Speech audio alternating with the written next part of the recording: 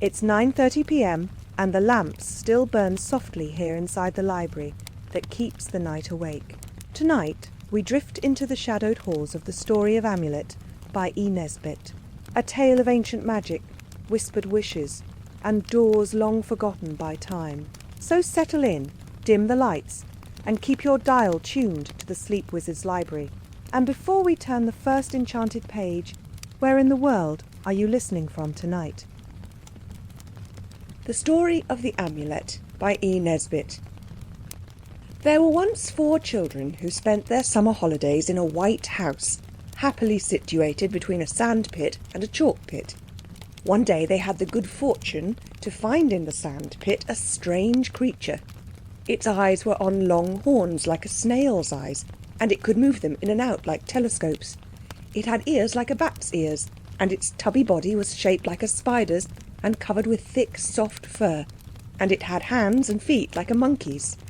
It told the children, whose names were Cyril, Robert, Anthea and Jane, that it was a Psammead or a sand fairy. It was old, old, old, and its birthday was almost at the very beginning of everything, and it had been buried in the sand for thousands of years. But it still kept its fairy-likeness, and part of this fairy-likeness was its power to give people whatever they wished for.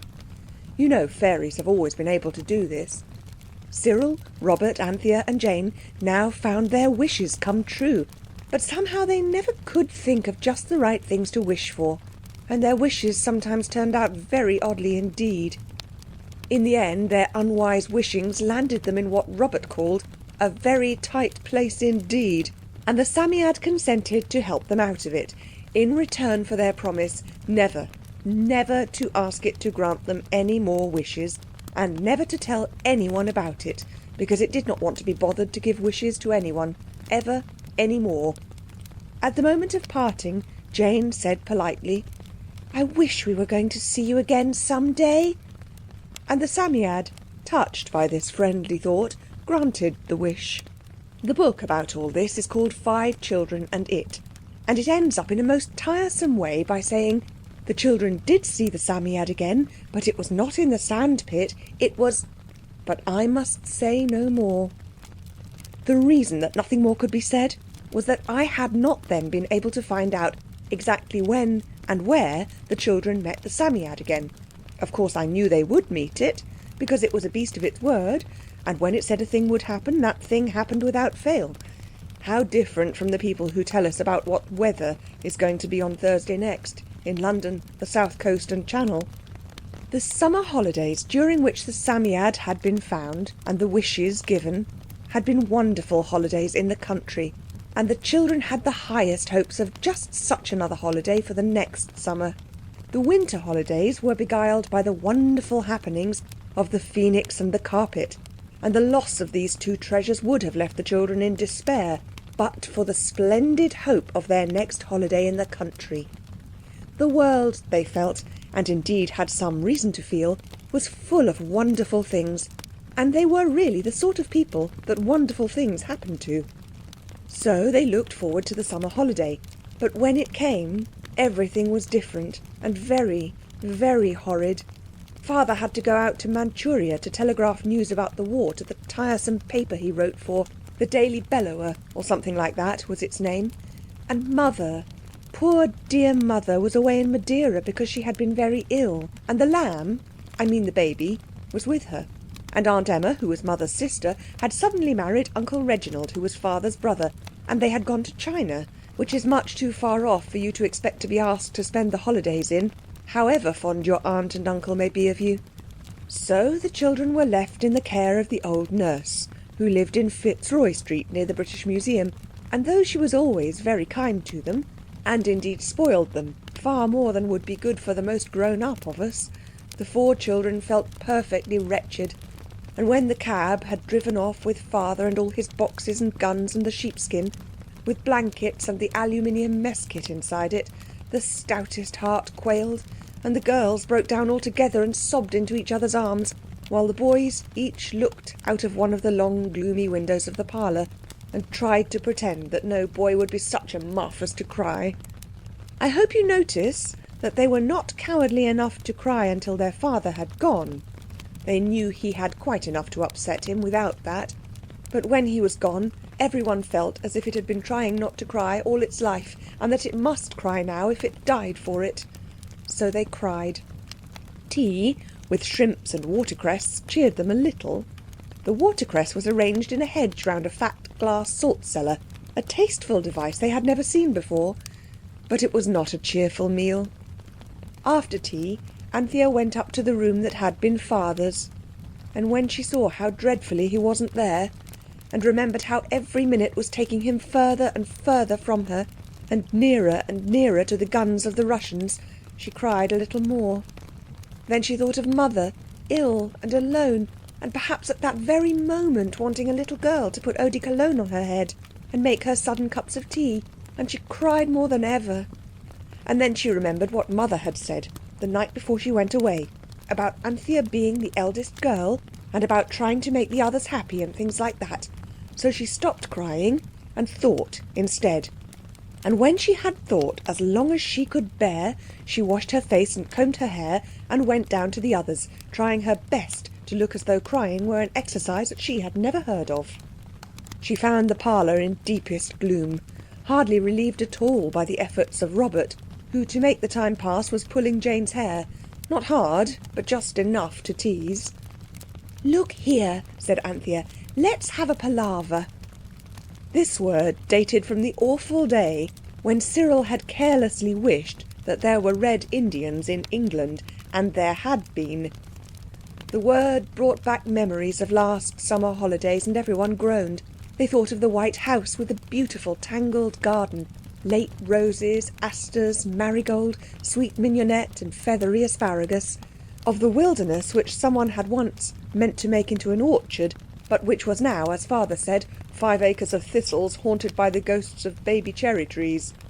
They thought of the view across the valley, where the lime kilns looked like Aladdin's palaces in the sunshine, and they thought of their own sandpit, with its fringe of yellowy grasses and pale stringy stalked wild flowers, and the little holes in the cliff that were the little sand martins' little front doors.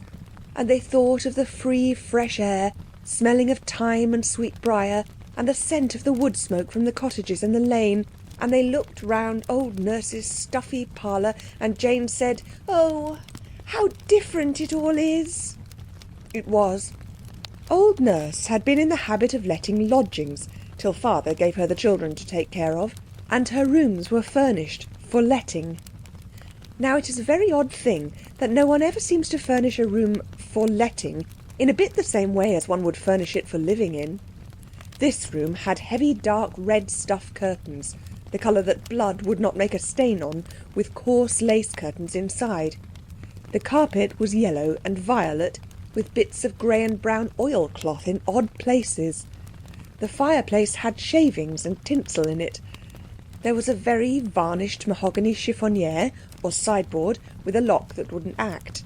There were hard chairs, far too many of them, with crochet antimacassars slipping off their seats, all of which sloped the wrong way. The table wore a cloth of a cruel green colour, with a yellow chain-stitch pattern round it. Over the fireplace was a looking-glass that made you look much uglier than you really were, however plain you might be to begin with. Then there was a mantelboard with maroon plush and wool fringe that did not match the plush. A dreary clock like a black marble tomb. It was silent as the grave, too, for it had long since forgotten how to tick. And there were painted glass vases that never had any flowers in, and a painted tambourine that no one ever played, and painted brackets with nothing on them. And maple-framed engravings of the Queen, the Houses of Parliament, the plains of heaven, and of a blunt-nosed woodman's flat return. There were 2 books, last December's Bradshaw, and an odd volume of Plumridge's Commentary on Thessalonians. There were... But I cannot dwell longer on this painful picture. It was indeed, as Jane had said, very different. "Let's have a palaver," said Anthea again. "What about?" said Cyril, yawning. "There's nothing to have anything about," said Robert, kicking the leg of the table miserably. "I don't want to play," said Jane, and her tone was grumpy. Anthea tried very hard not to be cross. She succeeded. "Look here," she said, Don't think I want to be preachy or a beast in any way, but I want to, what Father calls, define the situation. Do you agree?" "Fire ahead," said Cyril, without enthusiasm. "Well then, we all know the reason we're staying here is because Nurse couldn't leave her house on account of the poor learned gentleman on the top floor. And there was no one else Father could entrust to take care of us. And you know it's taken a lot of money. Mother's going to Madeira to be made well." Jane sniffed miserably. "Yes, I know," said Anthea in a hurry, "but don't let us think about how horrid it all is. I mean, we can't go to things that cost a lot, but we must do something. And I know there are heaps of things you can see in London without paying for them, and I thought we'd go and see them. We're all quite old now, and we haven't got the lamb." Jane sniffed harder than before. "I mean, no one can say no because of him, dear pet. And I thought we must get Nurse to see quite how old we are and let us go out by ourselves, or else we shall never have any sort of a time at all. And I vote we see everything there is. And let's begin by asking Nurse to give us some bits of bread, and we'll go to St James's Park. There are ducks there, I know, we can feed them. Only we must make Nurse let us go by ourselves." "Hurrah for liberty," said Robert, "but she won't." "Yes, she will," said Jane unexpectedly. "I thought about that this morning, and I asked Father, and he said yes. And what's more, he told old Nurse we might, only he said we must always say where we wanted to go, and if it was right she would let us." "Three cheers for thoughtful Jane," cried Cyril, now roused at last from his yawning despair. "I say, let's go now." So they went, old Nurse only begging them to be careful of crossings and to ask a policeman to assist in the more difficult cases. But they were used to crossings, for they had lived in Camden Town and knew the Kentish Town Road, where the trams rush up and down like mad at all hours of the day and night, and seem as though, if anything, they would rather run over you than not. They had promised to be home by dark, but it was July, so dark would be very late indeed, and long past bedtime. They started to walk to St James's Park, and all their pockets were stuffed with bits of bread and crusts of toast to feed the ducks with. They started, I repeat, but they never got there.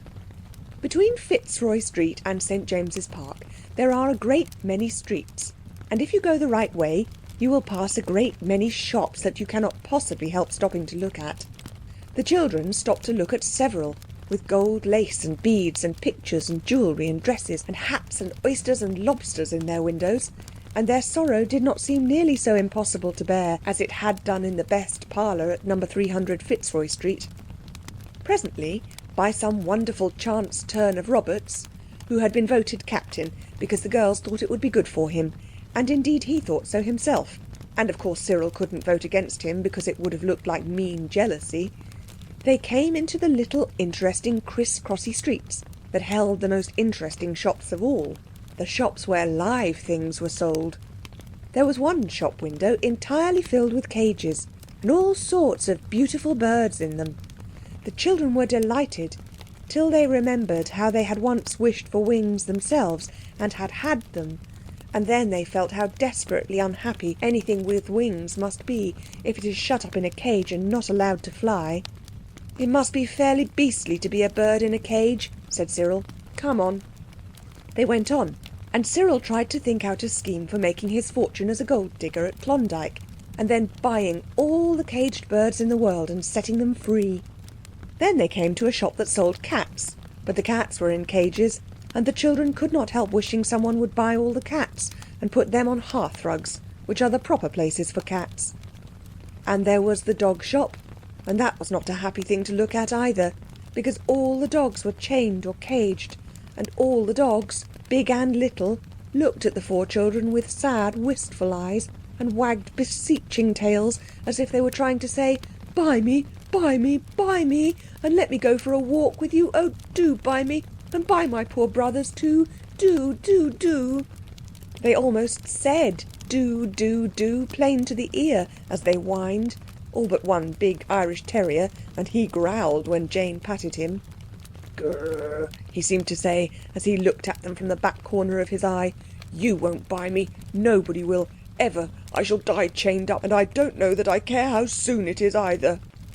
I don't know that the children would have understood all this, Only once they had been in a besieged castle, so they knew how hateful it is to be kept in when you want to get out. Of course they could not buy any of the dogs. They did indeed ask the price of the very, very smallest, and it was £65. But that was because it was a Japanese toy spaniel, like the Queen once had her portrait painted with when she was only Princess of Wales. But the children thought if the smallest was all that money, the biggest would run into thousands. So they went on. And they did not stop at any more cat or dog or bird shops, but passed them by. And at last they came to a shop that seemed as though it only sold creatures that did not much mind where they were, such as goldfish and white mice and sea anemones and other aquarium beasts, and lizards and toads and hedgehogs and tortoises and tame rabbits and guinea pigs. And there they stopped for a long time and fed the guinea pigs with bits of bread through the cage bars, and wondered whether it would be possible to keep a sandy-coloured double lop in the basement of the house in Fitzroy Street. "I don't suppose old Nurse would mind very much," said Jane. "Rabbits are most awfully tame sometimes. I expect it would know her voice and follow her all about." "She'd tumble over it 20 times a day," said Cyril. "Now a snake—" "There aren't any snakes," said Robert hastily. "And besides, I never could cotton to snakes somehow. I wonder why." "Worms are as bad," said Anthea, "and eels and slugs. I think it is because we don't like things that haven't got legs." "Father says snakes have got legs hidden away inside of them," said Robert. "Yes, and he says we've got tails hidden away inside us. But it doesn't either of it come to anything really," said Anthea. "I hate things that haven't any legs." "It's worse when they have too many," said Jane with a shudder. "Think of centipedes." They stood there on the pavement, a cause of some inconvenience to the passers-by, and thus beguiled the time with conversation. Cyril was leaning his elbow on the top of a hutch that had seemed empty when they had inspected the whole edifice of hutches one by one, and he was trying to reawaken the interest of a hedgehog that had curled itself into a ball earlier in the interview, when a small, soft voice just below his elbow said quietly, plainly and quite unmistakably, not in any squeak or whine that had to be translated, but in downright common English, "Buy me, do please buy me." Cyril started as though he had been pinched and jumped a yard away from the hutch. "Come back, oh come back," said the voice, rather louder but still softly. "Stoop down and pretend to be tying up your bootlace. I see it's undone as usual." Cyril mechanically obeyed. He knelt on one knee on the hot, dry, dusty pavement, peered into the darkness of the hutch, and found himself face to face with the Psammead. It seemed much thinner than when he had last seen it. It was dusty and dirty, and its fur was untidy and ragged. It had hunched itself up into a miserable lump, and its long snail's eyes were drawn in quite tight, so that they hardly showed at all. "Listen," said the Psammead, in a voice that sounded as though it would begin to cry in a minute. "I don't think the creature who keeps this shop will ask a very high price for me. I've bitten him more than once, and I've made myself look as common as I can. He's never had a glance from my beautiful, beautiful eyes. Tell the others I'm here, but tell them to look at some of those low, common beasts while I'm talking to you. The creature inside mustn't think you care much about me, or he'll put a price upon me far, far beyond your means. I remember in the dear old days last summer, you never had much money. Oh, I never thought I should be so glad to see you. I never did." It sniffed and shot out its long snail's eyes expressly to drop a tear well away from its fur. "Tell the others I'm here, and then I'll tell you exactly what to do about buying me." Cyril tied his bootlace into a hard knot, stood up, and addressed the others in firm tones. "Look here," he said, "I'm not kidding, and I appeal to your honour." An appeal which in this family was never made in vain. "Don't look in that hutch. Look at the white rat. Now you are not to look at that hutch, whatever I say." He stood in front of it to prevent mistakes. "Now get yourselves ready for a great surprise. In that hutch there's an old friend of ours. Don't look." Yes, it's the Psammead, the good old Psammead. It wants us to buy it. It says you're not to look at it. Look at the white rat and count your money. On your honour, don't look." The others responded nobly. They looked at the white rat till they quite stared him out of countenance, so that he went and sat up on his hind legs in a far corner and hid his eyes with his front paws and pretended that he was washing his face. Cyril stooped again, busying himself with the other bootlace, and listened for the Psammead's further instructions. "Go in," said the Psammead, "and ask the price of lots of other things. Then say, 'What do you want for that monkey that's lost its tail? The mangy old thing in the third hutch from the end. Oh, don't mind my feelings. Call me a mangy monkey. I've tried hard enough to look like one. I don't think he'll put a high price on me. I've bitten him 11 times since I came here the day before yesterday. If he names a bigger price than you can afford, say you wish you had the money." "But you can't give us wishes. I've promised never to have another wish from you," said the bewildered Cyril. "Don't be a silly little idiot," said the Sand Fairy in trembling but affectionate tones, "but find out how much money you've got between you and do exactly what I tell you." Cyril, pointing a stiff and unmeaning finger at the white rat so as to pretend that its charms alone employed his tongue, explained matters to the others while the Psammead hunched itself and bunched itself and did its very best to make itself look uninteresting. Then the 4 children filed into the shop. "How much do you want for that white rat?" asked Cyril. "8p," was the answer. "And the guinea pigs?" 18p to 5 bob, according to the breed. "And the lizards?" 9p each. "And toads?" 4p. Now look here," said the greasy owner of all this caged life, with a sudden ferocity which made the whole party back hurriedly onto the wainscoting of hutches with which the shop was lined. "Look here, I ain't a-going to have you coming in here, a-turning the old place out a window, and prizing every animal in the stock just for your larks, so don't think it. If you're a buyer, be a buyer. But I never had a customer yet as wanted to buy mice and lizards and toads and guineas all at once. So out you goes." "Oh, wait a minute," said the wretched Cyril, feeling how foolishly yet well-meaningly he had carried out the Psammead's instructions. "Just tell me one thing. What do you want for the mangy old monkey in the third hutch from the end?" The shopman only saw in this a new insult. "Mangy young monkey yourself," said he. "Get along with your bloomin' cheek. Out you goes." "Oh, don't be so cross," said Jane, losing her head altogether. "Don't you see he really does want to know that?" "Oh, does he indeed?" sneered the merchant. Then he scratched his ear suspiciously, for he was a sharp businessman, and he knew the ring of truth when he heard it. His head was bandaged, and 3 minutes before he would have been glad to sell the mangy old monkey for 10 shillings. Now, "Oh, he does he?" he said. "And £2.10's my price. He's not got his fellow, that monkey ain't, nor yet his match, not this side of the equator which he comes from. And the only one ever seen in London. Ought to be in the zoo. £2.10, down on the nail, or out you goes." The children looked at each other. 23 shillings and 5p was all they had in the world. And it would have been merely 3 and 5p but for the sovereign which Father had given to them, between them, at parting. "We've only 23 shillings and 5p," said Cyril, rattling the money in his pocket. 23 farthings and somebody's own cheek," said the dealer, for he did not believe that Cyril had so much money. There was a miserable pause. Then Anthea remembered and said, "Oh, I wish I had £2.10." "So do I, miss, I'm sure," said the man with bitter politeness. "I wish you had, I'm sure." Anthea's hand was on the counter.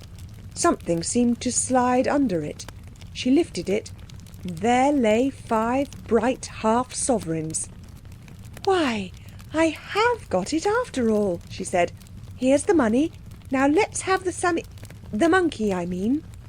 The dealer looked hard at the money, but he made haste to put it in his pocket. "I only hope you come by it honest," he said, shrugging his shoulders. He scratched his ear again. "Well," he said, "I suppose I must let you have it. But it's worth thribble the money, so it is." He slowly led the way out to the hutch, opened the door gingerly, and made a sudden fierce grab at the Psammead, which the Psammead acknowledged in one last long, lingering bite. "Here, take the brute," said the shopman, squeezing the Psammead so tight that he nearly choked it. "It's bit me to the marrow, it have." The man's eyes opened as Anthea held out her arms. "Don't blame me if it tears your face off its bones," he said, and the Psammead made a leap from his dirty, horny hands, and Anthea caught it in hers, which were not very clean, certainly, but at any rate were soft and pink, and held it kindly and closely. "But you can't take it home like that," Cyril said. "We shall have a crowd after us." And indeed 2 errand boys and a policeman had already collected. "I can't give you nothing, only a paper bag like what we put tortoises in," said the man grudgingly. So the whole party went into the shop, and the shopman's eyes nearly came out of his head when, having given Anthea the largest paper bag he could find, he saw her hold it open and the Psammead carefully creep into it. "Well," he said, "if that there don't beat cockfighting. But perhaps you've met the brute afore?" "Yes," said Cyril affably. "He's an old friend of ours." "If I'd known that," the man rejoined, "you shouldn't have had him under twice the money. However," he added as the children disappeared, "I ain't done so bad, seeing as I only give 5 bob for the beast. But then there's the bites to take into account." The children, trembling in agitation and excitement, carried home the Psammead, trembling in its paper bag. When they got it home, Anthea nursed it and stroked it and would have cried over it if she hadn't remembered how it hated to be wet. When it recovered enough to speak, it said, "Get me sand, silver sand from the oil and colour shop, and get me plenty." They got the sand, and they put it and the Psammead in the round bath together, and it rubbed itself and rolled itself and shook itself and scraped itself and scratched itself and preened itself till it felt clean and comfy. And then it scrabbled a hasty hole in the sand and went to sleep in it. The children hid the bath under the girls' bed and had supper.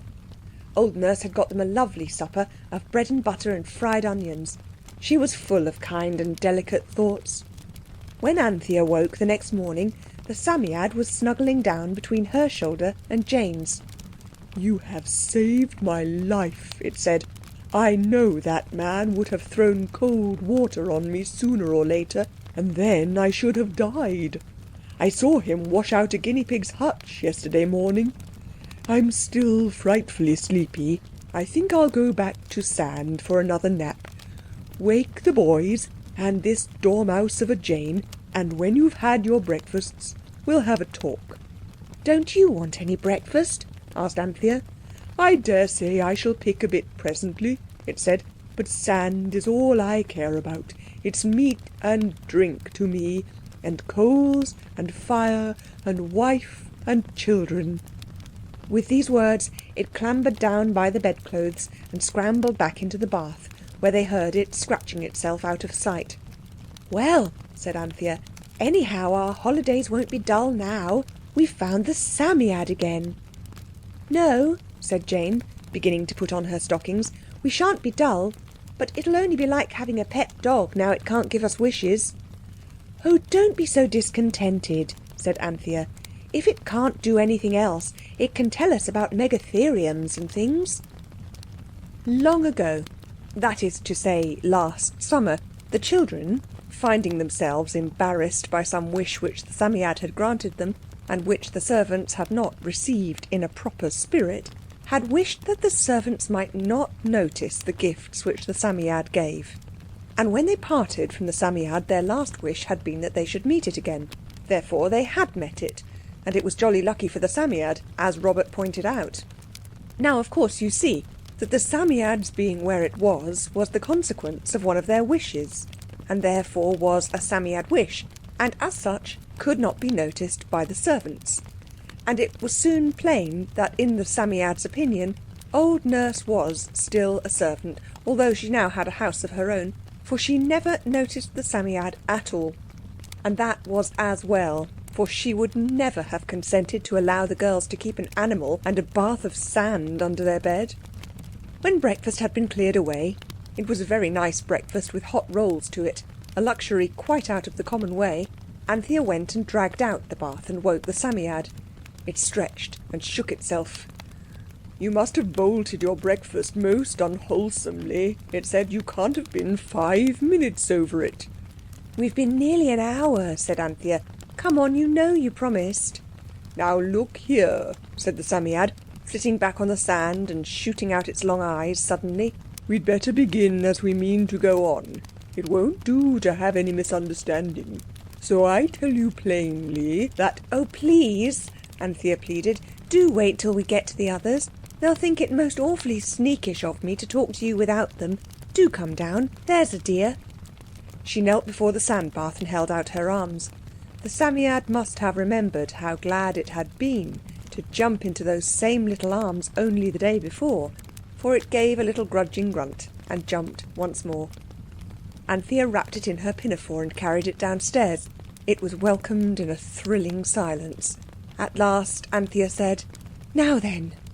"What place is this?" asked the Psammead, shooting its eyes out and turning them slowly round. "It's a sitting room, of course," said Robert. "Then I don't like it," said the Psammead. "Never mind," said Anthea kindly. "We'll take you anywhere you like if you want us to. What was it you were going to say upstairs when I said the others wouldn't like it if I stayed talking to you without them?" It looked keenly at her, and she blushed. "Don't be silly," it said sharply.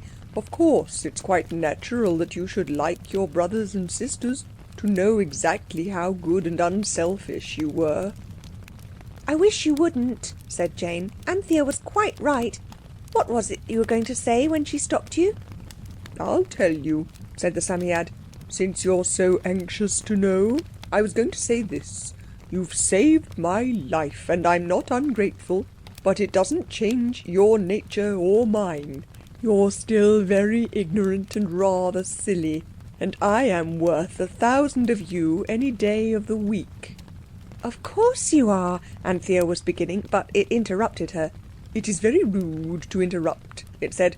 "What I mean is that I'm not going to stand any nonsense. And if you think what you've done is to give you the right to pet me or make me demean myself by playing with you, you'll find out that what you think doesn't matter a single penny. See? It's what I think that matters." "I know," said Cyril. "It always was, if you remember." "Well," said the Psammead, "then that's settled. We are to be treated as we deserve. I with respect, and all of you with... But I don't wish to be offensive. Do you want me to tell you how I got into that horrible den you bought me out of? Oh, I'm not ungrateful. I haven't forgotten it, and I shan't forget it." "Do tell us," said Anthea. "I know you're awfully clever, but even with all your cleverness, I don't believe you can possibly know how respectfully we do respect you. Don't we?" The others all said yes, and fidgeted in their chairs. Robert spoke the wishes of all when he said, "I do wish you'd go on," so it sat up on the green-covered table and went on. "When you'd gone away," it said, "I went to sand for a bit and slept. I was tired out with all your silly wishes, and I felt as though I hadn't really been to sand for a year." "To sand?" Jane repeated. "Where I sleep. You go to bed, I go to sand." Jane yawned. The mention of bed made her feel sleepy. "All right," said the Psammead in offended tones. "I'm sure I don't want to tell you a long tale. A man caught me and I bit him, and he put me in a bag with a dead hare and a dead rabbit, and he took me to his house and put me out of the bag into a basket with holes that I could see through, and I bit him again. And then he brought me to this city, which I am told is called the modern Babylon, though it's not a bit like the old Babylon. And he sold me to the man you bought me from, and then I bit them both. Now, what is your news?" "There's not quite so much biting in our story," said Cyril regretfully. "In fact, there isn't any. Father's gone to Manchuria, and Mother and the lamb have gone to Madeira because Mother was ill. And don't I just wish that they were both safe home again?" Merely from habit, the sand fairy began to blow itself out, but it stopped short suddenly. I forgot. It said I can't give you any more wishes. No, but look here, said Cyril. Couldn't we call in old Nurse and get her to say she wishes they were safe home? I'm sure she does. No go, said the Psammead. It's just the same as you're wishing yourself. If you get someone else to wish it for you, it won't act. But it did yesterday, with the man in the shop, said Robert. Ah, yes, said the creature, but you didn't ask him to wish, and you didn't know what would happen if he did. That can't be done again, it's played out. Then you can't help us at all, said Jane. Oh, I did think you could do something. I've been thinking about it ever since we saved your life yesterday. I thought you'd be certain to be able to fetch back Father, even if you couldn't manage Mother. And Jane began to cry. Now don't, said the Psammead hastily. You know how it always upsets me if you cry. I can't feel safe a moment. Look here, you must have some new kind of charm. That's easier said than done. Not a bit of it, said the creature. There's one of the strongest charms in the world, not a stone's throw from where you bought me yesterday.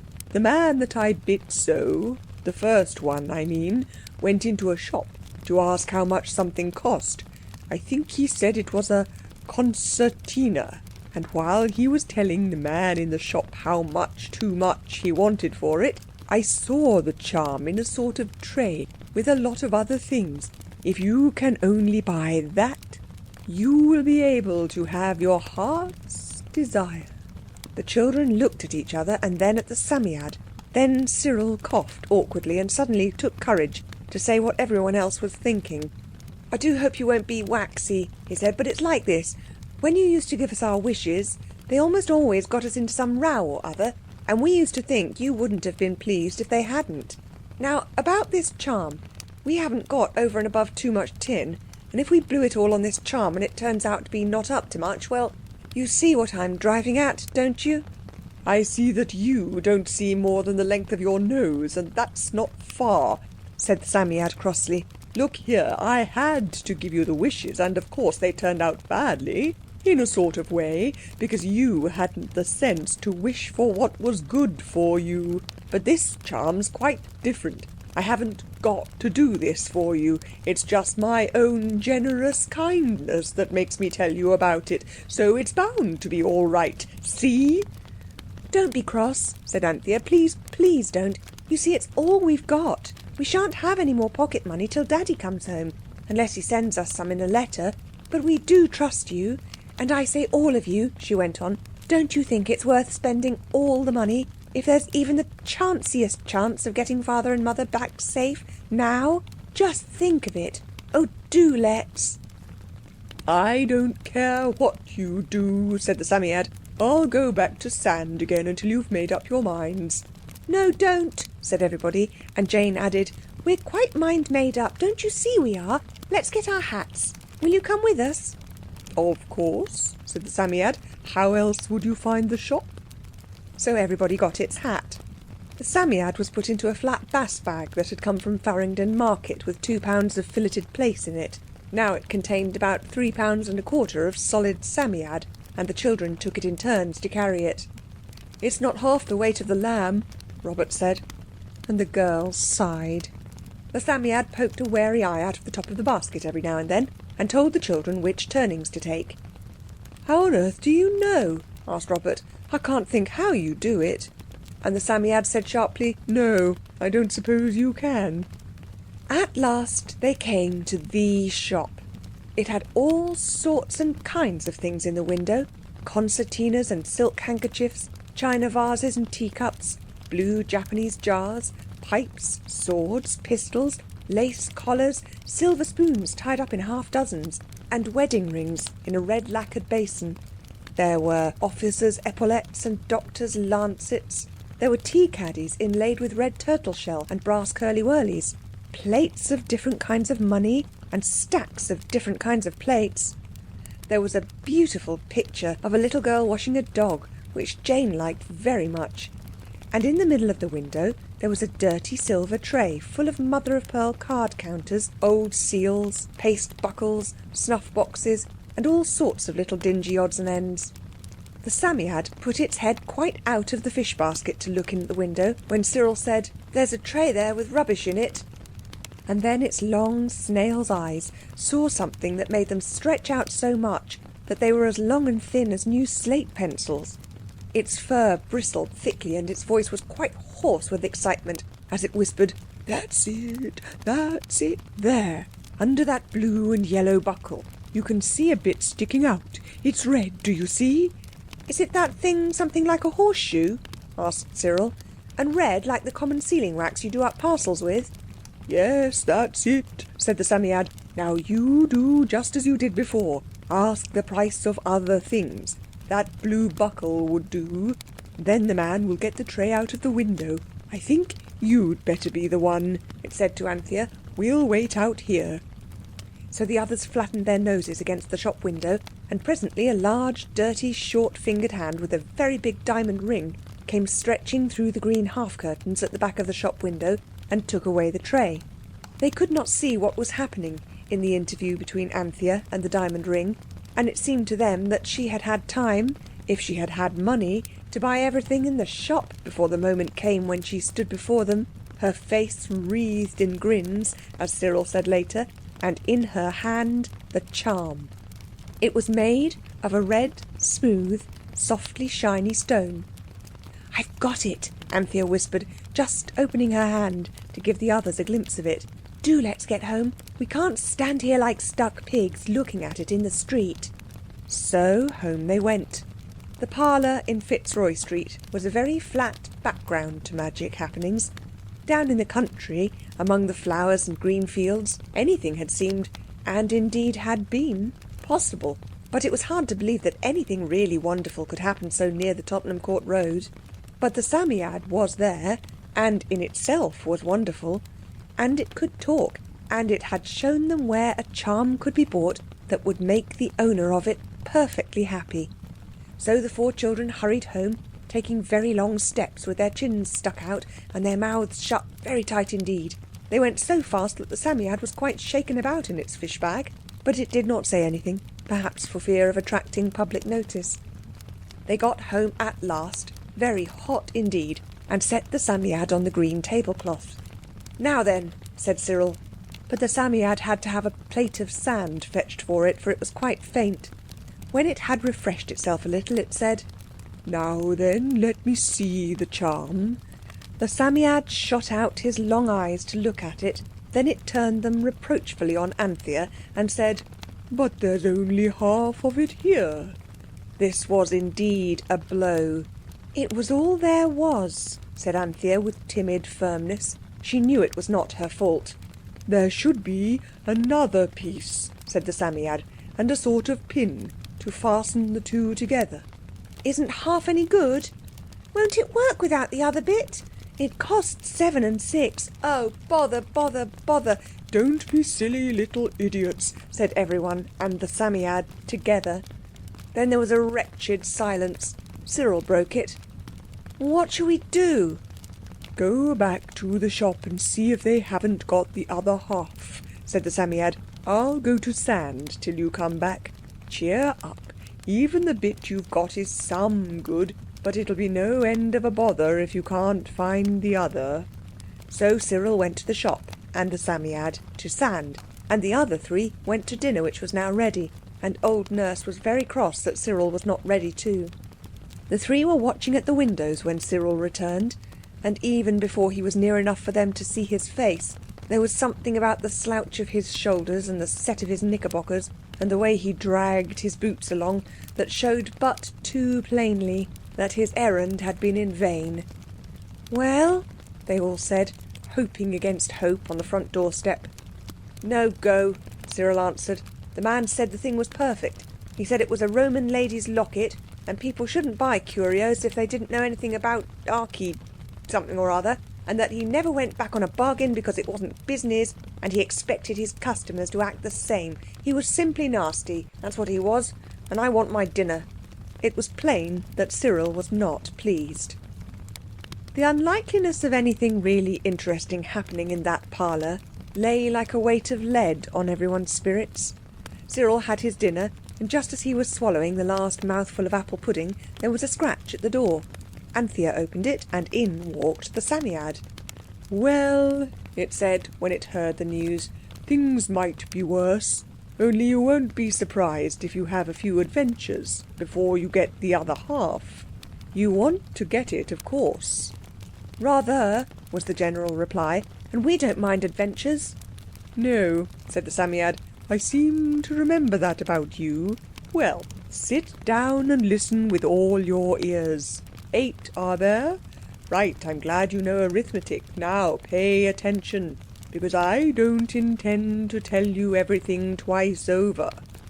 As the children settled themselves on the floor, it was far more comfortable than the chairs, as well as more polite to the Psammead, who was stroking its whiskers on the hearthrug, a sudden cold pain caught at Anthea's heart.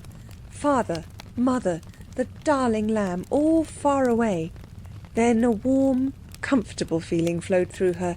The Psammead was here, and at least half a charm, and there were to be adventures.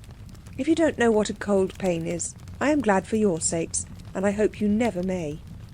"Now," said the Psammead cheerily, "you are not particularly nice, nor particularly clever, and you're not at all good-looking. Still, you've saved my life. Oh, when I think of that man and his pail of water. So I'll tell you all I know. At least, of course I can't do that, because I know far too much. But I'll tell you all I know about this red thing." "Do, said everyone. "Well then," said the Psammead, "this thing is half of an amulet that can do all sorts of things. It can make the corn grow, and the waters flow, and the trees bear fruit, and the little new beautiful babies come. Not that babies are beautiful, of course," it broke off to say, "but their mothers think they are, and as long as you think a thing's true, it is true as far as you're concerned." Robert yawned. The Psammead went on. "The complete amulet can keep off all the things that make people unhappy. Jealousy, bad temper, pride, disagreeableness, greediness, selfishness, laziness. Evil spirits, people called them when the amulet was made. Don't you think it would be nice to have it?" "Very," said the children, quite without enthusiasm. "And it can give you strength and courage." "That's better," said Cyril. "And virtue." "I suppose it's nice to have that," said Jane, but not with much interest. "And it can give you your heart's desire." "Now you're talking," said Robert. "Of course I am," retorted the Psammead tartly, "so there's no need for you to." "Heart's desire is good enough for me," said Cyril. "Yes, but," Anthea ventured, "all that's what the whole charm can do. There's something that the half we've got can win off its own bat, isn't there?" She appealed to the Psammead. It nodded. "Yes," it said, "the half has the power to take you anywhere you like to look for the other half." This seemed a brilliant prospect till Robert asked, "Does it know where to look?" The Psammead shook its head and answered, "I don't think it's likely." "Do you?" "No." "Then," said Robert, "we might as well look for a needle in a bottle of hay. Yes, it is bottle and not bundle. Father said so."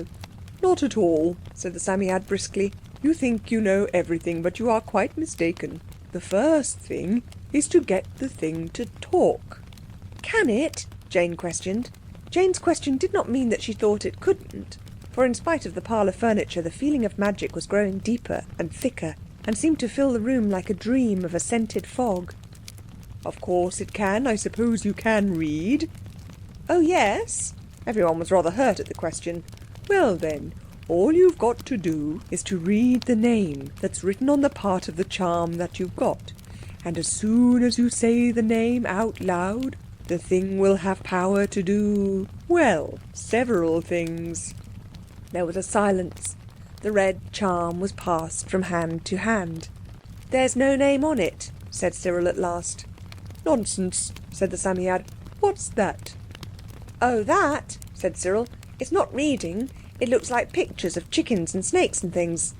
"I've no patience with you," said the Psammead. If you can't read, you must find someone who can. A priest now?" "We don't know any priests," said Anthea. "We know a clergyman.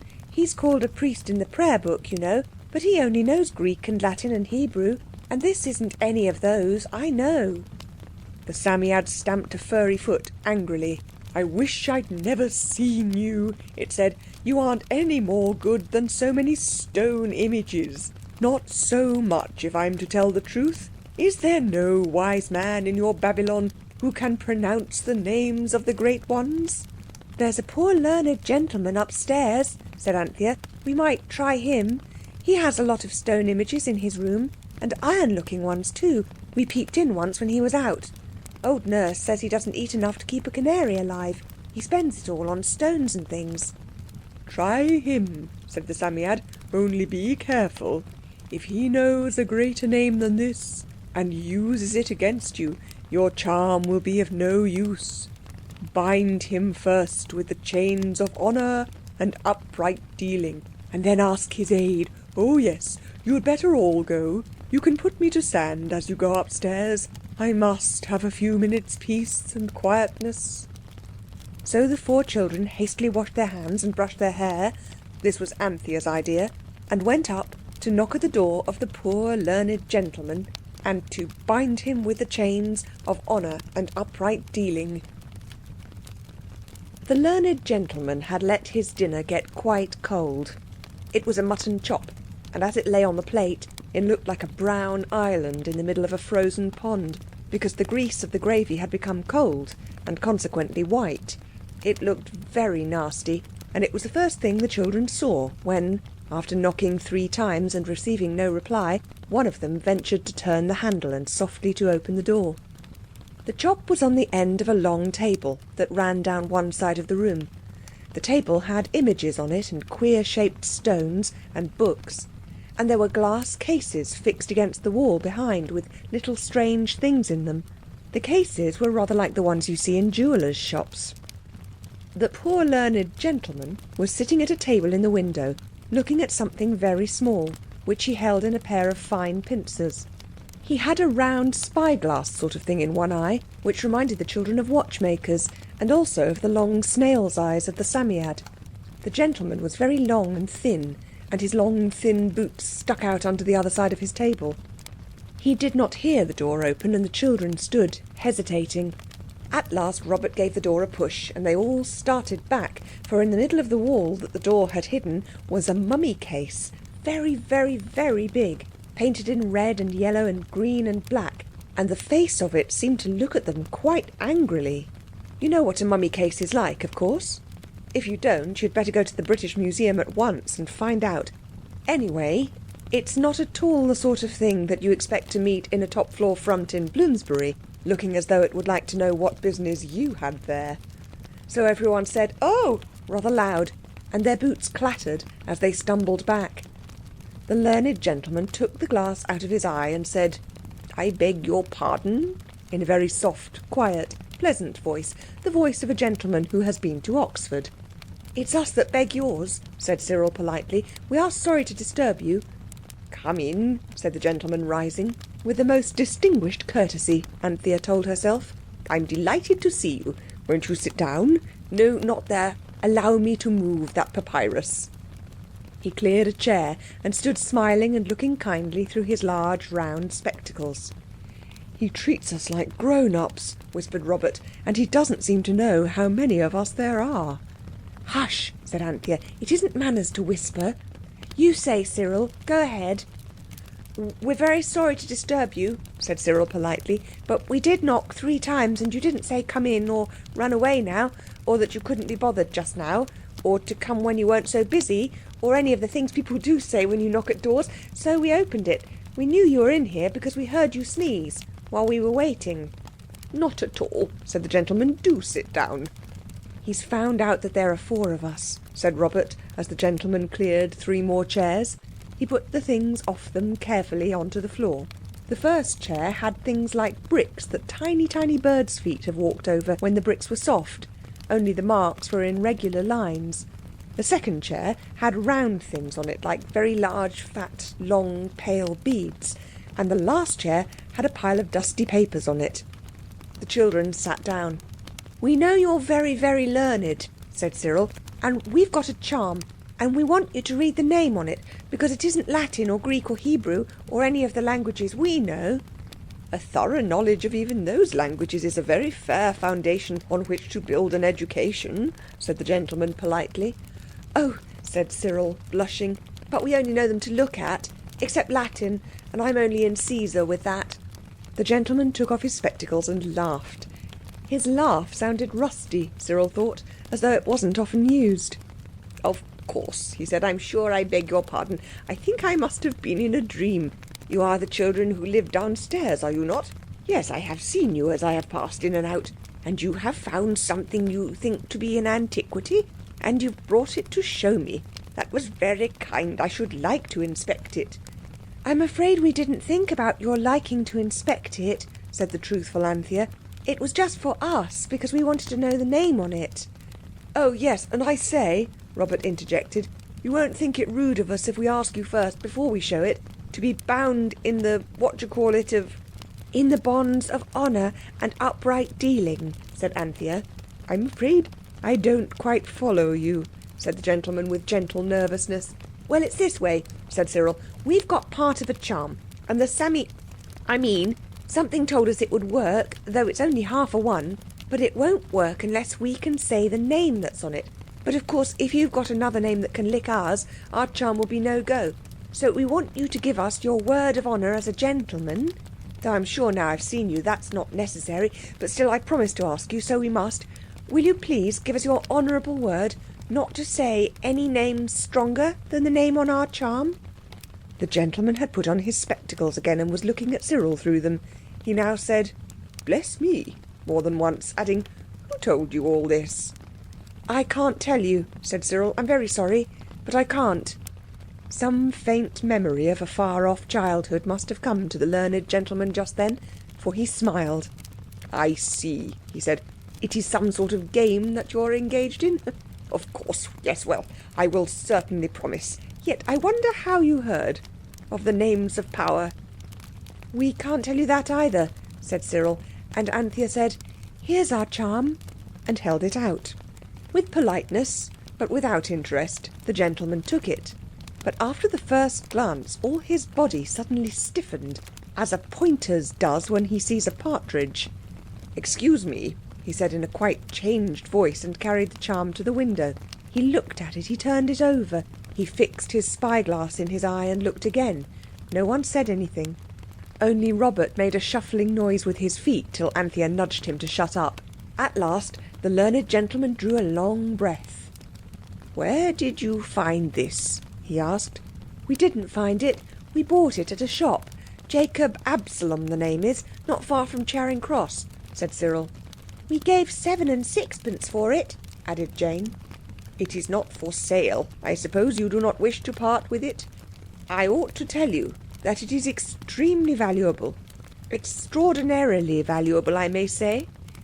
"Yes," said Cyril, "we know that, so of course we want to keep it." "Keep it carefully then," said the gentleman impressively, "and if ever you should wish to part with it, may I ask you to give me the refusal of it?" "The refusal?" "I mean, do not sell it to anyone else until you have given me the opportunity of buying it." "All right," said Cyril, "we won't. But we don't want to sell it. We want to make it do things." "I suppose you can play at that as well as at anything else," said the gentleman, "but I'm afraid the days of magic are over." "They aren't, really," said Anthea earnestly. "You'd see they aren't if I could tell you about our last summer holidays, only I mustn't. Thank you very much. And can you read the name?" "Yes, I can read it." "Will you tell it us?" "The name," said the gentleman, "is Ur-Hekau Setche." "Ur-Hekau Setche," repeated Cyril. "Thanks awfully. I do hope we haven't taken up too much of your time." "Not at all," said the gentleman, "and do let me entreat you to be very, very careful of that most valuable specimen." They said thank you in all the different polite ways they could think of, and filed out of the door and down the stairs. Anthea was last. Halfway down to the first landing she turned and ran up again. The door was still open, and the learned gentleman and the mummy case were standing opposite to each other, and both looked as though they had stood like that for years. The gentleman started when Anthea put her hand on his arm. "I hope you won't be cross and say it's not my business," she said, "but do look at your chop. Don't you think you ought to eat it? Father forgets his dinner sometimes when he's writing, and Mother always says I ought to remind him if she's not at home to do it herself, because it's so bad to miss your regular meals. So I thought perhaps you wouldn't mind my reminding you, because you don't seem to have anyone else to do it." She glanced at the mummy case. It certainly did not look as though it would ever think of reminding people of their meals. The learned gentleman looked at her for a moment before he said, "Thank you, my dear. It was a kindly thought. No, I haven't anyone to remind me about things like that." He sighed and looked at the chop. "It looks very nasty," said Anthea. "Yes," he said, "it does. I'll eat it immediately, before I forget."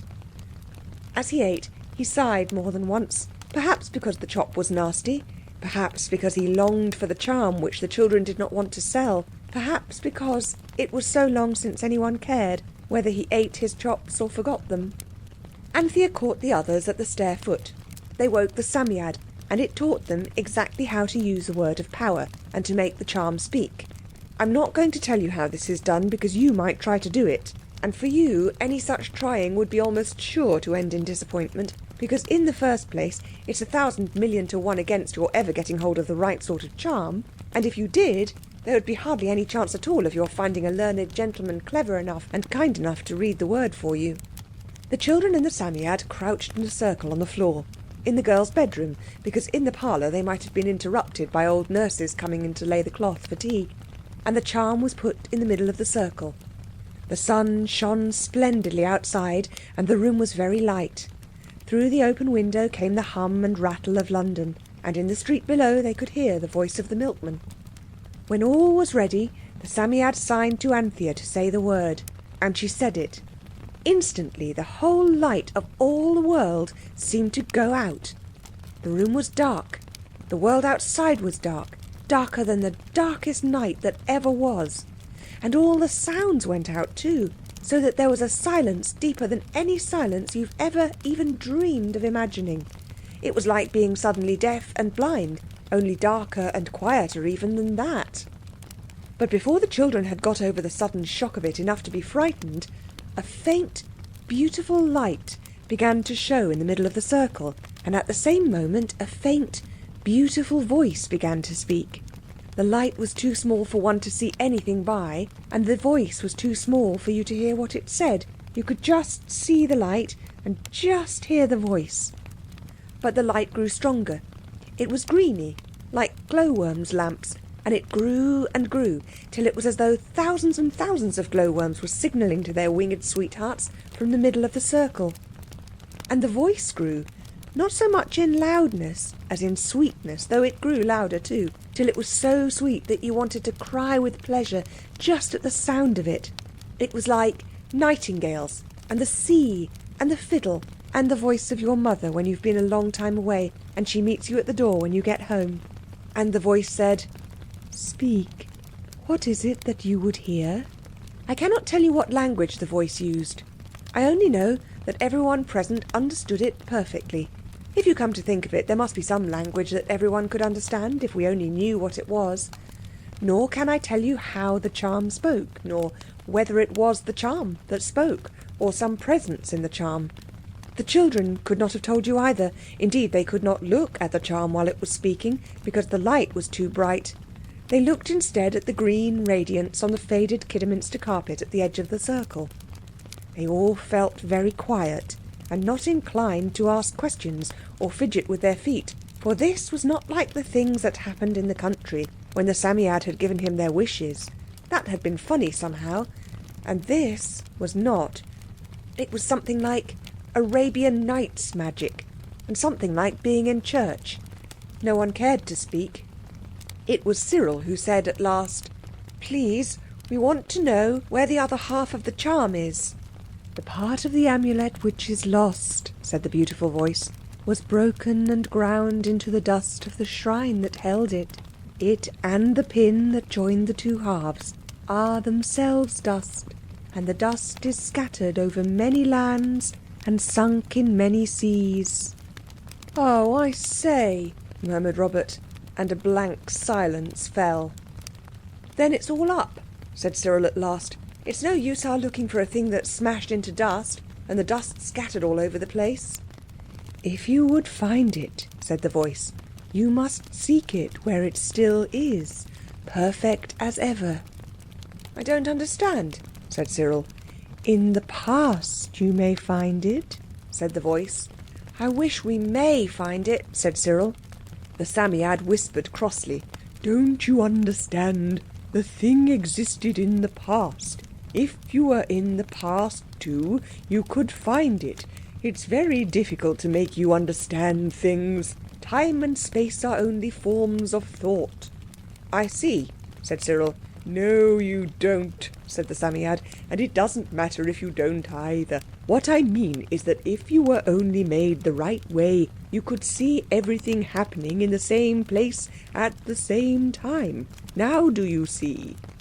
"I'm afraid I don't," said Anthea. "I'm sorry I'm so stupid." "Well, at any rate, you see this. That lost half of the amulet is in the past.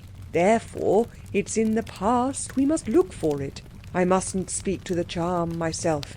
Ask it things. Find out." "Where can we find the other part of you?" asked Cyril obediently. "In the past," said the voice. "What part of the past?" "I may not tell you. If you will choose a time, I will take you to the place that then held it. You yourselves must find it." "When did you see it last?" asked Anthea. "I mean, when was it taken away from you?" The beautiful voice answered, "That was thousands of years ago. The amulet was perfect then and lay in a shrine, the last of many shrines, and I worked wonders. Then came strange men with strange weapons and destroyed my shrine, and the amulet they bore away with many captives. But of these, one, my priest, knew the word of power and spoke it for me, so that the amulet became invisible and thus returned to my shrine. But the shrine was broken down, and ere any magic could rebuild it, one spoke a word before which my power bowed down and was still. And the amulet lay there, still perfect, but enslaved. Then one coming with stones to rebuild the shrine dropped a hewn stone on the amulet as it lay, and one half was sundered from the other. I had no power to seek for that which was lost, and there being none to speak the word of power, I could not rejoin it. So the amulet lay in the dust of the desert many thousand years, and at last came a small man, a conqueror with an army, and after him a crowd of men who sought to seem wise. And one of these found half the amulet and brought it to this land. But none could read the name, so I lay still. And this man dying, and his son after him, the amulet was sold by those who came after to a merchant, and from him you bought it, and it is here. And now, the name of power having been spoken, I also am here." This is what the voice said. I think it must have meant Napoleon by the small man, the conqueror, because I know I have been told that he took an army to Egypt, and that afterwards a lot of wise people went grubbing in the sand and fished up all sorts of wonderful things, older than you would think possible. And of these I believe this charm to have been one, and the most wonderful one of all. Everyone listened and everyone tried to think. It is not easy to do this clearly when you've been listening to the kind of talk I have told you about. At last Robert said, "Can you take us into the past, to the shrine where you and the other thing were together? If you could take us there, we might find the other part still there, after all these thousands of years." "Still there? Silly," said Cyril. "Don't you see, if we go back into the past, it won't be thousands of years ago. It will be now for us, won't it?" He appealed to the Psammead, who said, "You're not so far off the idea as you usually are." "Well," said Anthea, "will you take us back to when there was a shrine and you were safe in it?" all of you. Yes, said the voice, you must hold me up and speak the word of power, and one by one, beginning with the firstborn, you shall pass through me into the past. But let the last that passes be the one that holds me, and let him not lose his hold, lest you lose me, and so remain in the past forever. That's a nasty idea, said Robert. When you desire to return, the beautiful voice went on, hold me up towards the east, and speak the word. Then, passing through me, you shall return to this time, and it shall be the present to you. But how? A bell rang loudly. Oh, crikey, exclaimed Robert, that's tea.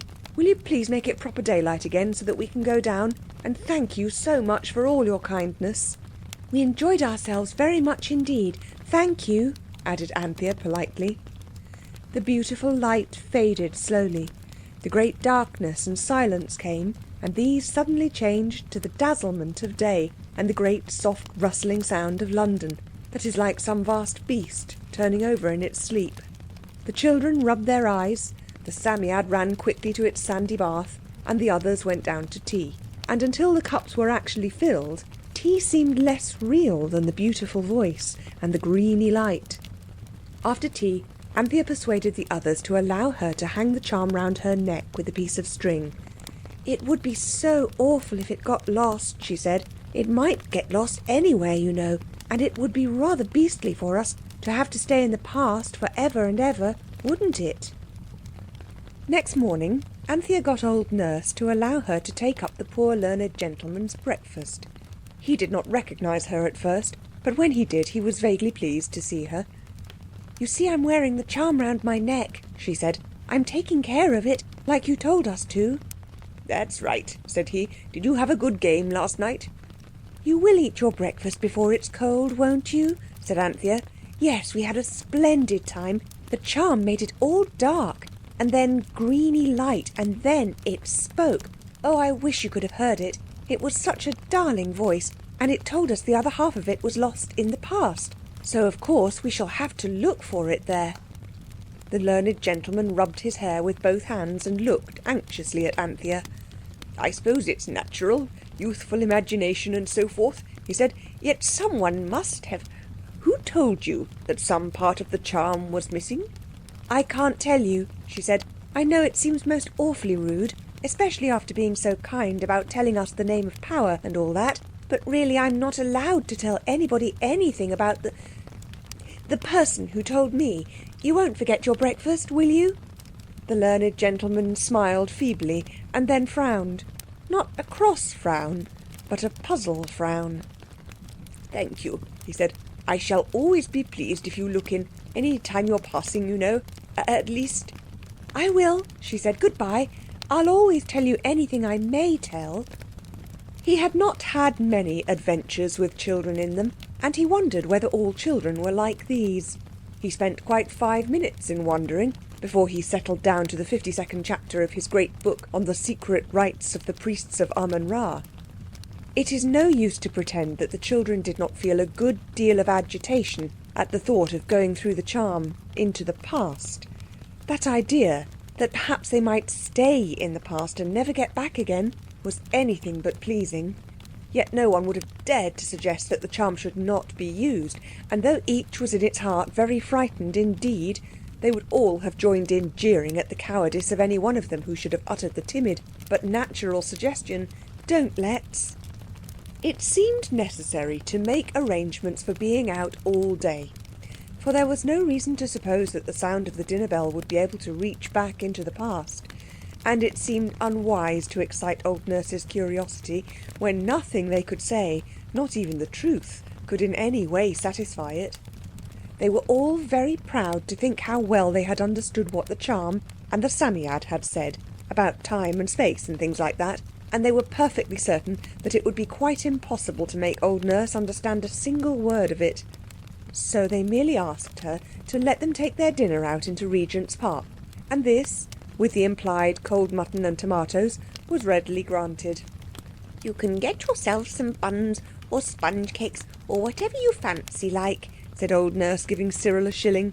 "Don't go getting jam tarts now, so messy at the best of times, and without fork and plates, ruination to your clothes. Besides your not being able to wash your hands and faces afterwards." So Cyril took the shilling, and they all started off. They went round by the Tottenham Court Road to buy a piece of waterproof sheeting to put over the Psammead in case it should be raining in the past when they got there, for it is almost certain death to a Psammead to get wet. The sun was shining very brightly, and even London looked pretty. Women were selling roses from big baskets full, and Anthea bought 4 roses, 1 each, for herself and the others. They were red roses and smelt of summer, the kind of roses you always want so desperately at about Christmas time when you can only get mistletoe, which is pale right through to its very scent, and holly, which pricks your nose if you try to smell it. So now everyone had a rose in its buttonhole, and soon everyone was sitting on the grass in Regent's Park, under trees whose leaves would have been clean, clear green in the country, but here were dusty and yellowish and brown at the edges. "We've got to go on with it," said Anthea, "and as the eldest has to go first, you'll have to be last, Jane. You quite understand about holding on to the charm as you go through it, don't you, Pussy?" "I wish I hadn't got to be last," said Jane. "You shall carry the Psammead if you like," said Anthea. "That is," she added, remembering the beast's queer temper, "if it'll let you." The Psammead, however, was unexpectedly amiable. "I don't mind," it said, "who carries me, so long as it doesn't drop me. I can't bear being dropped." Jane, with trembling hands, took the Psammead and its fish basket under one arm. The charm's long string was hung around her neck. Then they all stood up. Jane held out the charm at arm's length, and Cyril solemnly pronounced the word of power. As he spoke it, the charm grew tall and broad, and he saw that Jane was just holding onto the edge of a great red arch of very curious shape. The opening of the arch was small, but Cyril saw that he could go through it. All round and beyond the arch were the faded trees and trampled grass of Regent's Park, where the little ragged children were playing ring-a-roses. But through the opening of it shone a blaze of blue and yellow and red. Cyril drew a long breath and stiffened his legs so that the others should not see that his knees were trembling and almost knocking together. "Here goes," he said, and stepping up through the arch, disappeared. Then followed Anthea. Robert, coming next, held fast at Anthea's suggestion to the sleeve of Jane, who was thus dragged safely through the arch. And as soon as they were on the other side of the arch, there was no more arch at all, and no more Regent's Park either, only the charm in Jane's hand, and it was its proper size again. They were now in a light so bright that they winked and blinked and rubbed their eyes. During this dazzling interval, Anthea felt for the charm and pushed it inside Jane's frock so that it might be quite safe. When their eyes got used to the new, wonderful light, the children looked around them. The sky was very, very blue, and it sparkled and glittered and dazzled like the sea at home when the sun shines on it. They were standing on a little clearing in a thick, low forest. There were trees and shrubs and a close, thorny, tangly undergrowth. In front of them stretched a bank of strange black mud. Then came the browny, yellowy, shining ribbon of a river. Then more dry, caked mud and more greeny, browny jungle. The only things that told that human people had been there were the clearing, a path that led to it, and an odd arrangement of cut reeds in the river. They looked at each other. "Well," said Robert, "this is a change of air." It was. The air was hotter than they could have imagined, even in London in August. "I wish I knew where we were," said Cyril. "Here's a river now. I wonder whether it's the Amazon or the Tiber or what." "It's the Nile," said the Psammead, looking out of the fish bag. "Then this is Egypt," said Robert, who had once taken a geography prize. "I don't see any crocodiles," Cyril objected. His prize had been for natural history. The Psammead reached out a hairy arm from its basket and pointed to a heap of mud at the edge of the water. "What do you call that?" it said, and as it spoke the heap of mud slid into the river, just as a slab of damp mixed mortar will slip from a bricklayer's trowel. "Oh," said everybody. There was a crashing among the reeds on the other side of the water. "And there's a river horse," said the Psammead, as a great beast, like an enormous slaty blue slug, showed itself against the black bank on the far side of the stream. "It's a hippopotamus," said Cyril. "It seems much more real somehow than the one at the zoo, doesn't it?" "I'm glad it's being real on the other side of the river," said Jane. And now there was a crackling of reeds and twigs behind them. This was horrible. Of course it might be another hippopotamus, or a crocodile, or a lion, or in fact almost anything. "Keep your hand on the charm, Jane," said Robert hastily. "We ought to have a means of escape handy. I'm dead certain this is a sort of place where simply anything might happen to us." "I believe a hippopotamus is going to happen to us," said Jane. "A very, very big one." They had all turned to face the danger. "Don't be silly little duffers," said the Psammead in its friendly, informal way. "It's not a river horse. It's a human." It was. It was a girl of about Anthea's age. Her hair was short and fair, and though her skin was tanned by the sun, you could see that it would have been fair too if it had had a chance. She had every chance of being tanned, for she had no clothes to speak of, and the 4 English children, carefully dressed in frocks, hats, shoes, stockings, coats, collars and all the rest of it, envied her more than any words of theirs or of mine could possibly say. There was no doubt that here was the right costume for that climate. She carried a pot on her head of red and black earthenware. She did not see the children, who shrank back against the edge of the jungle, and she went forward to the brink of the river to fill her pitcher. As she went, she made a sort of droning, humming, melancholy noise, all on 2 notes. Anthea could not help thinking that perhaps the girl thought this noise was singing. The girl filled the pitcher and set it down by the river bank. Then she waded into the water and stooped over the circle of cut reeds. She pulled 6 fine fish out of the water within the reeds, killing each as she took it out, and threading it on a long osier that she carried. Then she knotted the osier, hung it on her arm, picked up the pitcher and turned to come back. And as she turned she saw the 4 children. The white dresses of Jane and Anthea stood out like snow against the dark forest background. She screamed, and the pitcher fell, and the water was spilled out over the hard mud surface and over the fish, which had fallen too. Then the water slowly trickled away into the deep cracks. "Don't be frightened," Anthea cried. "We won't hurt you." "Who are you?" said the girl.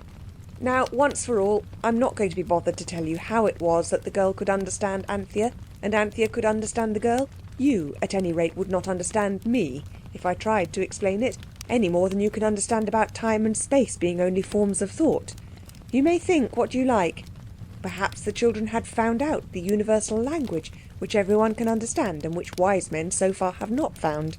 You will have noticed, long ago, that they were singularly lucky children, and they may have had this piece of luck as well as others. Or it may have been that...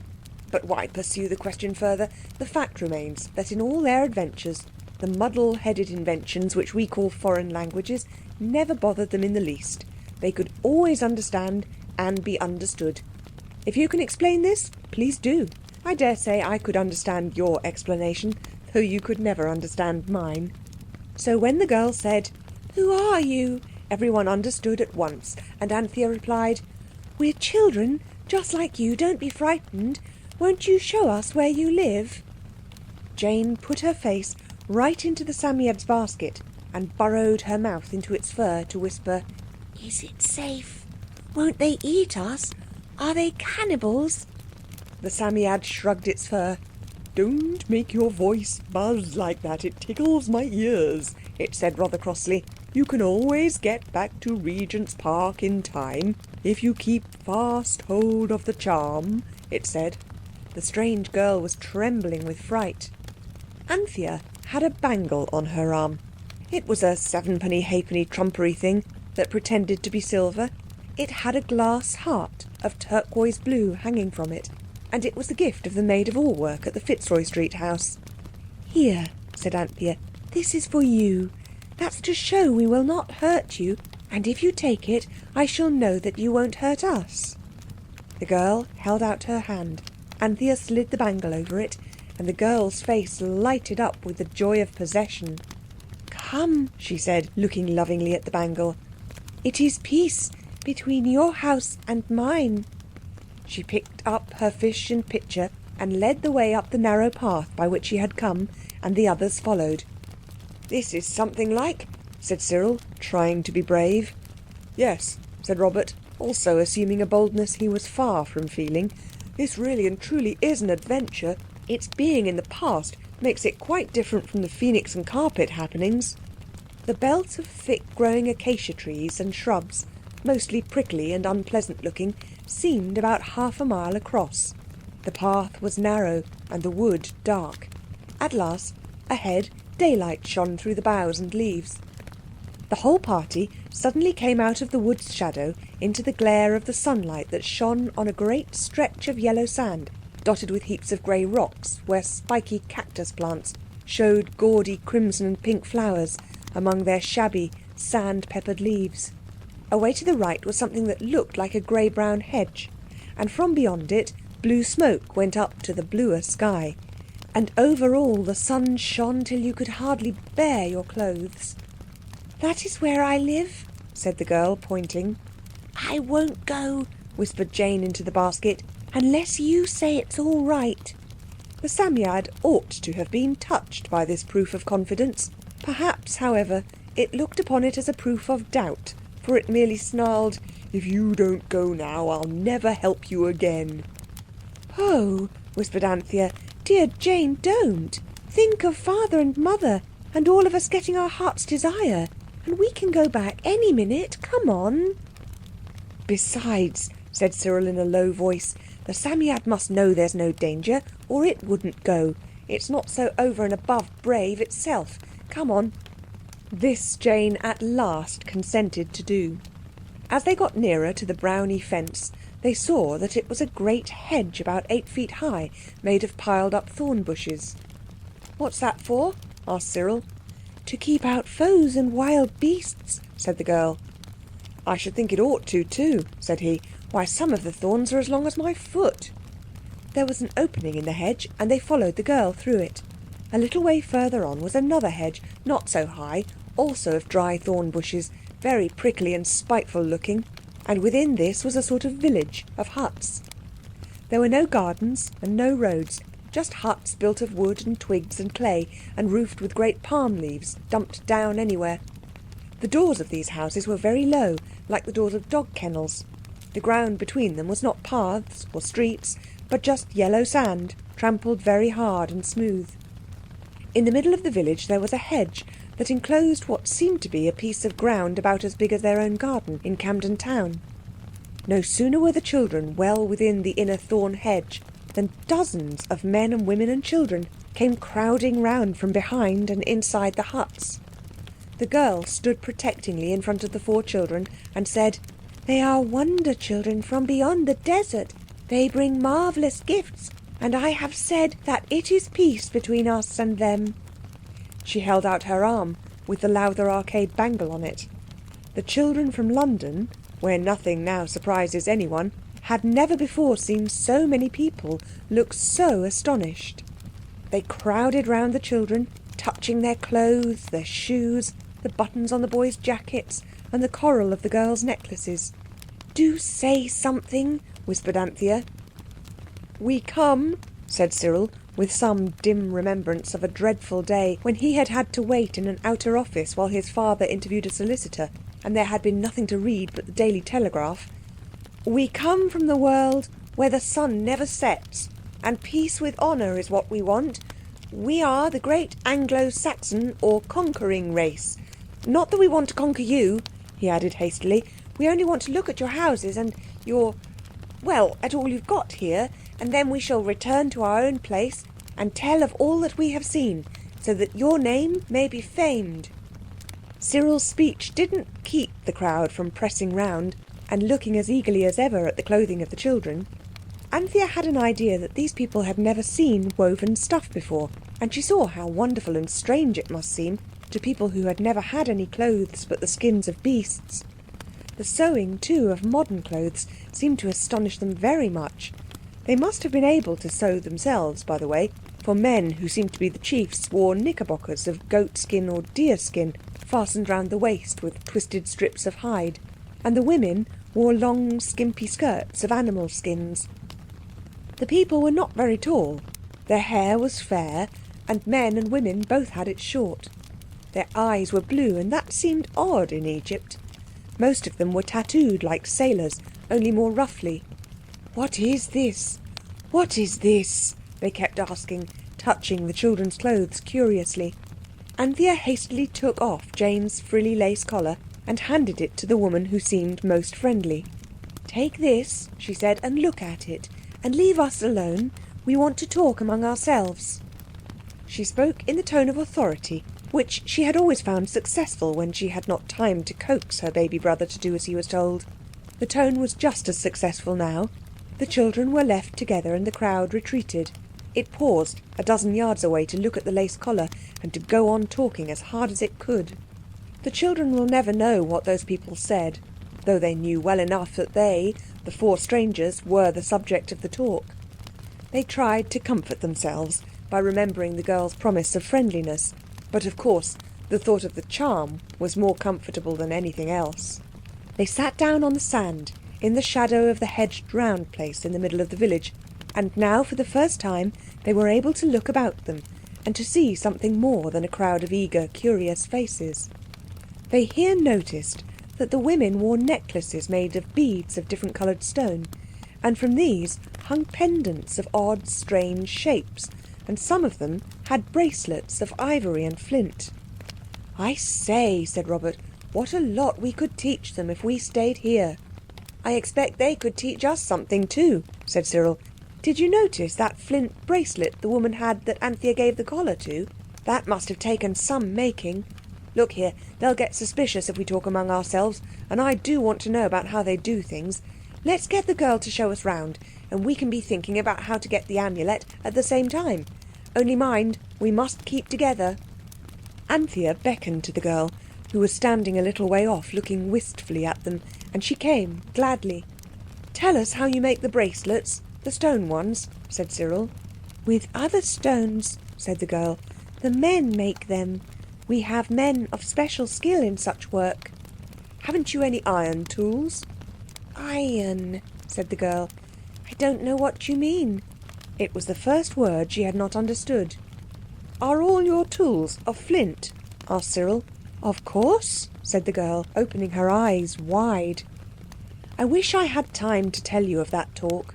The English children wanted to hear all about this new place, but they also wanted to tell of their own country. It was like when you come back from your holidays and you want to hear and to tell everything at the same time. As the talk went on, there were more and more words that the girl could not understand, and the children soon gave up the attempt to explain to her what their own country was like, when they began to see how very few of the things they had always thought they could not do without were really not at all necessary to life. The girl showed them how the huts were made. Indeed, as one was being made that very day, she took them to look at it. The way of building was very different from ours.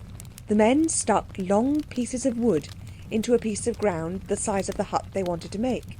These were about 8 inches apart. Then they put in another row about 8 inches away from the first, and then a third row still further out. Then all the space between was filled up with small branches and twigs, and then daubed over with black mud, worked with the feet till it was soft and sticky like putty. The girl told them how the men went hunting with flint spears and arrows, and how they made boats with reeds and clay. Then she explained the reed thing in the river that she had taken the fish out of.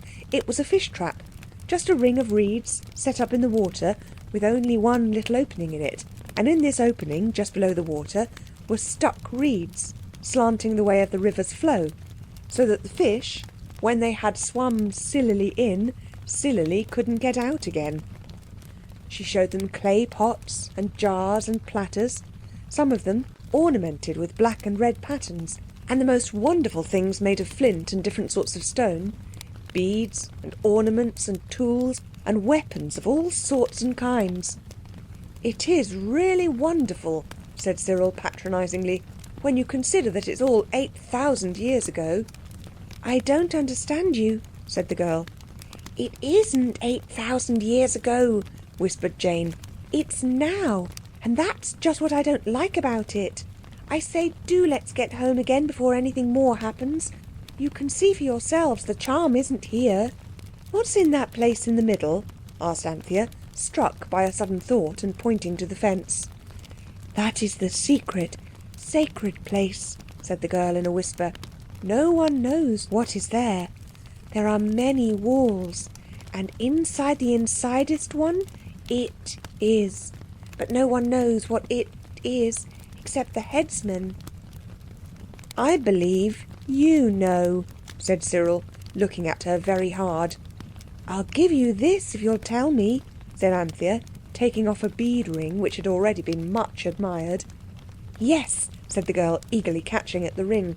My father is one of the heads, and I know a water charm to make him talk in his sleep, and he has spoken. I will tell you, but if they know I have told you, they will kill me. In the insidest inside there is a stone box, and in it there is the amulet. None knows whence it came. It came from very far away. Have you seen it? Asked Anthea. The girl nodded. Is it anything like this? Asked Jane, rashly producing the charm. The girl's face turned a sickly greenish white. Hide it, she whispered. You must put it back. If they see it, they will kill us all. You for taking it, and me for knowing that there was such a thing. Oh, woe, woe, why did you ever come here? Don't be frightened, said Cyril. They shan't know. Jane, don't you be such a little jackape again, that's all. You see what will happen if you do. Now tell me, he turned to the girl. But before he had time to speak the question, there was a loud shout, and a man bounded in through the opening in the thorn hedge. Many foes are upon us, he cried. Make ready the defences. His breath only served for that, and he lay panting on the ground. Oh, do let's go home, said Jane. Look here, I don't care. I will. She held up the charm. Fortunately, all the strange, fair people were too busy to notice her. She held up the charm, and nothing happened. You haven't said the word of power, said Anthea. Jane hastily said it, and still nothing happened. Hold it up towards the east, you silly, said Robert. Which is the east? Said Jane, dancing about in her agony of terror. Nobody knew, so they opened the fish bag to ask the Psammead. And the bag had only a waterproof sheet in it. The Psammead had gone. Hide the sacred thing! Hide it! Whispered the girl. Cyril shrugged his shoulders and tried to look as brave as he knew he ought to feel. Hide it up, pussy, he said. We're in for it now. We've just got to stay and see it out. Here was a horrible position. 4 English children, whose proper date was AD 1905 and whose proper address was London, set down in Egypt in the year 6000 BC, with no means whatever of getting back into their own time and place. They could not find the east, and the sun was of no use at the moment, because some officious person had once explained to Cyril that the sun did not really set in the west at all, nor rise in the east either, for the matter of that. The Psammead had crept out of the bass bag when they were not looking, and had basely deserted them. An enemy was approaching. There would be a fight. People get killed in fights, and the idea of taking part in a fight was one that did not appeal to the children. The man who had brought the news of the enemy still lay panting on the sand. His tongue was hanging out, long and red like a dog's. The people of the village were hurriedly filling the gaps in the fence with thorn bushes from the heap that seemed to have been piled there ready for just such a need. They lifted the cluster thorns with long poles, much as men at home nowadays lift hay with a fork. Jane bit her lip and tried to decide not to cry. Robert felt in his pocket for a toy pistol and loaded it with a pink paper cap. It was his only weapon. Cyril tightened his 2 belt holes, and Anthea absently took the drooping red roses from the buttonholes of the others, bit the ends off the stalks, and set them in a pot of water that stood in the shadow by a hut door. She was always rather silly about flowers. Look here, she said. I think perhaps the Psammead is really arranging something for us. I don't believe it would go away and leave us all alone in the past. I'm certain it wouldn't. Jane succeeded in deciding not to cry. At any rate yet. But what can we do? Robert asked. Nothing, Cyril answered promptly, except keep our eyes and ears open. Look, that runner chap's getting his wind. Let's go and hear what he's got to say. The runner had risen to his knees and was sitting back on his heels. Now he stood up and spoke. He began by some respectful remarks addressed to the heads of the village. His speech got more interesting when he said, "I went out in my raft to snare ibises, and I had gone up the stream an hour's journey. Then I set my snares and waited, and I heard the sound of many wings, and looking up saw many herons circling in the air, and I saw that they were afraid, so I took thought. A beast may scare one heron coming upon it suddenly, but no beast will scare a whole flock of herons. And still they flew and circled and would not light. So then I knew that what scared the herons must be men, and men who knew not our ways of going softly, so as to take the birds and beasts unawares. By this I knew that they were not of our race or of our place.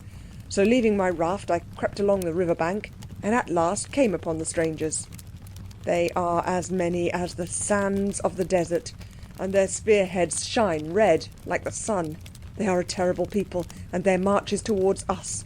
Having seen this, I ran and did not stay till I was before you." "These are your folk," said the headman, turning suddenly and angrily on Cyril. "You came as spies for them." "We did not," said Cyril indignantly. "We wouldn't be spies for anything. I'm certain the people aren't a bit like us. Are they now?" he asked the runner. "No," was the answer. These men's faces were darkened, and their hair black as night. Yet these strange children maybe are their gods, who have come before to make ready the way for them. A murmur ran through the crowd. "No, no," said Cyril again. "We're on your side. We will help you to guard your sacred things." The headman seemed impressed by the fact that Cyril knew that there were sacred things to be guarded. He stood a moment gazing at the children. Then he said, "It is well. And now let all make offering, that we may be strong in battle." The crowd dispersed, and 9 men wearing antelope skins grouped themselves in front of the opening in the hedge in the middle of the village. And presently, one by one, the men brought all sorts of things: hippopotamus flesh, ostrich feathers, the fruit of the date palms, red chalk, green chalk, fish from the river, and ibex from the mountains. And the headman received these gifts. There was another hedge inside the first, about a yard from it, so that there was a lane inside between the hedges, and every now and then one of the headmen would disappear along this lane with full hands, and come back with hands empty. "They're making offerings to their amulet," said Anthea. "We'd better give something too." The pockets of the party, hastily explored, yielded a piece of pink tape, a bit of sealing wax, and part of the Waterbury watch that Robert had not been able to help taking to pieces at Christmas, and had never had time to rearrange. Most boys have a watch in this condition. They presented their offerings, and Anthea added the red roses. The headman who took the things looked at them with awe, especially at the red roses and the Waterbury watch fragment. "This is a day of very wondrous happenings," he said. "I have no more room in me to be astonished. Our maiden said there was peace between you and us. But for this coming of a foe we should have made sure." The children shuddered. "Now speak. Are you upon our side?" "Yes, don't I keep telling you we are?" Robert said. "Look here, I will give you a sign. You see this?" He held out the toy pistol. "I shall speak to it, and if it answers me, you will know that I and the others are come to guard your sacred thing that we've just made the offerings to." "Will that God, whose image you hold in your hand, speak to you alone? Or shall I also hear it?" asked the man cautiously. "You'll be surprised when you do hear it," said Robert. "Now then." He looked at the pistol and said, "If we are to guard the sacred treasure within," he pointed to the hedged-in space, "speak with thy loud voice, and we shall obey." He pulled the trigger, and the cap went off. The noise was loud, for it was a 2-shilling pistol, and the caps were excellent. Every man, woman and child in the village fell on its face on the sand. The headman who had accepted the test rose first. "The voice has spoken," he said. "Lead them into the ante-room of the sacred thing." So now the 4 children were led in through the opening of the hedge and round the lane till they came to an opening in the inner hedge, and they went through an opening in that and so passed into another lane. And all the hedges were of brushwood and thorns. "It's like the maze at Hampton Court," whispered Anthea. The lanes were all open to the sky, but the little hut in the middle of the maze was round-roofed, and a curtain of skins hung over the doorway. "Here you may wait," said their guide, "but do not dare to pass the curtain." He himself passed it and disappeared. "But look here," whispered Cyril. "Some of us ought to be outside in case the Psammead turns up." "Don't let's get separated from each other whatever we do," said Anthea. "It's quite bad enough to be separated from the Psammead. We can't do anything while that man is in there. Let's all go out into the village again. We can come back later now we know the way in. That man'll have to fight like the rest, most likely, if it comes to fighting. If we find the Psammead, we'll go straight home. It must be getting late, and I don't much like this mazy place." They went out and told the headman that they would protect the treasure when the fighting began. And now they looked about them, and were able to see exactly how a first-class worker in flint flakes and notches an arrowhead or the edge of an axe, an advantage which no other person now alive has ever enjoyed. The boys found the weapons most interesting. The arrowheads were not on arrows, such as you shoot from a bow, but on javelins for throwing from the hand. The chief weapon was a stone, fastened to a rather short stick, something like the things gentlemen used to carry about and call life-preservers in the days of the garrotters. Then there were long things like spears or lances, with flint knives, horribly sharp, and flint battle-axes. Everyone in the village was so busy that the place was like an ant-heap when you've walked into it by accident. The women were busy, and even the children. Quite suddenly, all the air seemed to glow and grow red. It was like the sudden opening of a furnace door, such as you may see at Woolwich Arsenal if you ever have the luck to be taken there. And then, almost as suddenly, it was as though the furnace doors had been shut, for the sun had set and it was night. The sun had that abrupt way of setting in Egypt 8,000 years ago, and I believe it has never been able to break itself of the habit, and sets in exactly the same manner to the present day. The girl brought the skins of wild deer and led the children to a heap of dry sedge. "My father says they will not attack yet. Sleep," she said, and it really seemed a good idea. You may think that in the midst of all these dangers the children would not have been able to sleep, but somehow, though they were rather frightened now and then, the feeling was growing in them, deep down and almost hidden away, but still growing, that the Psammead was to be trusted, and that they were really and truly safe. This did not prevent their being quite as much frightened as they could bear to be, without being perfectly miserable. "I suppose we'd better go to sleep," said Robert. "I don't know what on earth poor old Nurse will do without us all night. Set the police on our tracks, I expect. I only wish they could find us. A dozen policemen would be rather welcome just now. But it's no use getting into a stew over it," he added soothingly. "Good night." And they all fell asleep. They were awakened by long, loud, terrible sounds that seemed to come from everywhere at once. Horrible, threatening shouts and shrieks and howls that sounded, as Cyril said later, like the voices of men thirsting for their enemies' blood. "It is the voice of the strange men," said the girl, coming to them trembling through the dark. "They have attacked the walls and the thorns have driven them back. My father says they will not try again till daylight. But they are shouting to frighten us, as though we were savages, dwellers in the swamps," she cried indignantly. All night the terrible noise went on, but when the sun rose, as abruptly as he had set, the sound suddenly ceased.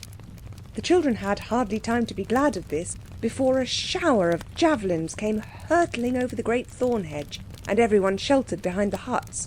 But next moment another shower of weapons came from the opposite side, and the crowd rushed to another shelter. Cyril pulled out a javelin that had stuck in the roof of the hut beside him. Its head was of brightly burnished copper. Then the sound of shouting arose again, and the crackle of dried thorns. The enemy was breaking down the hedge. All the villagers swarmed to the point whence the crackling and the shouting came. They hurled stones over the hedges and short arrows with flint heads. The children had never before seen men with the fighting light in their eyes. It was very strange and terrible, and gave you a queer thick feeling in your throat. It was quite different from the pictures of fights in the illustrated papers at home. It seemed that the shower of stones had driven back the besiegers, The besieged drew breath, but at that moment the shouting and the crackling arose on the opposite side of the village, and the crowd hastened to defend that point, and so the fight swayed to and fro across the village, for the besieged had not the sense to divide their forces as their enemies had done. Cyril noticed that every now and then certain of the fighting men would enter the maze and come out with brighter faces, a braver aspect and more upright carriage. "I believe they go and touch the amulet," he said. "You know the Psammead said it could make people brave." They crept through the maze, and watching they saw that Cyril was right. A headman was standing in front of the skin curtain, and as the warriors came before him, he murmured a word they could not hear, and touched their foreheads with something they could not see. And this something he held in his hands, and through his fingers they saw the gleam of a red stone that they knew. The fight raged across the thorn hedge outside. Suddenly there was a loud and bitter cry. "They're in! They're in! The hedge is down!" The headman disappeared behind the deerskin curtain. "He's gone to hide it," said Anthea. "Oh, Psammead dear, how could you leave us?" Suddenly there was a shriek from inside the hut, and the headman staggered out, white with fear, and fled out through the maze. The children were as white as he. "Oh, what is it? What is it?" moaned Anthea. "Oh, Psammead, how could you? How could you?" And the sound of the fight sank breathlessly and swelled fiercely all around. It was like the rising and falling of the waves of the sea. Anthea shuddered and said again, "Oh, Psammead, Psammead!" "Well?" said a brisk voice, and the curtain of skins was lifted at one corner by a furry hand, and out peeped the bat's ears and snail's eyes of the Psammead. Anthea caught it in her arms, and a sigh of desperate relief was breathed by each of the four. "Oh, which is the East?" Anthea said, and she spoke hurriedly, for the noise of wild fighting drew nearer and nearer. "Don't choke me," said the Psammead. "Come inside." The inside of the hut was pitch dark. "I've got a match," said Cyril, and struck it. The floor of the hut was of soft, loose sand. "I've been asleep here," said the Psammead. "Most comfortable it's been. The best sand I've had for a month. It's all right. Everything's all right. I knew your only chance would be while the fight was going on. That man won't come back. I bit him, and he thinks I'm an evil spirit. Now, you've only got to take the thing and go." The hut was hung with skins.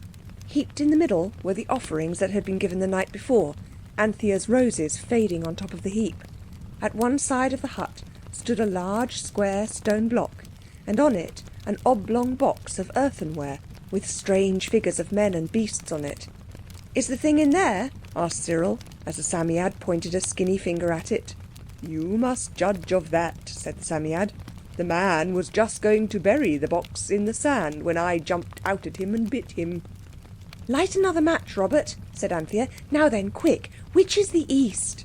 "Why, where the sun rises, of course."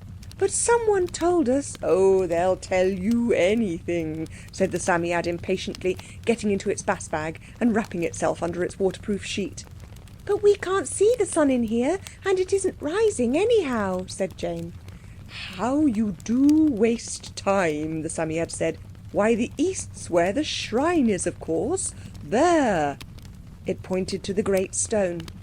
And still the shouting and the clash of stone on metal sounded nearer and nearer. The children could hear that the headmen had surrounded the hut to protect their treasure as long as might be from the enemy. But none dared to come in after the Psammead's sudden fierce biting of the headman. "Now, Jane," said Cyril very quickly, "I'll take the amulet. You stand ready to hold up the charm, and be sure you don't let it go as you come through." He made a step forward, but at that instant a great crackling overhead ended in a blaze of sunlight. The roof had been broken in at one side, and great slabs of it were being lifted off by two spears. As the children trembled and winked in the new light, large dark hands tore down the wall, and a dark face with a blobby fat nose looked over the gap. Even at that awful moment, Anthea had time to think that it was very like the face of Mr. Jacob Absalom, who had sold them the charm in the shop near Charing Cross. "Here is their amulet," cried a harsh, strange voice. "It is this that makes them strong to fight and brave to die. And what else have we here? Gods or demons?" He glared fiercely at the children, and the whites of his eyes were very white indeed. He had a wet, red copper knife in his teeth. There was not a moment to lose. "Jane! Jane! Quick!" cried everyone passionately. Jane, with trembling hands, held up the charm towards the east, and Cyril spoke the word of power. The amulet grew to a great arch. Out beyond it was the glaring Egyptian sky, the broken wall, the cruel, dark, big-nosed face with the red, wet knife in its gleaming teeth. Within the arch was the dull, faint, greeny brown of London grass and trees. "Hold tight, Jane!" Cyril cried, and he dashed through the arch, dragging Anthea and the Psammead after him. Robert followed, clutching Jane, and in the ears of each, as they passed through the arch of the charm, the sound and fury of the battle died out suddenly and utterly, and they heard only the low, dull, discontented hum of vast London, and the peeking and patting of the sparrows on the gravel, and the voices of the ragged baby children playing ring-a-roses on the yellow trampled grass. And the charm was a little charm again in Jane's hand. And there was the basket with their dinner, and the Bath buns lying just where they had left it. "My hat!" said Cyril, drawing a long breath. "That was something like an adventure."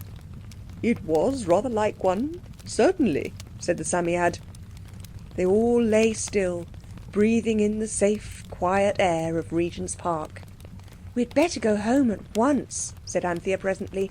"Old Nurse will be most frightfully anxious. The sun looks about the same as it did when we started yesterday. We've been away 24 hours.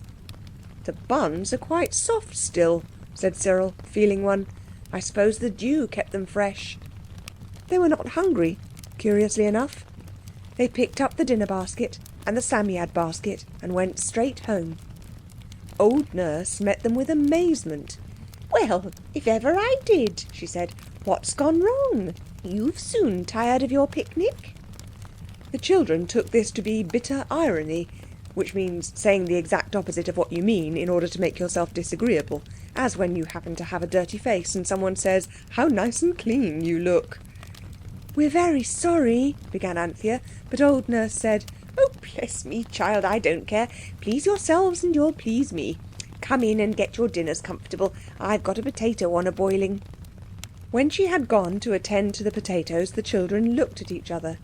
Could it be that old Nurse had so changed that she no longer cared if they should have been away from home for 24 hours, all night, in fact, without any explanation whatever? But the Psammead put its head out of its basket and said, "What's the matter? Don't you understand? You come back through the charm arch at the same time as you go through it." "This isn't tomorrow. Is it still yesterday?" asked Jane. "No, it's today, the same as it's always been. It wouldn't do to go mixing up the present and the past and cutting bits out of one to fit into the other." "Then all that adventure took no time at all?" "You can call it that if you like," said the Psammead. "It took none of the modern time, anyhow." That evening Anthea carried up a steak for the learned gentleman's dinner. She persuaded Beatrice, the maid-of-all-work, who had given her the bangle with the blue stone, to let her do it, and she stayed and talked to him, by special invitation, while he ate the dinner. She told him the whole adventure, beginning with, "This afternoon we found ourselves on the banks of the river Nile," and ending up with, "And then we remembered how to get back, and there we were in Regent's Park, and it hadn't taken any time at all." She did not tell anything about the charm, or the Psammead, because that was forbidden, but the story was quite wonderful enough, even as it was, to entrance the learned gentleman. "You are a most unusual little girl," he said. "Who tells you all these things?" "No one," said Anthea. "They just happen." "Make believe," he said slowly, as one who recalls and pronounces a long-forgotten word. He sat long after she had left him. At last he roused himself with a start. "I really must take a holiday," he said. "My nerves must be all out of order. I actually have a perfectly distinct impression that the little girl from the rooms below came in and gave me a coherent and graphic picture of life as I conceive it to have been in pre-dynastic Egypt. Strange what tricks the mind will play. I shall have to be more careful."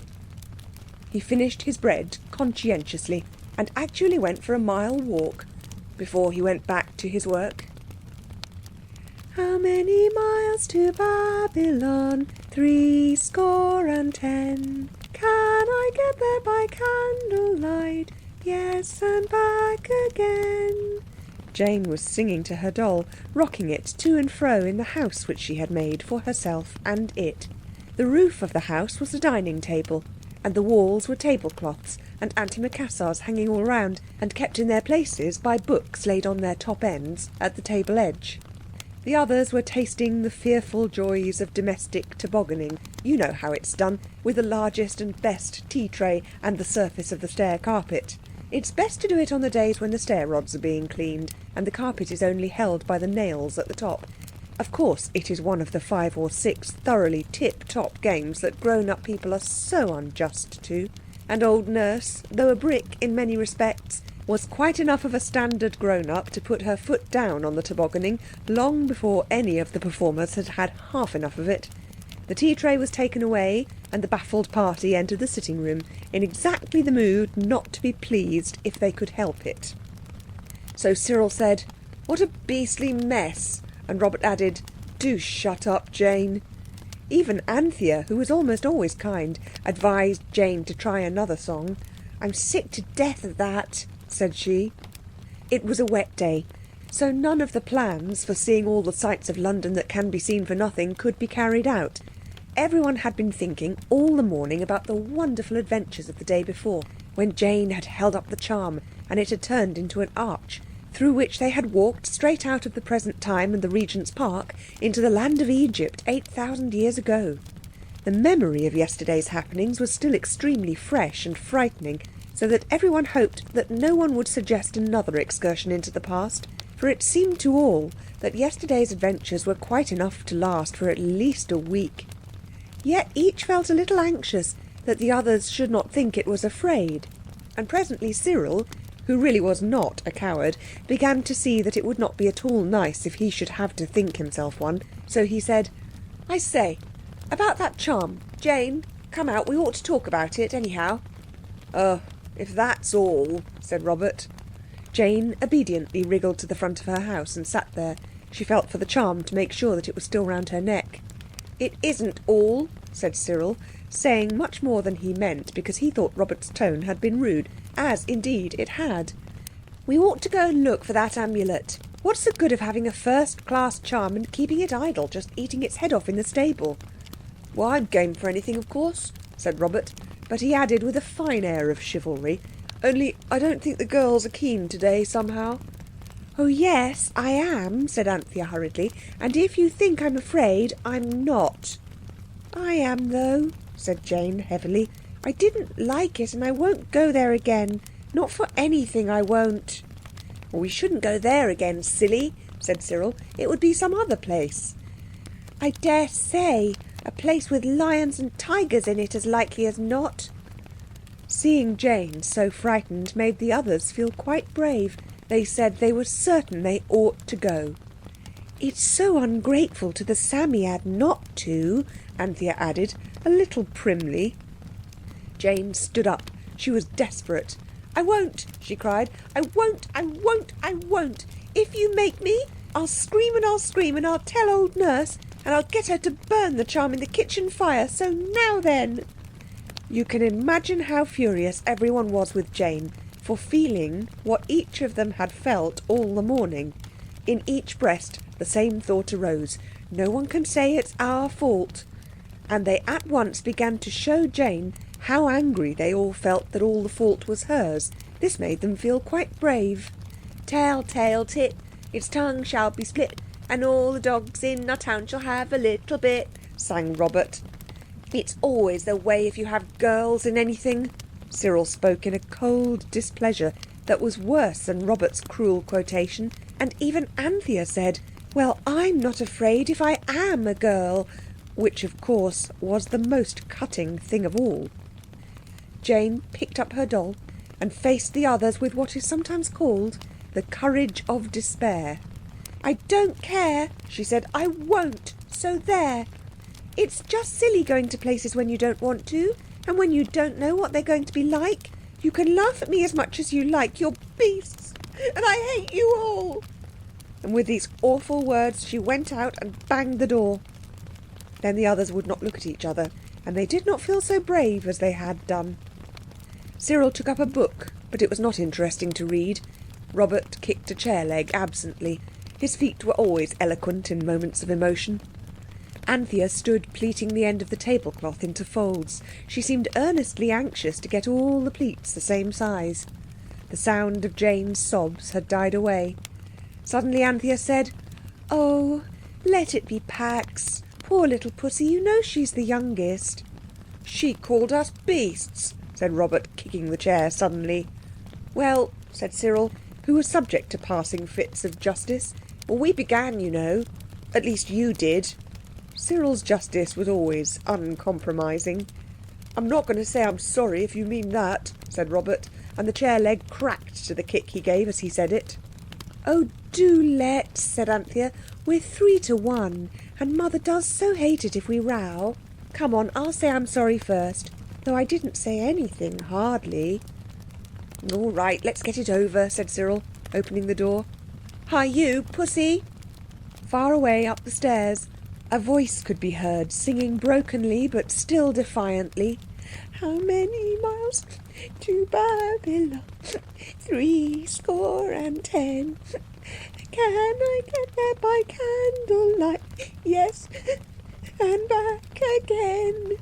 It was trying, for this was plainly meant to annoy. But Anthea would not give herself time to think this. She led the way up the stairs, taking 3 at a time, and bounded to the level of Jane, who sat on the top step of all, thumping her doll to the tune of the song she was trying to sing. "I say, pussy, let it be Pax. We're sorry if you are." It was enough. The kiss of peace was given by all. Jane, being the youngest, was entitled to this ceremonial. Anthea added a special apology of her own. "I'm sorry if I was a pig, pussy dear," she said, "especially because in my really and truly inside mind I've been feeling a little as if I'd rather not go into the past again either. But then do think. If we don't go, we shan't get the amulet, and oh, pussy, think if we could only get Mother and Father and the lambs safe back. We must go, but we'll wait a day or 2 if you like, and then perhaps you'll feel braver." "Raw meat makes you brave, however cowardly you are," said Robert, to show that there was now no ill feeling. "And cranberries. That's what Tartars eat, and they're so brave it's simply awful. I suppose cranberries are only for Christmas time, but I'll ask old Nurse to let you have your chop very raw if you like." "I think I could be brave without that," said Jane hastily. She hated underdone meat. "I'll try." At this moment the door of the learned gentleman's room opened, and he looked out. "Excuse me," he said in that gentle, polite, weary voice of his, "but was I mistaken in thinking that I caught a familiar word just now? Were you not singing some old ballad of Babylon?" "No," said Robert. "At least Jane was singing How Many Miles, but I shouldn't have thought you could have heard the words for—" He would have said for the sniffing, but Anthea pinched him just in time. "I did not hear all the words," said the learned gentleman. "I wonder, would you recite them to me?" So they all said together, "How many miles to Babylon? 70. Can I get there by candlelight? Yes, and back again." "I wish one could," the learned gentleman said with a sigh. "Can't you?" asked Jane. "Babylon has fallen," he answered with a sigh. "You know it was once a great and beautiful city, and the centre of learning and art, and now it is only ruins, and so covered up with earth that people are not even agreed as to where it once stood." He was leaning on the banisters, and his eyes had a far-away look in them, as though he could see through the staircase window the splendour and glory of ancient Babylon. "I say," Cyril remarked abruptly, "you know that charm we showed you, and you told us how to say the name that's on it?" "Yes." "Well, do you think that charm was ever in Babylon?" "It's quite possible," the learned gentleman replied. "Such charms have been found in very early Egyptian tombs, yet their origin has not been accurately determined as Egyptian. They may have been brought from Asia. Or, supposing the charm to have been fashioned in Egypt, it might very well have been carried to Babylon by some friendly embassy, or brought back by the Babylonish army from some Egyptian campaign as part of the spoils of war. The inscription may be much later than the charm. Oh, yes, it is a pleasant fancy that that splendid specimen of yours was once used amid Babylonish surroundings. The others looked at each other, but it was Jane who spoke. Were the Babylon people savages? Were they always fighting and throwing things about? For she had read the thoughts of the others by the unerring light of her own fears. The Babylonians were certainly more gentle than the Assyrians, said the learned gentleman, and they were not savages by any means, a very high level of culture. He looked doubtfully at his audience and went on. I mean that they made beautiful statues and jewellery and built splendid palaces, and they were very learned. They had glorious libraries and high towers for the purpose of astrological and astronomical observation. Said Robert, I mean for stargazing and fortune-telling, said the learned gentleman. And there were temples and beautiful hanging gardens. I'll go to Babylon if you like, said Jane abruptly, and the others hastened to say, done, before she should have time to change her mind.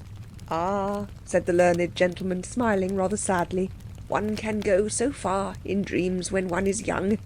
He sighed again, and then adding with a laboured briskness, I hope you'll have a jolly game.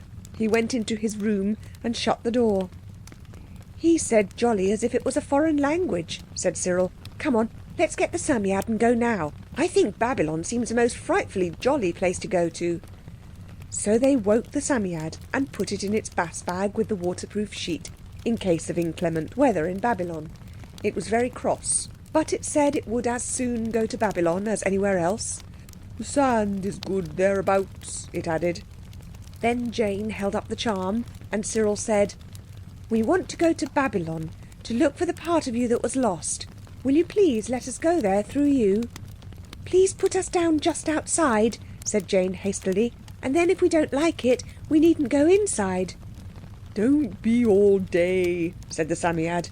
So Anthea hastily uttered the word of power, without which the charm could do nothing. Hekau Setche, she said softly, and as she spoke, the charm grew into an arch so tall that the top of it was close against the bedroom ceiling. Outside the arch was the bedroom painted chest of drawers, and the Kidderminster carpet, and the wash-hand stand with the riveted willow-pattern jug, and the faded curtains, and the dull light of indoors on a wet day. Through the arch showed the gleam of soft green leaves and white blossoms. They stepped forward quite happily. Even Jane felt that this did not look like lions, and her hands hardly trembled at all as she held the charm for the others to go through, and last slipped through herself and hung the charm, now grown small again, round her neck. The children found themselves under a white-blossomed, green-leafed fruit tree, in what seemed to be an orchard of such trees, all white-flowered and green-foliaged. Among the long green grass under their feet grew crocuses and lilies and strange blue flowers. In the branches overhead, thrushes and blackbirds were singing, and the coo of a pigeon came softly to them in the green quietness of the orchard. "Oh, how perfectly lovely!" cried Anthea. "Why, it's like home exactly. I'm in England, only everything's bluer and whiter and greener, and the flowers are bigger." The boys owned that it certainly was fairly decent, and even Jane admitted that it was all very pretty. "I'm certain there's nothing to be frightened of here," said Anthea. "I don't know," said Jane. "I suppose the fruit trees go on just the same, even when people are killing each other. I didn't half like what the learned gentleman said about the hanging gardens. I suppose they have gardens on purpose to hang people in. I do hope this isn't one." "Of course it isn't," said Cyril. "The hanging gardens are just gardens hung up. I think on chains between houses, don't you know, like trays. Come on, let's get somewhere." They began to walk through the cool grass. As far as they could see was nothing but trees and more trees. At the end of their orchard was another one, only separated from theirs by a little stream of clear water. They jumped this and went on. Cyril, who was fond of gardening, which meant that he liked to watch the gardener at work, was able to command the respect of the others by telling them the names of a good many trees. There were nut trees and almond trees and apricots and fig trees with their big 5-fingered leaves, and every now and then the children had to cross another brook. "It's like between the squares in Through the Looking Glass," said Anthea. At last they came to an orchard which was quite different from the other orchards. It had a low building in one corner. "These are vines," said Cyril superiorly, "and I know this is a vineyard. I shouldn't wonder if there was a wine press inside that place over there." At last they got out of the orchards and onto a sort of road, very rough and not at all like the roads you're used to. It had cypress trees and acacia trees along it, and a sort of hedge of tamarisks, like those you see on the road between Nice and Cannes, or near Littlehampton if you've only been as far as that. And now in front of them they could see a great mass of buildings. There were scattered houses of wood and stone here and there among green orchards, and beyond these a great wall that shone red in the early morning sun. The wall was enormously high, more than half the height of St. Paul's, and in the wall were set enormous gates that shone like gold as the rising sun beat on them. Each gate had a solid square tower on each side of it that stood out from the wall and rose above it. Beyond the wall were more towers and houses, gleaming with gold and bright colours. Away to the left ran the steel blue swirl of a great river, and the children could see through a gap in the trees that the river flowed out from the town under a great arch in the wall. "Those feathery things along by the water are palms," said Cyril instructively. "Oh yes, you know everything," Robert replied. "What's all that grey-green stuff you see away over there, where it's all flat and sandy?" "All right," said Cyril loftily. "I don't want to tell you anything. I only thought you'd like to know a palm tree when you saw it again." "Look," cried Anthea, "they're opening the gates." And indeed the great gates swung back with a brazen clang, and instantly a little crowd of a dozen or more people came out and along the road towards them. The children, with one accord, crouched behind the tamarisk hedge. "I don't like the sound of those gates," said Jane. "Fancy being inside when they shut. You'd never get out." "You've got an arch of your own to go out by." The Psammead put its head out of the basket to remind her. "Don't behave so like a girl. If I were you, I should just march right into the town and ask to see the king." There was something at once simple and grand about this idea, and it pleased everyone. So when the work people had passed, they were work people, the children felt sure, because they were dressed so plainly, just one long blue shirt thing of blue or yellow. The 4 children marched boldly up to the brazen gate between the towers. The arch above the gate was quite a tunnel, the walls were so thick. "Courage," said Cyril. "Step out. It's no use trying to sneak past. Be bold." Robert answered this appeal by unexpectedly bursting into the British Grenadiers, and to its quick step they approached the gates of Babylon. Some talk of Alexander and some of Hercules, of Hector and Lysander, and such great names as these. But of all the gallant heroes... This brought them to the threshold of the gate, and 2 men in bright armour suddenly barred their way with crossed spears. "Who goes there?" they said. I think I must have explained to you before how it was that the children were always able to understand the language of any place they might happen to be in, and to be themselves understood. If not, I have no time to explain it now. "We come from very far," said Cyril mechanically, "from the empire where the sun never sets, and we want to see your king." "If it's quite convenient," amended Anthea. "The king, may he live forever," said the gatekeeper, "is gone to fetch home his 14th wife. Where on earth have you come from not to know that?" "The Queen, then," said Anthea hurriedly, and not taking any notice of the question as to where they had come from. "The Queen," said the gatekeeper, "may she live forever, gives audience today 3 hours after sunrising." "But what are we to do till the end of the 3 hours?" asked Cyril. The gatekeeper seemed neither to know nor to care. He appeared less interested in them than they could have thought possible, but the man who had crossed spears with him to bar the children's way was more human. "Let them go in and look about them," he said. "I'll wager my best sword they've never seen anything to come near our little village." He said it in the tone people use for when they call the Atlantic Ocean the herring pond. The gatekeeper hesitated. "Well, they're only children after all," said the other, who had children of his own. "Let me off for a few minutes, Captain, and I'll take him to my place and see if my good woman can't fit them up in something a little less outlandish than their present rig. Then they can have a look round without getting mobbed. May I go?" "Oh, yes, if you like," said the Captain, "but don't be all day." The man led them through the dark arch into the town. And it was very different from London. For one thing, everything in London seems to be patched up out of odds and ends. But these houses seemed to have been built by people who liked the same sort of things.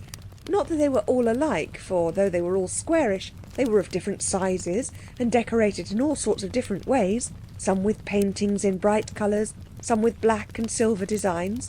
There were terraces and gardens and balconies and open spaces with trees.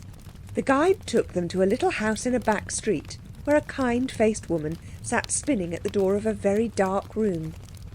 "Here," he said, "just lend these children a mantle each so they can go about and see the place till the Queen's audience begins. You leave that wall for a bit and show them round if you like. I must be off now." The woman did as she was told, and the 4 children, wrapped in fringed mantles, went with her all about the town. And oh, how I wish I had time to tell you all that they saw. It was so wonderfully different from anything you've ever seen. For one thing, all the houses were dazzlingly bright, and many of them covered with pictures. Some had great creatures carved in stone at each side of the door. Then the people. There were no black frock coats and tall hats, no dingy coats and skirts of good, useful, ugly stuff warranted to wear. Everyone's clothes were bright and beautiful, with blue and scarlet and green and gold. The market was brighter than you would think anything could be. There were stalls for everything you could possibly want, and for a great many things that if you wanted here and now, want would be your master. There were pineapples and peaches in heaps, and stalls of crockery and glass things, beautiful shapes and glorious colours. There were stalls for necklaces and clasps, and bracelets and brooches, for woven stuffs and furs and embroidered linen. The children had never seen half so many beautiful things together, even at Liberty's. It seemed no time at all before the woman said, "It's nearly time now. We ought to be getting on towards the palace. It's as well to be early." So they went to the palace, and when they got there it was more splendid than anything they had seen yet. For it was glowing with colours, and with gold and silver and black and white, like some magnificent embroidery. Flight after flight of broad marble steps led up to it, and at the edges of the stairs stood great images, 20 times as big as a man, images of men with wings like chained armour, and hawks' heads, and winged men with the heads of dogs, and there were the statues of great kings. Between the flights of steps were terraces where fountains played, and the Queen's Guard in white and scarlet, and armour that shone like gold, stood by twos, lining the way up the stairs, and a great body of them was massed by the vast door of the palace itself, where it stood glittering like an impossibly radiant peacock in the noonday sun. All sorts of people were passing up the steps to seek audience with the Queen. Ladies in richly embroidered dresses with fringy flounces, poor folks in plain and simple clothes, dandies with beards oiled and curled. And Cyril, Robert, Anthea and Jane went with the crowd. At the gate of the palace the Psammead put one eye cautiously out of the basket and whispered, "I can't be bothered with queens. I'll go home with this lady. I'm sure she'll get me some sand if you ask her to."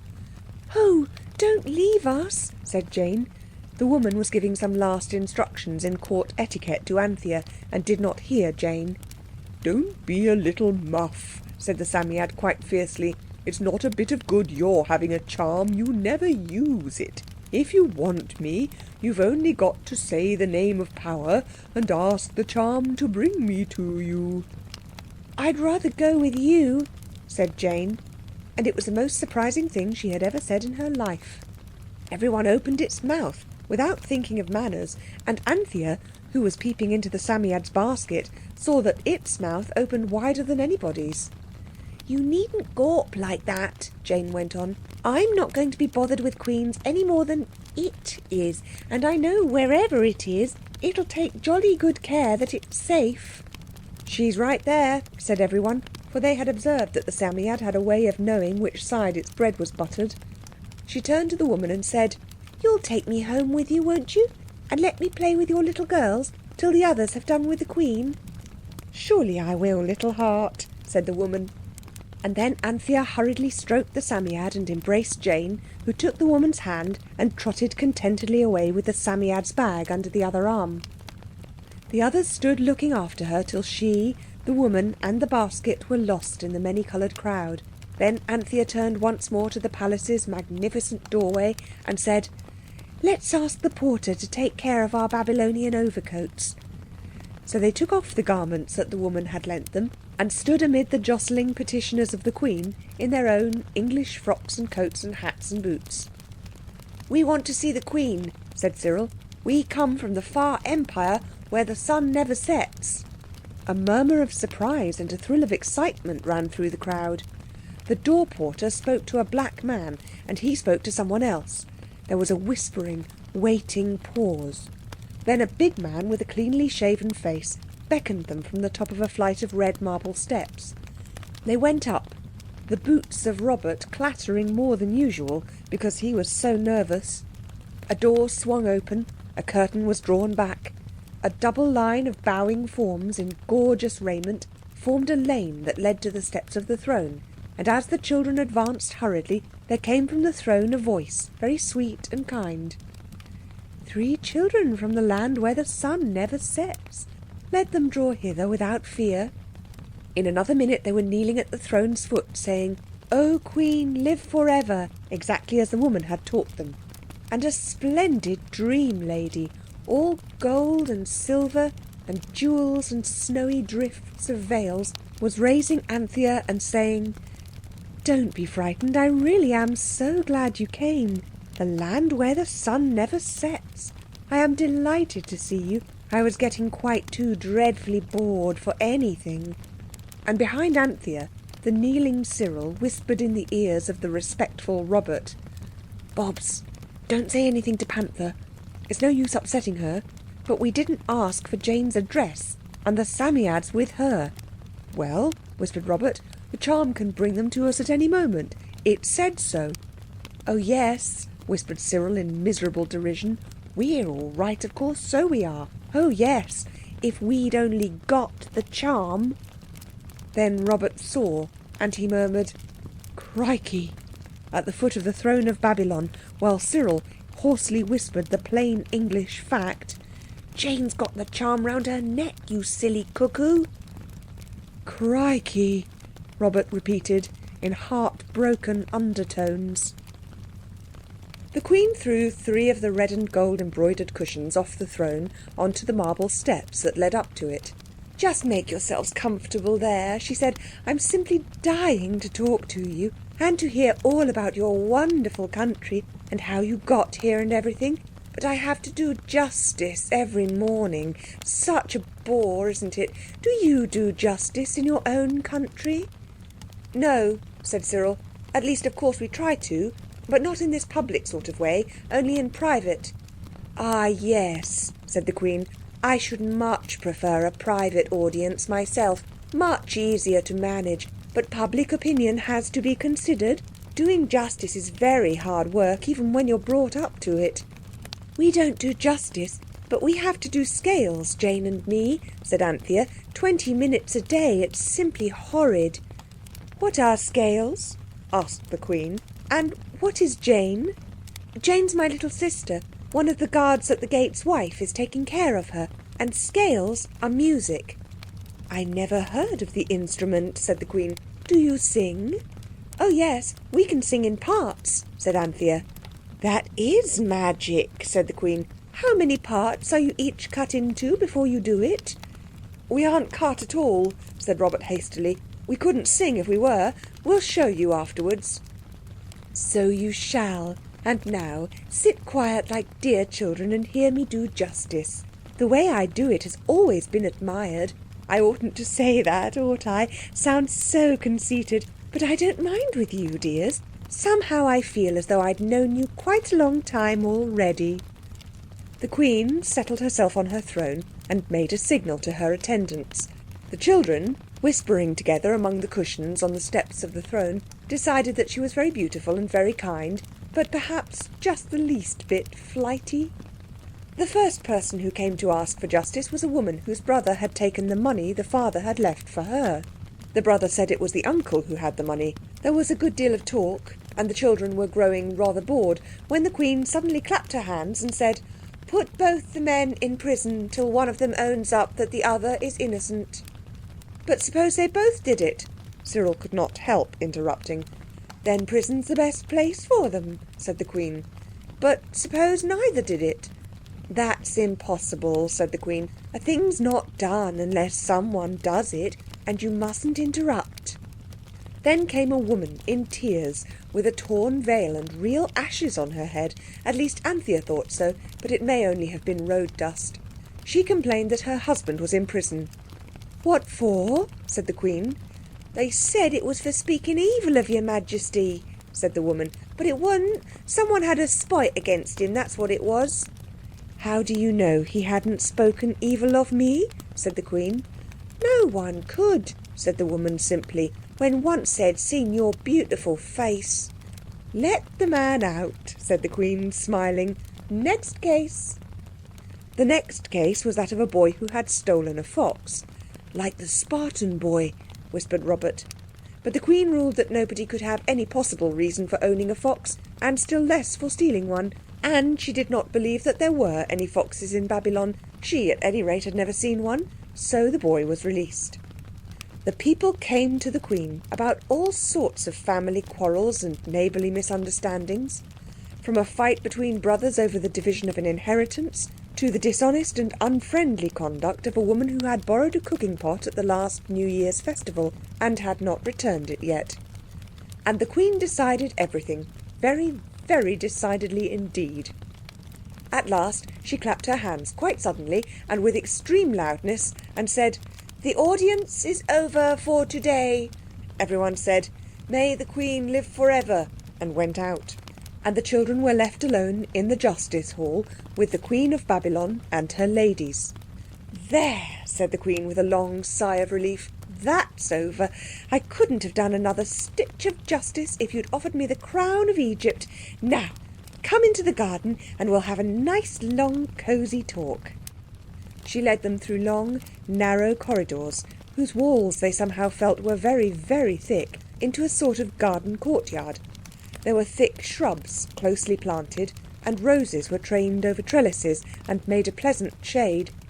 Needed, indeed, for already the sun was as hot as it is in England in August at the seaside. Slaves spread cushions on a low marble terrace, and a big man with a smooth face served cool drink in cups of gold studded with beryls. He drank a little from the Queen's cup before handing it to her. "That's rather a nasty trick," whispered Robert, who had been carefully taught never to drink out of one of the nice shiny metal cups that are chained to the London drinking fountains without first rinsing it out thoroughly. The Queen overheard him. "Not at all," said she. "Ritti Marduk is a very clean man, and one has to have someone as taster, you know, because of poison." The word made the children feel rather creepy, but Ritti Marduk had tasted all the cups, so they felt pretty safe. The drink was delicious, very cold, and tasting like lemonade, and partly like penny ices. "Leave us," said the Queen, and all the court ladies in their beautiful, many-folded, many-coloured fringed dresses filed out slowly, and the children were left alone with the Queen.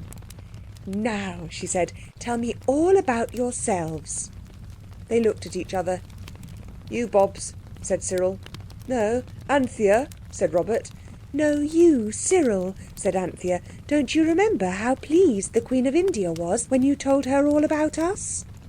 Cyril muttered that it was all very well, and so it was, for when he had told the tale of the phoenix and the carpet to the Rani, it had been only the truth, and all the truth that he had to tell. But now it was not easy to tell a convincing story without mentioning the amulet, which of course it wouldn't have done to mention, and without owning that they were really living in London about 2,500 years later than the time they were talking in.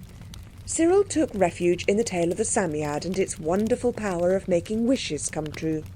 The children had never been able to tell anyone before, and Cyril was surprised to find that the spell which kept them silent in London did not work here. "Something to do with our being in the past, I suppose," he said to himself. "This is most interesting," said the Queen. "We must have this Psammead for the banquet tonight. Its performance will be one of the most popular turns in the whole programme. Where is it?" Anthea explained that they did not know, also why it was that they did not know. "Oh, that's quite simple," said the Queen, and everyone breathed a deep sigh of relief as she said it. "Ritti Marduk shall run down to the gates and find out which guard your sister went home with." "Might he—" Anthea's voice was tremulous. "Might he—would it interfere with his meal times or anything like that if he went now?" "Of course he shall go now. He may think himself lucky if he gets his meals at any time," said the Queen heartily, and clapped her hands. "May I send a letter?" asked Cyril, pulling out a red-backed penny account book and feeling in his pockets for a stump of pencil that he knew was in one of them. "By all means, I'll call my scribe." "Oh, I can scribe right enough, thanks," said Cyril, finding the pencil and licking its point. He even had to bite the wood a little, for it was very blunt. "Oh, you clever, clever boy," said the Queen. "Do let me watch you do it." Cyril wrote on a leaf of the book. It was of rough, woolly paper with hairs that stuck out and would have got in his pen if he'd been using one, and ruled for accounts. "Hide it most carefully before you come here," he wrote, "and don't mention it, and destroy this letter. Everything is going A1. The Queen is a fair treat. There's nothing to be afraid of." "What curious characters, and what a strange flat surface," said the Queen. "What have you inscribed?" "I've scribed," replied Cyril cautiously, "that you are a fair and like a festival, and that she need not be afraid, and that she is to come to us at once." Ritti Marduk, who had come in and had stood waiting while Cyril wrote, his Babylonish eyes nearly starting out of his Babylonish head, now took the letter with some reluctance. "Oh, Queen, live forever. Is it a charm?" he timidly asked. "A strong charm, most great lady?" "Yes," said Robert unexpectedly. "It is a charm, but it won't hurt anyone until you've given it to Jane, and then she'll destroy it so that it can't hurt anyone. It's most awful strong, as strong as peppermint," he ended abruptly. "I know not the god," said Ritti Marduk, bending timorously. "She'll tear it up directly she gets it," said Robert. "That'll end the charm. You needn't be afraid if you go now." Ritti Marduk went, seeming only partly satisfied, and then the Queen began to admire the penny account book and the bit of pencil in so marked and significant a way that Cyril felt he could not do less than press them upon her as a gift. She ruffled the leaves delightedly. "What a wonderful substance," she said. "And with this style you make charms? Make a charm for me. Do you know," her voice sank to a whisper, "the names of the great ones of your own far country?" "Rather," said Cyril, and hastily wrote the names of Alfred the Great, Shakespeare, Nelson, Gordon, Lord Beaconsfield, Mr. Rudyard Kipling and Mr. Sherlock Holmes, while the Queen watched him with unbated breath, as Anthea said afterwards. She took the book and hid it reverently among the bright folds of her gown. "You shall teach me later to say the great names," she said, "and the names of their ministers. Perhaps the great Nisroch is one of them?" "I don't think so," said Cyril. "Mr. Campbell Bannerman's Prime Minister, and Mr. Burns a Minister, and so is the Archbishop of Canterbury, I think, but I'm not sure. And Dr. Parker was one, I know. And no more," said the Queen, putting her hands to her ears. "My head's going round with all these great names. You shall teach them to me later, because of course you'll make us a nice long visit now you've come, won't you? Now tell me, but no, I am quite tired out with your being so clever. Besides, I'm sure you'd like me to tell you something, wouldn't you?" "Yes," said Anthea. "I want to know how it is that the King has gone." "Excuse me, but you should say, 'The King, may he live forever,'" said the Queen gently. "I beg your pardon," Anthea hastened to say. The king, may he live forever, has gone to fetch home his 14th wife. I don't think even Bluebeard had as many as that. And besides, he hasn't killed you at any rate." The Queen looked bewildered. "She means," explained Robert, "that English kings only have one wife. At least Henry VIII had 7 or 8, but not all at once." "In our country," said the Queen scornfully, "a king would not reign a day who had only one wife. No one would respect him, and quite right too." "Then are all the other 13 alive?" asked Anthea. "Of course they are. Poor mean-spirited things. I don't associate with them, of course. I am the Queen. They're only the wives." "I see," said Anthea, gasping. "But oh, my dears," the Queen went on, "such a to-do as there's been about this last wife. You never did. It really was too funny. We wanted an Egyptian princess. The king, may he live forever, has got a wife from most of the important nations, and he had set his heart on an Egyptian one to complete his collection. Well, of course, to begin with, we sent a handsome present of gold. The Egyptian king sent back some horses, quite a few. He's fearfully stingy, and he said he liked the gold very much. But what they were really short of was lapis lazuli, so of course we sent him some. But by that time he'd begun to use the gold to cover the beams of the roof of the Temple of the Sun God, and he hadn't nearly enough to finish the job, so we sent some more. And so it went on, oh, for years. You see, each journey takes at least 6 months, and at last we asked the hand of his daughter in marriage." "Yes, and then?" said Anthea, who wanted to get to the princess part of the story. "Well then," said the Queen, "when he'd got everything out of us that he could, and only given the meanest presents in return, he sent to say he would esteem the honour of an alliance very highly, only unfortunately he hadn't any daughter, but he hoped one would be born soon, and if so she should certainly be reserved for the King of Babylon." "What a trick," said Cyril. "Yes, wasn't it? So then we said his sister would do, and then there were more gifts and more journeys, and now at last the tiresome black-haired thing is coming, and the king, may he live forever, has gone 7 days' journey to meet her at Carchemish. And he's gone in his best chariot, the one inlaid with lapis lazuli and gold, with the gold-plated wheels and onyx-studded hubs. Much too great an honour in my opinion. She'll be here tonight. There'll be a grand banquet to celebrate her arrival. She won't be present, of course. She'll be having her baths and her anointings and all that sort of thing. We always clean our foreign brides very carefully. It takes 2 or 3 weeks. Now it's dinner time, and you shall eat with me, for I can see that you are of high rank." She led them into a dark, cool hall, with many cushions on the floor. On these they sat, and low tables were brought, beautiful tables of smooth blue stone mounted in gold. On these golden trays were placed, but there were no knives or forks or spoons. The children expected the Queen to call for them, but no, she just ate with her fingers.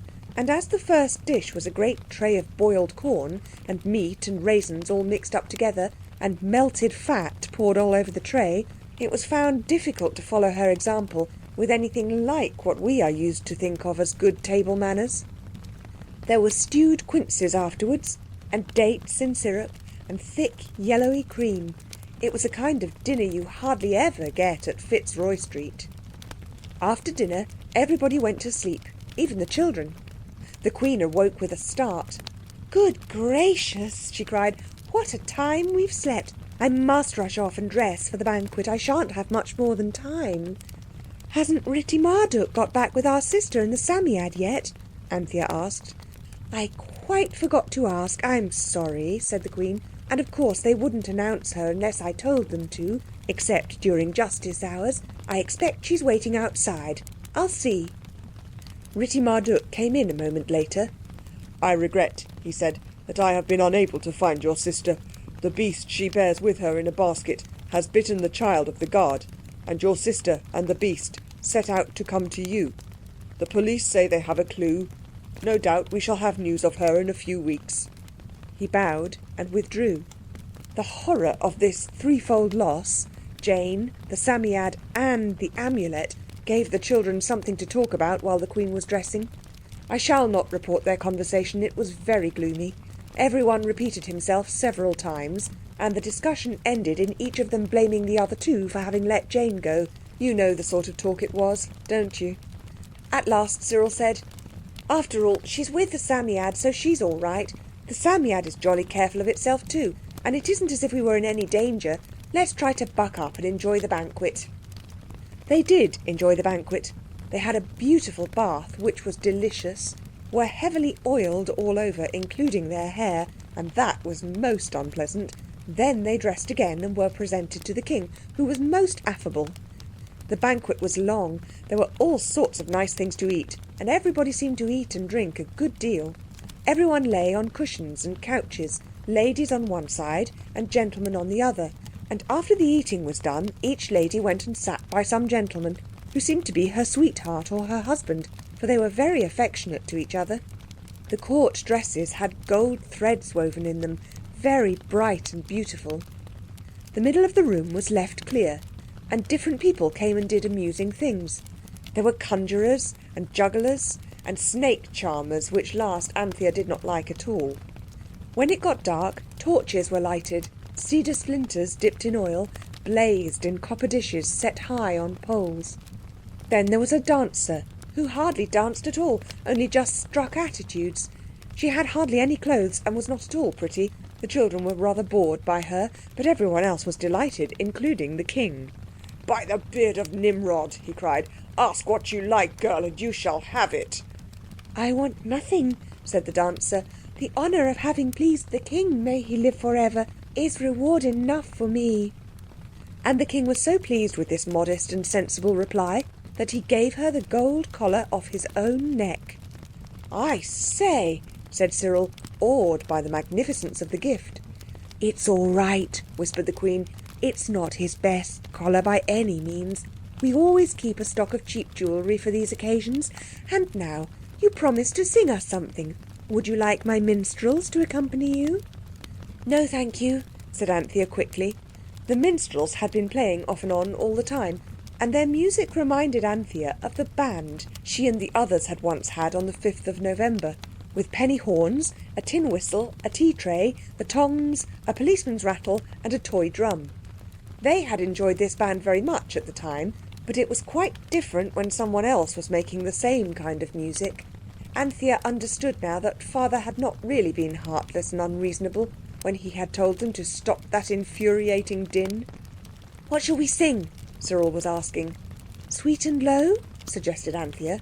"Too soft. I vote for Who Will O'er the Downs. Now then, 1, 2, 3. Oh, who will o'er the downs so free? Oh, who will with me ride? Oh, who will up and follow me to win a blooming bride? A father, he has locked the door, a mother keeps the key, but neither bolt nor bar shall keep my own true love from me. Jane, the alto, was missing, and Robert, unlike the mother of the lady in the song, could never keep the key. But the song, even so, was sufficiently unlike anything that any of them had ever heard to rouse the Babylonian court to the wildest enthusiasm. "More, more," cried the king. "By my beard, this savage music is a new thing. Sing again." So they sang. I saw her bower at twilight grey, 'twas guarded safe and sure. I saw her bower at break of day, 'twas guarded then no more. The varlets they were all asleep, and there was none to see the greeting fair that passed there between my love and me. Shouts of applause greeted the ending of the verse, and the king would not be satisfied till they had sung all their part songs, they only knew 3, twice over, and ended up with Men of Harlech in unison. Then the king stood up in his royal robes with his high, narrow crown on his head and shouted, "By the beak of Nisroch, ask what you will, strangers from the land where the sun never sets." "We ought to say it's honour enough, like the dancer did," whispered Anthea. "No, let's ask for it," said Robert. No, I'm sure the others' manners," said Anthea. But Robert, who was excited by the music and the flaring torches and the applause and the opportunity, spoke up before the others could stop him. "Give us half of the amulet that has on it the name Ur-Hekau Setche," he added as an afterthought, "O King, live forever." As he spoke the great name, those in the pillared hall fell on their faces and lay still. All but the Queen, who crouched amid her cushions with her head in her hands, and the King, who stood upright, perfectly still, like the statue of a king in stone.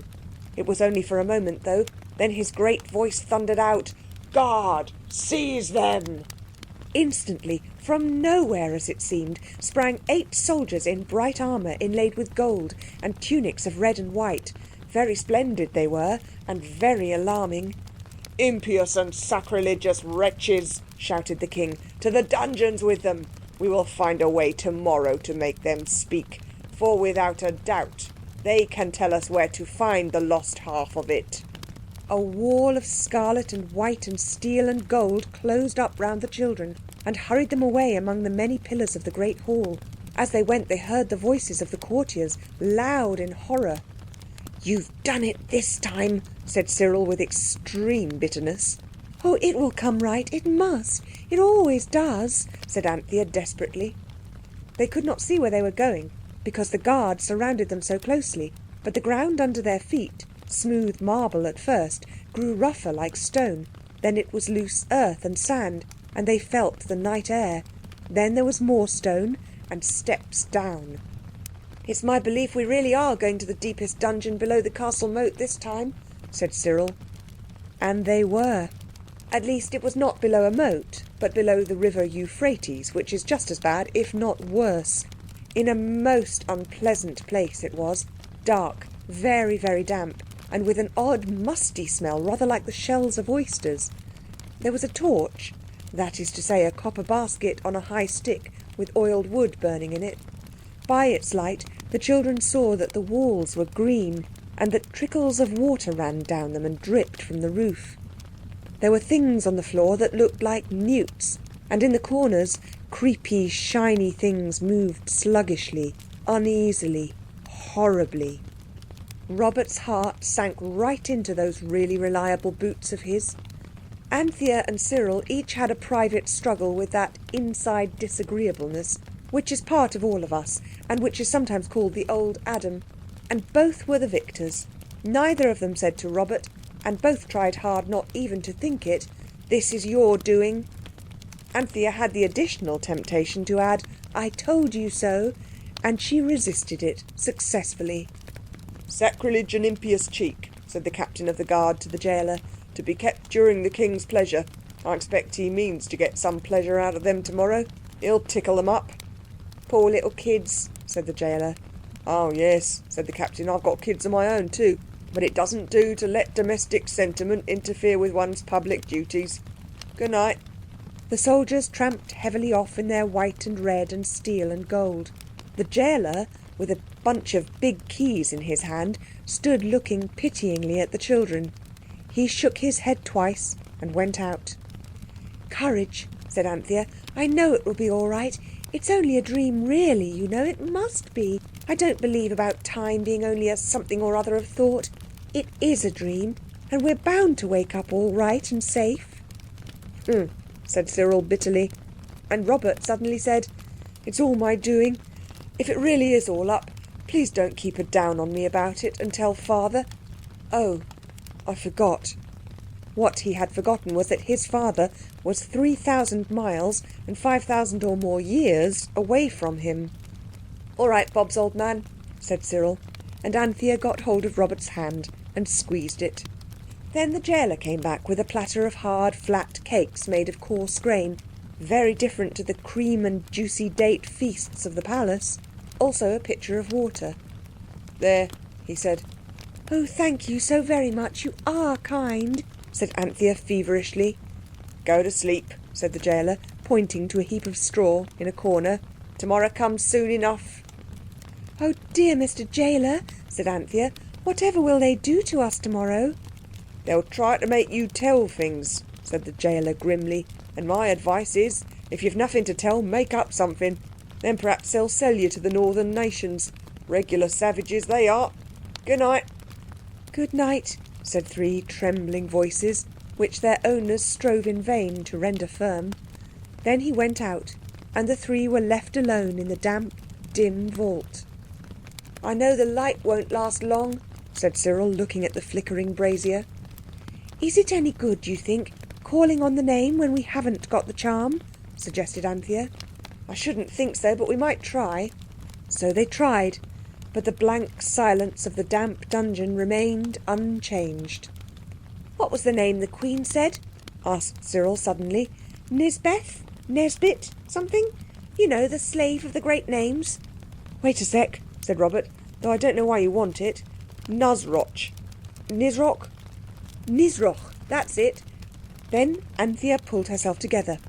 All her muscles tightened, and the muscles of her mind and soul, if you can call them that, tightened too.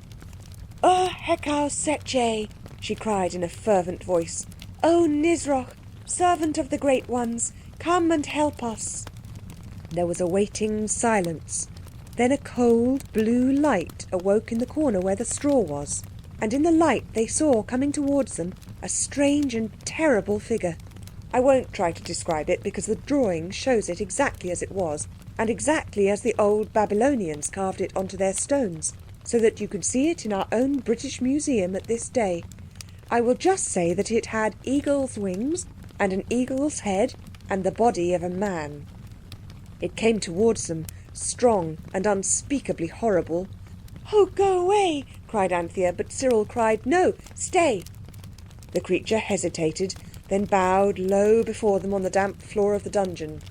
"Speak," it said, in a harsh, grating voice, like large rusty keys being turned in locks. "The servant of the Great Ones is your servant. What is your need that you call on the name of Nisroch?" "We want to go home," said Robert. "No, no," cried Anthea. "We want to be where Jane is."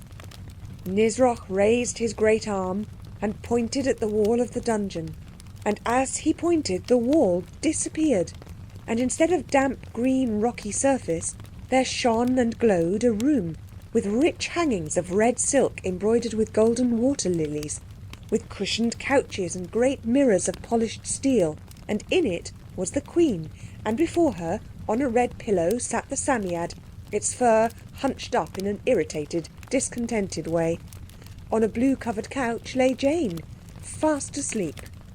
"Walk forward without fear," said Nisroch. "Is there aught else that the servant of the great name can do for those who speak that name?"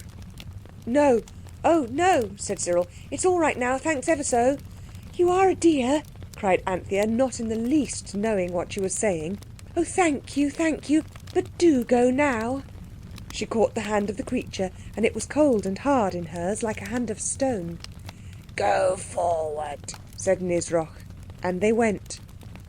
"Oh, my good gracious," said the Queen as they stood before her. "How did you get here? I knew you were magic. I meant to let you out first thing in the morning, if I could slip away, but thanks be to Dagon you've managed it for yourselves. You must get away. I'll wake my chief lady, and she shall call Ritti Marduk, and he'll let you out the back way, and—" "Don't rouse anybody, for goodness sake," said Anthea, "except Jane, and I'll rouse her." She shook Jane with energy, and Jane slowly awoke.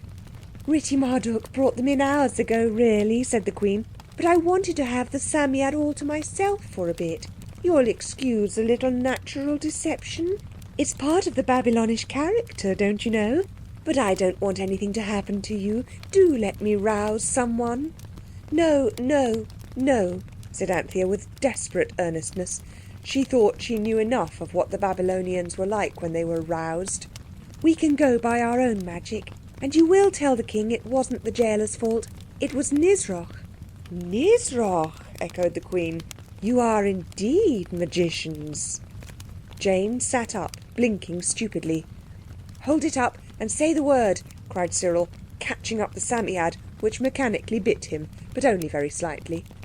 "Which is the east?" asked Jane. "Behind me," said the Queen. "Why?" Hekau Setche, said Jane sleepily, and held up the charm. And there they all were, in the dining room at 300 Fitzroy Street. "Jane," cried cried Cyril with great presence of mind. "Go and get the plate of sand down for the Psammead." Jane went. "Look here," he said quickly as the sound of her boots grew less loud on the stairs. "Don't let's tell her about the dungeon and all that. It'll only frighten her so that she'll never want to go anywhere else." "Righto," said Robert, but Anthea felt that she could not have said a word to save her life. "Why did you want to come back in such a hurry?" asked Jane, returning with the plate of sand. "It was awfully jolly in Babylon, I think. I liked it no end." "Oh yes," said Cyril carelessly. "It was jolly enough, of course, but I thought we'd been there long enough. Mother always says you oughtn't to wear out your welcome." "Now tell us what happened to you," said Cyril to Jane, when he and the others had told her all about the Queen's talk and the banquet and the variety entertainment, carefully stopping short before the beginning of the dungeon part of the story. "It wasn't much good going," said Jane, "if you didn't even try to get the amulet." "We found out it was a no-go," said Cyril. "It's not to be got in Babylon. It was lost before that. We'll go to some other jolly friendly place where everyone is kind and pleasant and look for it there. Now, tell us about your part." "Oh," said Jane, "the Queen's man with the smooth face. What was his name?" "Ritti Marduk," said Cyril. "Yes," said Jane, "Ritti Marduk. He came for me just after the Psammead had bitten the guard of the gate's wife's little boy, and he took me to the palace, and we had supper with the new little Queen from Egypt. She is a dear, not much older than you. She told me heaps about Egypt, and we played ball after supper, and then the Babylon Queen sent for me. I like her too, and she talked to the Psammead and I went to sleep. And then you woke me up. That's all." The Psammead, roused from its sound sleep, told the same story. "But," it added, "what possessed you to tell the Queen that I could give wishes? I sometimes think you were born without even the most rudimentary imitation of brains." The children did not know the meaning of rudimentary, but it sounded a rude, insulting word. "I don't see that we did any harm," said Cyril sulkily. "Oh no," said the Psammead, with withering irony. "Not at all, of course not. Quite the contrary, exactly so. Only she happened to wish that she soon might find herself in your country, and soon may mean any moment." "Then it's your fault," said Robert, "because you might just as well have made soon mean some moment next year or next century." "That's where you, as so often happens, make the mistake," rejoined the Sand Fairy. "I couldn't mean anything but what she meant by soon.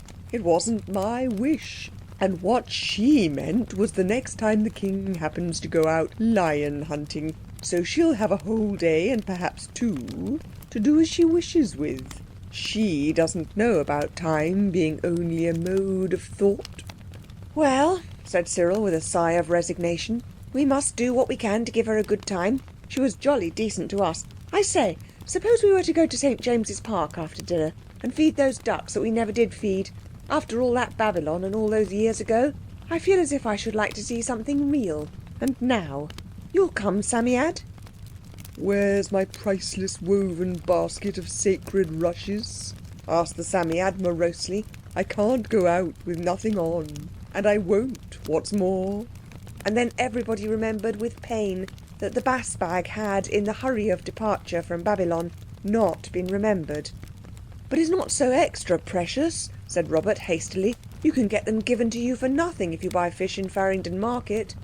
"Oh," said the Psammead very crossly indeed. "So you presume on my sublime indifference to the things of this disgusting modern world? To fob me off with a travelling equipage that costs you nothing? Very well, I shall go to sand. Please don't wake me." And it went then and there to sand, which, as you know, meant to bed. The boys went to St James's Park to feed the ducks, but they went alone. Anthea and Jane sat sewing all the afternoon. They cut off half a yard from each of their best green Liberty sashes. A towel cut in two formed a lining, and they sat and sewed and sewed and sewed. What they were making was a bag for the Psammead. Each worked at half of the bag. Jane's half had four-leaved shamrocks embroidered on it. They were the only things she could do. because she had been taught how at school, and fortunately some of the silk she had been taught with was left over. And even so, Anthea had to draw the pattern for her. Anthea's side of the bag had letters on it, worked hastily but affectionately in chain stitch. They were something like this: Sam's travel car. She would have put travelling carriage, but she made the letters too big, so there was no room. The bag was made into a bag with old Nurse's sewing machine, and the strings of it were Anthea and Jane's best red hair ribbons. At tea time, when the boys had come home with a most unfavourable report of the St James's Park ducks, Anthea ventured to awaken the Psammead and to show it its new travelling bag. It said, sniffing a little contemptuously, yet at the same time affectionately. It's not so dusty. The Psammead seemed to pick up very easily the kind of things that people said nowadays. For a creature that had in its time associated with megatheriums and pterodactyls, its quickness was really wonderful. It's more worthy of me, it said, than the kind of bag that's given away with a pound of plaice. When do you propose to take me out in it? I should like a rest from taking you or us anywhere, said Cyril. But Jane said, I want to go to Egypt. I did like that Egyptian princess that came to marry the king of Babylon. She told me about the larks they've got in Egypt. And the cats. Do let's go there. And I told her what the bird things on the amulet were like, and she said it was Egyptian writing. The others exchanged looks of silent rejoicing at the thought of their cleverness in having concealed from Jane the terrors they had suffered in the dungeon below the Euphrates. Egypt's so nice too, Jane went on, because of Dr. Brewer's scripture history. I'd like to go there when Joseph was dreaming those curious dreams, or when Moses was doing wonderful things with snakes and sticks. I don't care about snakes, said Anthea, shuddering. Well, we needn't be in at that part, but Babylon was lovely. We had cream and sweet sticky stuff, and I expect Egypt's the same. There was a good deal of discussion, but it all ended in everybody's agreeing to Jane's idea. And next morning, directly after breakfast, which was kippers and very nice, the Psammead was invited to get into his travelling carriage. The moment after it had done so, with stiff, furry reluctance, like that of a cat when you want to nurse it and its ideas are not the same as yours, old Nurse came in. Well, chickies, she said, are you feeling very dull? Oh no, Nurse dear, said Anthea. We're having a lovely time. We're just going off to see some old ancient relics. Ah, said the old Nurse, the Royal Academy, I suppose. Don't go wasting your money too recklessly, that's all.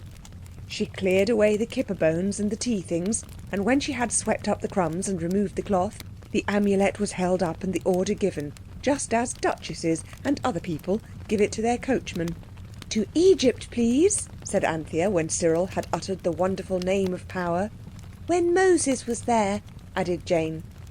And there, in the dingy Fitzroy Street dining room, the amulet grew big, and it was an arch, and through it they saw a blue, blue sky and a running river. No, stop, said Cyril, and pulled down Jane's hand with the amulet in it. What silly cuckoos we all are, he said. Of course we can't go. We daren't leave home for a single minute now, for fear that minute should be the minute. What minute be what minute? Asked Jane impatiently, trying to get her hand away from Cyril. The minute when the Queen of Babylon comes, said Cyril, and then everyone saw it. For some days life flowed in a very slow, dusty, uneventful stream. The children could never go out all at once, because they never knew when the King of Babylon would go out lion hunting and leave his queen free to pay them that surprise visit to which she was, without doubt, eagerly looking forward. So they took it in turns, 2 and 2, to go out and to stay in. The stay-at-homes would have been much duller than they were, but for the new interest taken in them by the learned gentleman. He called Anthea in one day to show her a beautiful necklace of purple and gold beads. I saw one like that, she said, in the British Museum, perhaps? I like to call the place where I saw it Babylon, said Anthea cautiously. A pretty fancy, said the learned gentleman, and quite correct too, because as a matter of fact, these beads did come from Babylon. The other 3 were all out that day, The boys had been going to the zoo, and Jane had said so plaintively, "I'm sure I'm fonder of rhinoceroses than either of you are," that Anthea had told her to run along then. And she had run, catching the boys before that part of the road where Fitzroy Street suddenly becomes Fitzroy Square. "I think Babylon is most frightfully interesting," said Anthea. "I do have such interesting dreams about it. At least, not dreams exactly, but quite as wonderful." "Do sit down and tell me," said he. So she sat down and told, and he asked her a lot of questions, and she answered them as well as she could. "Wonderful, wonderful," he said at last. "One's heard of thought transference, but I never thought I had any power of that sort. Yet it must be that, and very bad for you, I should think. Doesn't your head ache very much?" He suddenly put a cold, thin hand on her forehead. "No, thank you, not at all," said she. "I assure you it's not done intentionally," he went on. "Of course, I know a good deal about Babylon, and I unconsciously communicate it to you. You've heard of thought reading? But some of the things you say I don't understand. They never enter my head, and yet they're so astoundingly probable." "It's all right," said Anthea reassuringly. "I understand. And don't worry, it's all quite simple, really." It was not quite so simple when Anthea, having heard the others come in, went down, and before she had time to ask how they had liked the zoo, heard a noise outside, compared to which the wild beasts' noises were gentle as singing birds.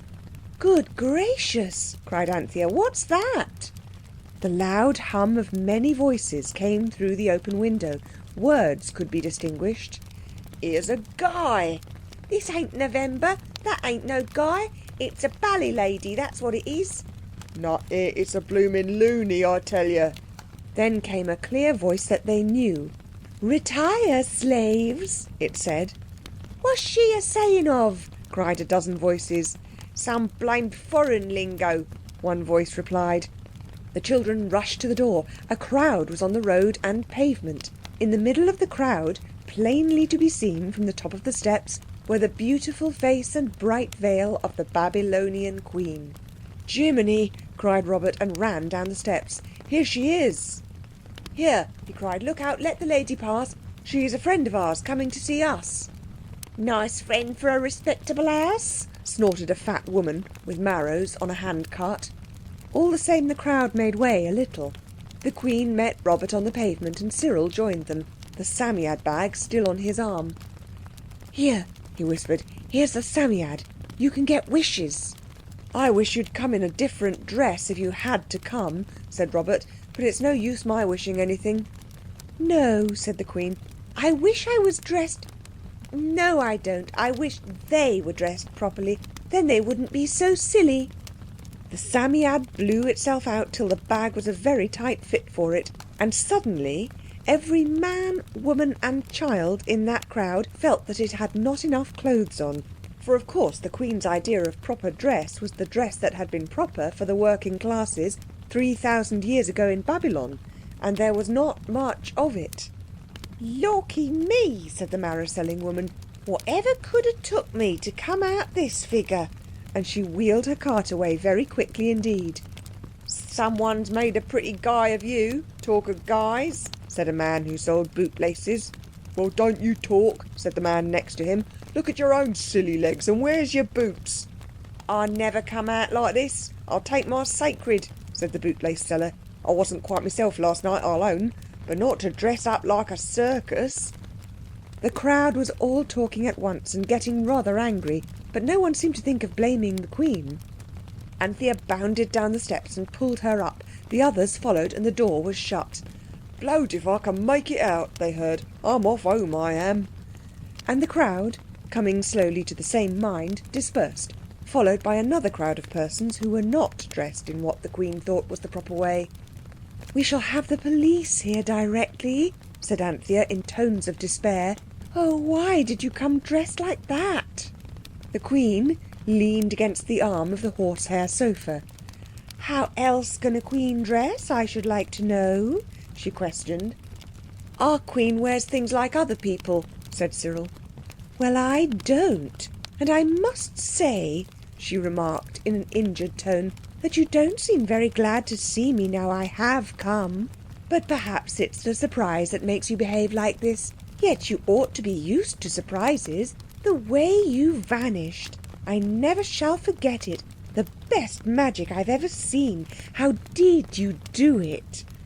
"Oh, never mind about that now," said Robert. "You see, you've gone and upset all those people, and I expect they'll fetch the police. And we don't want to see you collared and put in prison."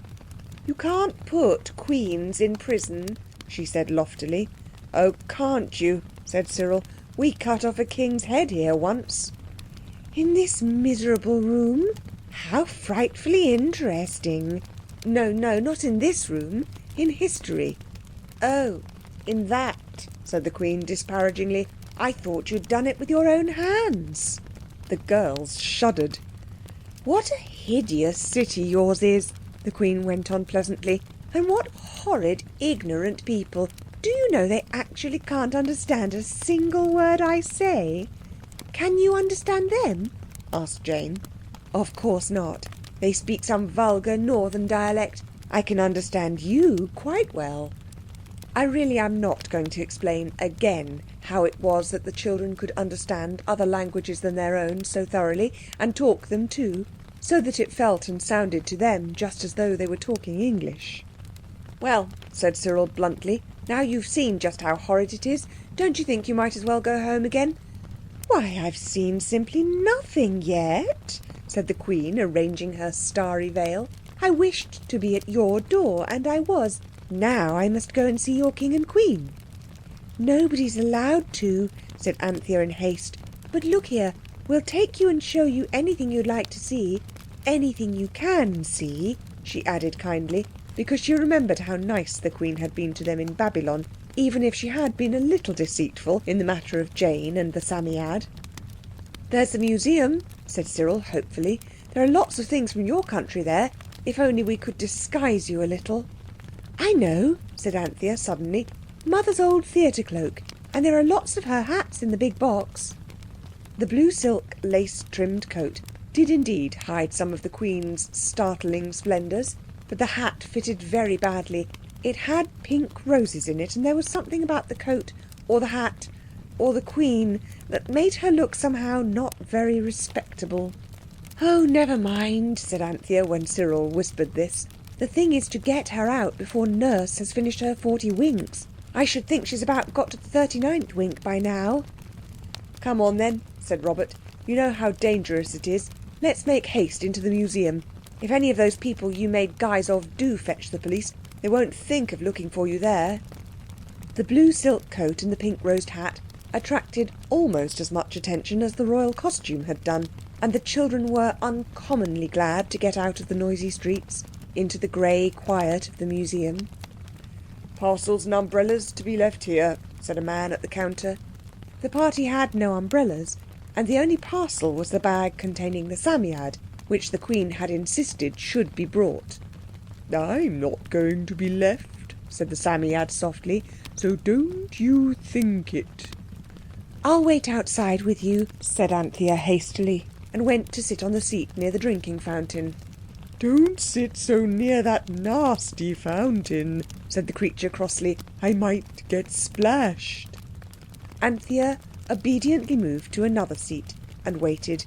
Indeed, she waited and waited and waited and waited and waited. The Psammead dropped into an uneasy slumber.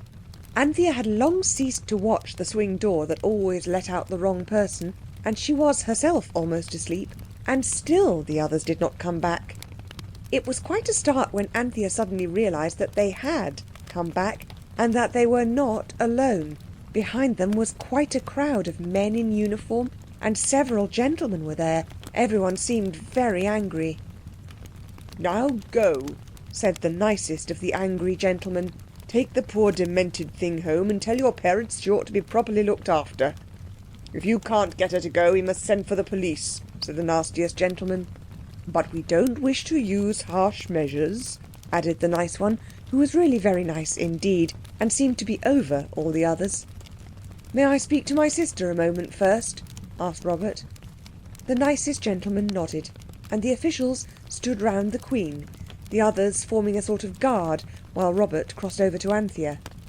"Everything you can think of," he replied to Anthea's glance of inquiry. "Kicked up the most frightful shine in there. Said those necklaces and earrings and things in the glass cases were all hers. Would have them out of the cases. Tried to break the glass. She did break one bit. Everybody in the place has been at her. No good. I only got her out by telling her that was the place where they cut queens' heads off." "Oh, Bobs, what a whacker!" "You'd have told a whackinger one to get her out. Besides, it wasn't. I meant mummy queens. How do you know they don't cut off mummies' heads to see how the embalming is done? What I want to say is, can't you get her to go with you quietly?" "I'll try," said Anthea, and went up to the Queen.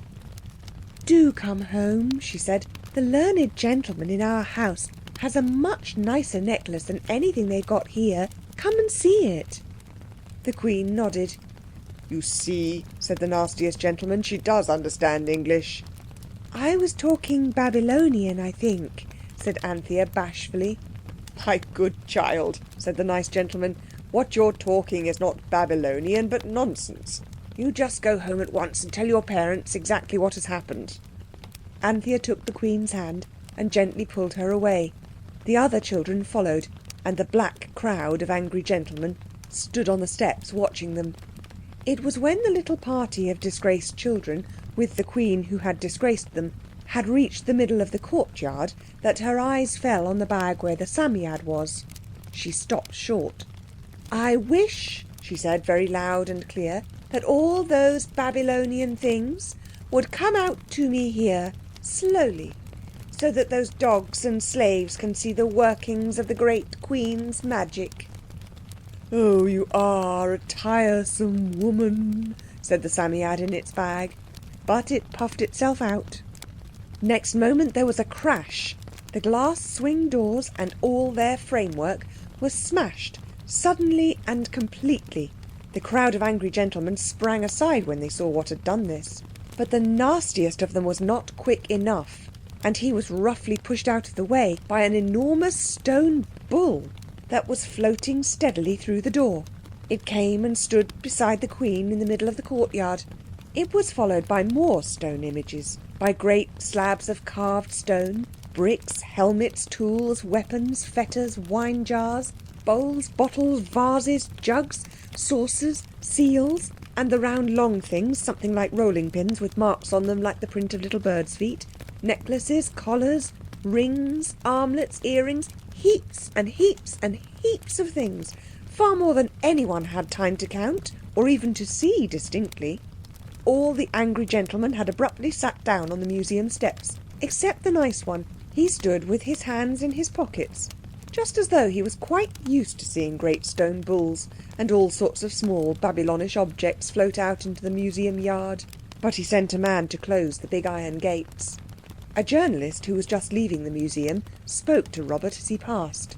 "Theosophy, I suppose," he said. "Is she Mrs. Besant?" "Yes," said Robert recklessly. The journalist passed through the gates just before they were shut. He rushed off to Fleet Street, and his paper got out a new edition within half an hour. Mrs. Besant and Theosophy, impertinent miracle at the British Museum. People saw it in fat black letters on the boards carried by the sellers of newspapers. Some few people who had nothing better to do went down to the museum on the tops of omnibuses. But by the time they got there was nothing to be seen. For the Babylonian Queen had suddenly seen the closed gates, had felt the threat of them, and had said, "I wish we were in your house." And of course instantly they were. The Psammead was furious. "Look here," it said, "they'll come after you and they'll find me. There'll be a national cage built for me at Westminster, and I shall have to work at politics. Why wouldn't you leave the things in their places?" "What a temper you have, haven't you?" said the Queen serenely. "I wish all the things were back in their places. Will that do for you?"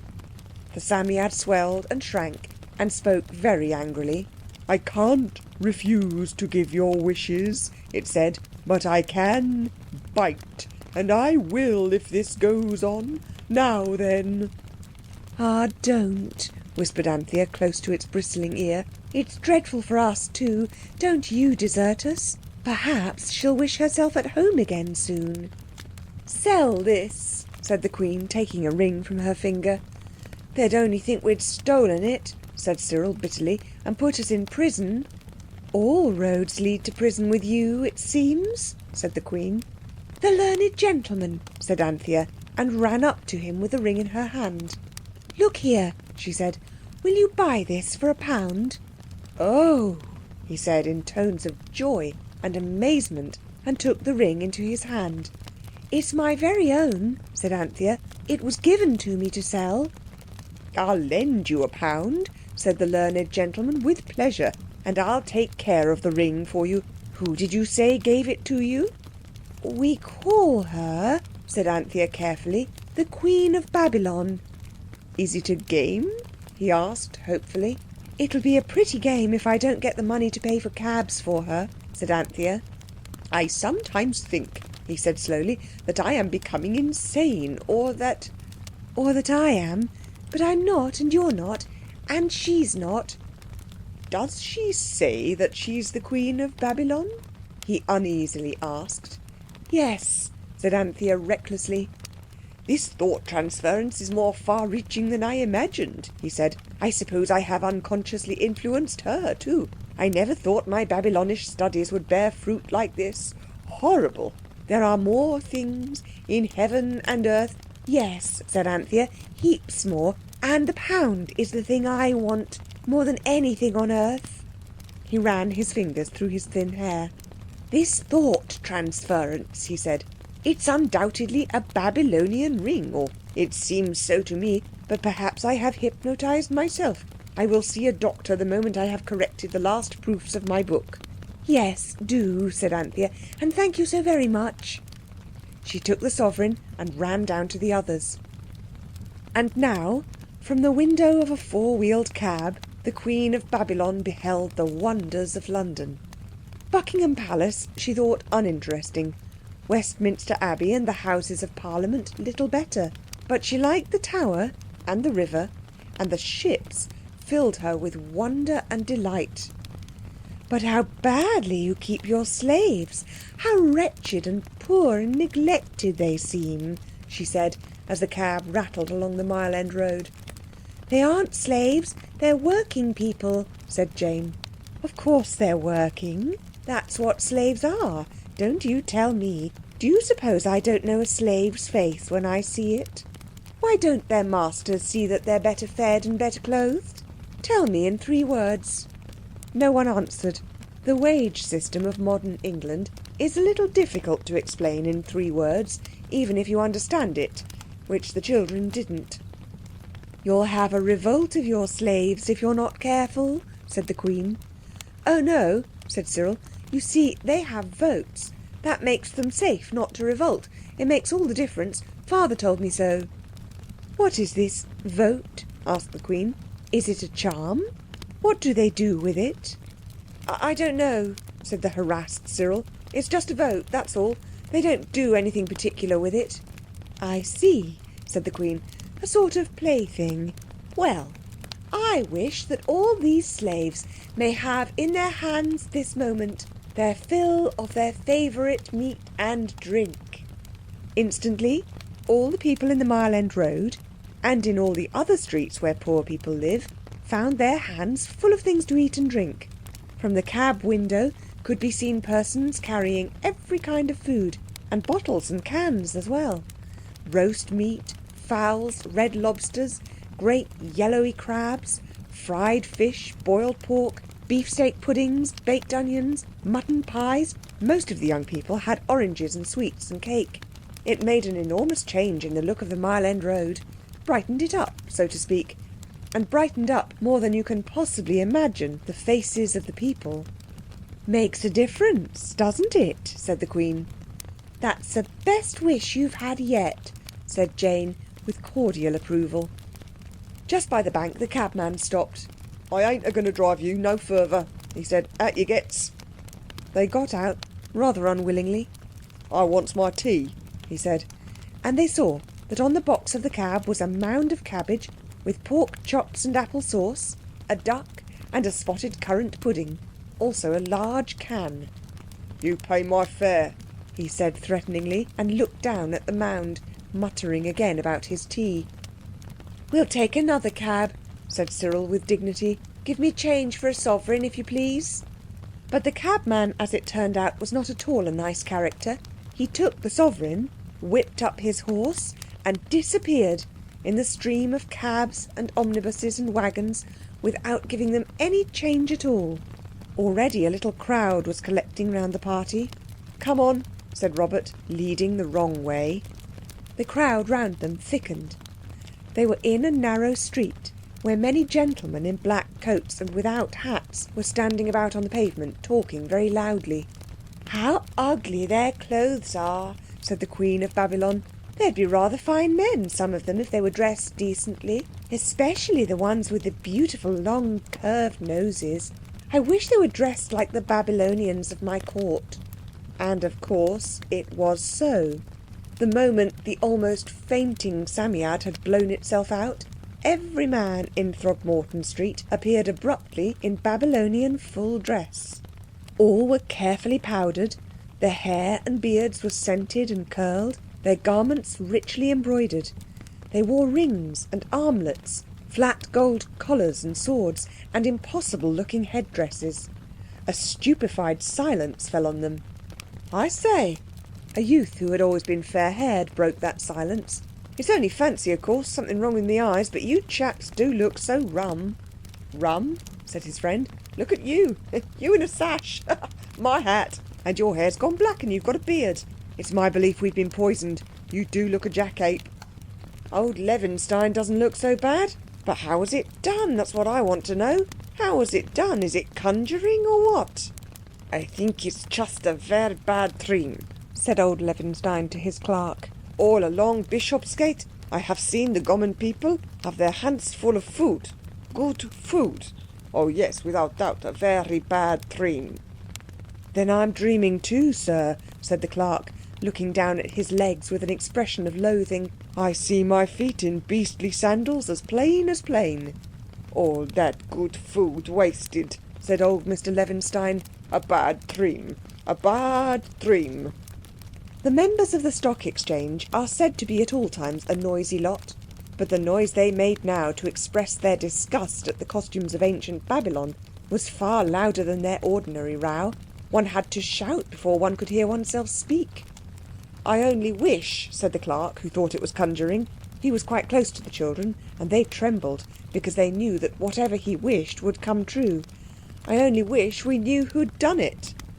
And of course, instantly they did know, and they pressed round the Queen. "Scandalous! Shameful! Ought to be put down by law! Give her in charge! Fetch the police!" 2 or 3 voices shouted at once. The Queen recoiled. "What is it?" she asked. "They sound like caged lions. Lions by the thousand. What is it that they say?" "They say police," said Cyril briefly. "I knew they would sooner or later, and I don't blame them, mind you." "I wish my guards were here," cried the Queen. The exhausted Psammead was panting and trembling, but the Queen's guards, in red and green garments and brass and iron gear, choked Throgmorton Street and bared weapons flashed round the Queen. "I'm mad," said a Mr. Rosenbaum. "That's what it is, mad." "It's a judgment on you, Rosie," said his partner. "I always said you were too hard in that matter of Flowerdew. It's a judgment and I'm in it too." The members of the Stock Exchange had edged carefully away from the gleaming blades, the mailed figures, the hard, cruel Eastern faces. But Throgmorton Street is narrow, and the crowd was too thick for them to get away as quickly as they wished. "Kill them!" cried the Queen. "Kill the dogs!" The guards obeyed. "It is all a dream," cried Mr. Levinstein, cowering in a doorway behind his clerk. "It isn't," said the clerk. "It isn't. Oh, my good gracious. Those foreign brutes are killing everybody. Henry Hirsch is down now, and Prentice is cut in two. Oh, Lord! And Hoof! And there goes Lionel Cohen with his head off. And Guy Nichols has lost his head now. A dream? I wish to goodness it was all a dream."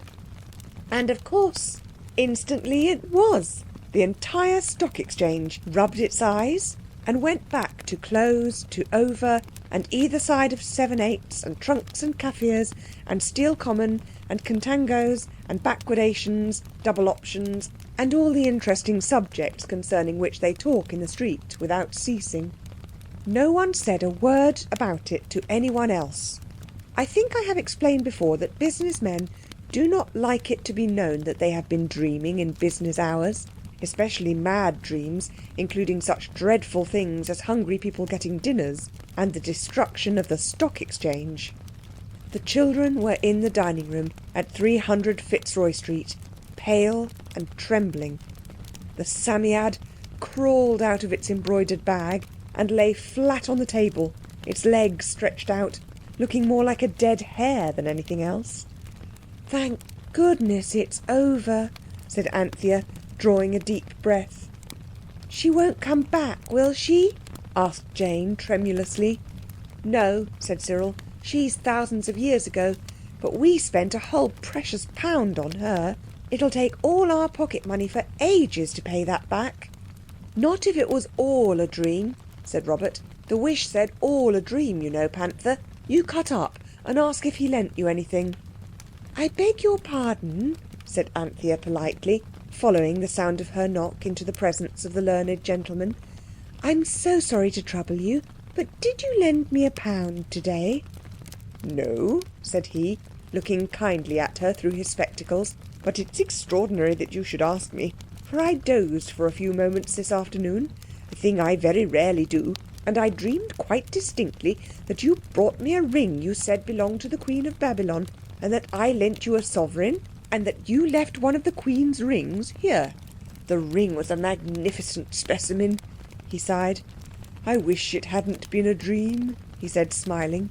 He was really learning to smile quite nicely.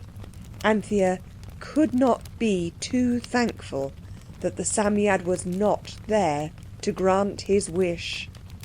You will understand that the adventure of the Babylonian Queen in London was the only one that had occupied any time at all. But the children's time was very fully taken up by talking over all the wonderful things seen and done in the past, where, by the power of the Amulet, they seemed to spend hours and hours, only to find when they got back to London that the whole thing had been briefer than a lightning flash. They talked of the past at their meals, in their walks, in the dining room, in the first floor drawing room, but most of all on the stairs. It was an old house. It had once been a fashionable one, and was a fine one still.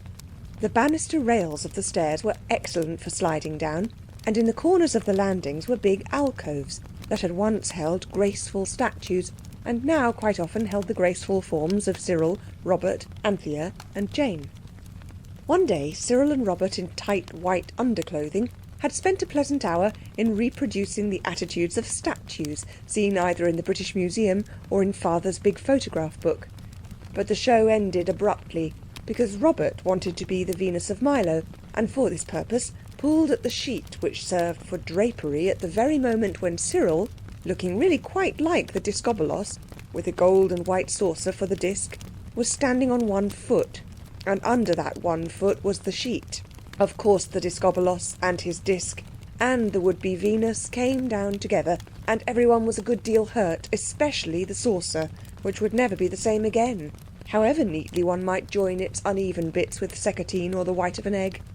"I hope you're satisfied," said Cyril, holding his head where a large lump was rising. "Quite, thanks," said Robert bitterly. His thumb had caught in the banisters and bent itself back almost to breaking point. "I am so sorry, poor dear squirrel," said Anthea, "and you were looking so lovely. I'll get a wet rag. Bobs, go and hold your hand under the hot water tap. It's what ballet girls do with their legs when they hurt them. I saw it in a book." "What book?" said Robert disagreeably. But he went.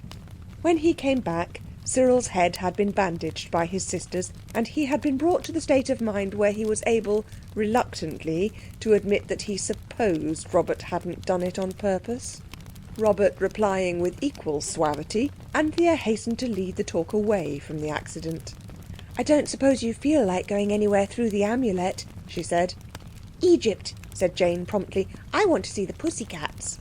Not me. Too hot, said Cyril. It's about as much as I can stand here, let alone Egypt. It was indeed hot, even on the second landing, which was the coolest place in the house. Let's go to the North Pole. I don't suppose the amulet was ever there, and we might get our fingers frostbitten so that we could never hold it up to get home again. No thanks, said Robert. I say, said Jane, let's get the Psammead and ask its advice. It will like us asking, even if we don't take it. The Psammead was brought up in its green silk embroidered bag, but before it could be asked anything, the door of the learned gentleman's room opened, and the voice of the visitor who had been lunching with him was heard on the stairs. He seemed to be speaking with the door handle in his hand. You see a doctor, old boy, he said. All that about thought transference is just simply twaddle. You've been overworking. Take a holiday. Go to Dieppe. I'd rather go to Babylon, said the learned gentleman. I wish you'd go to Atlantis sometime while we're about it, so as to give me some tips for my 19th century article when you come home. I wish I could, said the voice of the learned gentleman. Goodbye. Take care of yourself. The door was banged, and the visitor came smiling down the stairs. A stout, prosperous, big man. The children had to get up to let him pass. Hello, kiddies, he said, glancing at the bandages on the head of Cyril and the hand of Robert. Been in the wars? It's all right, said Cyril. I say, what was that Atlantic place you wanted him to go to? We couldn't help hearing you talk. You talk so very loud, you see, said Jane soothingly. Atlantis, said the visitor. The lost Atlantis, garden of the Hesperides. Great continent, disappeared in the sea. You can read about it in Plato. Thank you, said Cyril doubtfully. Were there any amulets there? Asked Anthea, made anxious by a sudden thought. Hundreds, I should think. So he's been talking to you? Yes, often. He's very kind to us. We like him awfully. Well, what he wants is a holiday. You persuade him to take one. What he wants is a change of scene. You see, his head is crusted so thickly inside with knowledge about Egypt and Assyria and things that you can't hammer anything into it unless you keep hard at it all day long for days and days. And I haven't time. But you live in the house, you can hammer almost incessantly. Just try your hands, will you? Right. So long.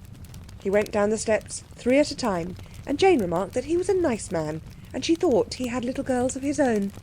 I should like to have them to play with, she added pensively. The 3 elder ones exchanged glances. Cyril nodded. All right, let's go to Atlantis, he said. Let's go to Atlantis and take the learned gentleman with us, said Anthea. He'll think it's a dream afterwards, but it'll certainly be a change of scene. Why not take him to nice Egypt? Asked Jane. Too hot, said Cyril shortly. Or Babylon, where he wants to go. I've had enough of Babylon, said Robert, at least for the present, and so have the others. I don't know why, he added, forestalling the question on Jane's lips, but somehow we have. Squirrel, let's take off these beastly bandages and get into flannels. We can't go in our unders. He wished to go to Atlantis, so he's got to go sometime, and he might as well go with us, said Anthea. This was how it was that the learned gentleman, permitting himself a few moments of relaxation in his chair after the fatigue of listening to opinions about Atlantis and many other things with which he did not at all agree, opened his eyes to find his 4 young friends standing in front of him in a row. Will you come, said Anthea, to Atlantis with us? To know that you are dreaming shows that the dream is nearly at an end, he told himself. Or perhaps it's only a game, like how many miles to Babylon. So he said aloud, Thank you very much, but I only have a quarter of an hour to spare. It doesn't take any time, said Cyril. Time is only a mode of thought, you know, and you've got to go sometime, so why not with us? Very well, said the learned gentleman, now quite certain that he was dreaming. Anthea held out her soft pink hand. He took it. She pulled him gently to his feet. Jane held up the amulet. To just outside Atlantis, said Cyril, and Jane said the name of power. You owl, said Robert. It's an island. Outside an island's all water. I won't go. I won't, said the Psammead, kicking and struggling in its bag. But already the amulet had grown to a great arch. Cyril pushed the learned gentleman, as undoubtedly the firstborn, through the arch. Not into water, but onto a wooden floor, out of doors. The others followed. The amulet grew smaller again, and there they all were, standing on the deck of a ship, whose sailors were busy making her fast with chains to rings on a white quayside. The rings and the chains were of a metal that shone red-yellow, like gold. Everyone on the ship seemed too busy at first to notice the group of newcomers from Fitzroy Street. Those who seemed to be officers were shouting orders to the men. They stood and looked across the wide quay to the town that rose beyond it. What they saw was the most beautiful sight any of them had ever seen or ever dreamed of. The blue sea sparkled in soft sunlight. Little white-capped waves broke softly against the marble breakwaters that guarded the shipping of a great city from the wilderness of winter winds and seas. The quay was of marble, white and sparkling with a veining bright as gold. The city was of marble, red and white. The greater buildings, that seemed to be temples and palaces, were roofed with what looked like gold and silver, but most of the roofs were of copper, that glowed golden red on the houses on the hills among which the city stood, and shaded into marvellous tints of green and blue and purple, where they had been touched by the salt sea spray and the fumes of the dyeing and smelting works of the lower town. Broad and magnificent flights of marble stairs led up from the quay to a sort of terrace that seemed to run along for miles, and beyond rose the town, built on a hill. The learned gentleman drew a long breath. "Wonderful," he said. "Wonderful. I say, Mr. What's your name?" said Robert. "He means," said Anthea with gentle politeness, "that we can never remember your name. I know it's Mr. De-something." "When I was your age I was called Jimmy," he said timidly. "Would you mind? I should feel more at home in a dream like this if I... anything that made me seem more like one of you." "Thank you, Jimmy," said Anthea with an effort. It seemed such a cheek to be saying Jimmy to a grown-up man. "Jimmy, dear," she added with no effort at all. Jimmy smiled and looked pleased. But now the ship was made fast, and the captain had time to notice other things. He came towards them, and he was dressed in the best of all possible dresses for the seafaring life. "What are you doing here?" he asked rather fiercely. "Do you come to bless or to curse?" "To bless, of course," said Cyril. "I'm sorry if it annoys you, but we're here by magic. We came from the land of the sun rising," he went on explanatorily. "I see," said the captain. No one had expected that he would. "I didn't notice at first, but of course I hope you're a good omen. It's needed. And this," he pointed to the learned gentleman, "your slave, I presume?" "Not at all," said Anthea. "He is a very great man. A sage, don't they call it? And we want to see all your beautiful city and your temples and things, and then we shall go back, and he will tell his friend, and his friend will write a book about it." "What?" asked the captain, fingering a rope. "Is a book?" "A record. Something written or," she added hastily, remembering the Babylonian writing, "or engraved." Some sudden impulse of confidence made Jane pluck the amulet from the neck of her frock. "Like this," she said. The captain looked at it curiously, but the other three were relieved to notice, without any of that overwhelming interest which the mere name of it had roused in Egypt and Babylon. "The stone is of our country," he said, "and that which is engraved on it is like our writing, but I cannot read it. What is the name of your sage?" Jimmy," said Anthea hesitatingly. The captain repeated, "Jimmy. Will you land?" he asked. "And shall I lead you to the kings?" "Look here," said Robert. "Does your king hate strangers?" "Our kings are 10, said the captain, "and the royal line, unbroken from Poseidon, the father of us all, has the noble tradition to do honour to strangers if they come in peace." "Then lead on, please," said Robert, "though I should like to see all over your beautiful ship and sail about in her." "That shall be later," said the captain. "Just now we're afraid of a storm. Do you notice that odd rumbling?" "That's nothing, master," said an old sailor who stood near. "It's the pilchards coming in, that's all." "Too loud," said the captain. There was a rather anxious pause, then the captain stepped onto the quay and the others followed him. "Do talk to him, Jimmy," said Anthea as they went. "You can find out all sorts of things for your friend's book." "Please excuse me," he said earnestly. "If I talk I shall wake up, and besides, I can't understand what he says." No one else could think of anything to say, so that it was in complete silence that they followed the captain up the marble steps and through the streets of the town. There were streets and shops and houses and markets. "It's just like Babylon," whispered Jane, "only everything's perfectly different." "It's a great comfort the 10 kings have been properly brought up to be kind to strangers," Anthea whispered to Cyril. "Yes," he said, "no deepest dungeons here." There were no horses or chariots in the street, but there were hand carts and low trolleys running on thick log wheels, and porters carrying packets on their heads, and a good many of the people were riding on what looked like elephants. Only the great beasts were hairy, and they had not that mild expression we are accustomed to meet on the faces of the elephants at the zoo. "Mammoths," muttered the learned gentleman, and stumbled over a loose stone. The people in the streets kept crowding round them as they went along, but the captain always dispersed the crowd before it grew uncomfortably thick by saying, "Children of the sun god and their high priest, come to bless the city." And then the people would draw back with a low murmur that sounded like a suppressed cheer. Many of the buildings were covered with gold, but the gold on the bigger buildings was of a different colour, and they had sorts of steeples of burnished silver rising above them. "Are all these houses real gold?" asked Jane. "Well, the temples are covered with gold, of course," answered the captain, "but the houses are only orichalcum. It's not quite so expensive." The learned gentleman, now very pale, stumbled along in a dazed way, repeating, "Orichalcum, orichalcum." "Don't be frightened," said Anthea. "We can get home in a minute just by holding up the charm. Would you rather go back now? We could easily come some other day without you." "Oh, no, no," he pleaded fervently. "Let the dream go on, please. Please do." "The High Jijimmy is perhaps weary with his magic journey," said the captain, noticing the blundering walk of the learned gentleman, "and we are yet very far from the great temple, where today the kings make sacrifice." He stopped at the gate of a great enclosure.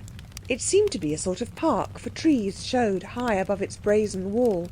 The party waited, and almost at once the captain came back with one of the hairy elephants and begged them to mount. This they did. It was a glorious ride. The elephant at the zoo, to ride on him is also glorious, but he goes such a very little way, and then he goes back again, which is always dull. But this great hairy beast went on and on and on, along streets and through squares and gardens. It was a glorious city. Almost everything was built of marble, red or white or black. Every now and then the party crossed a bridge.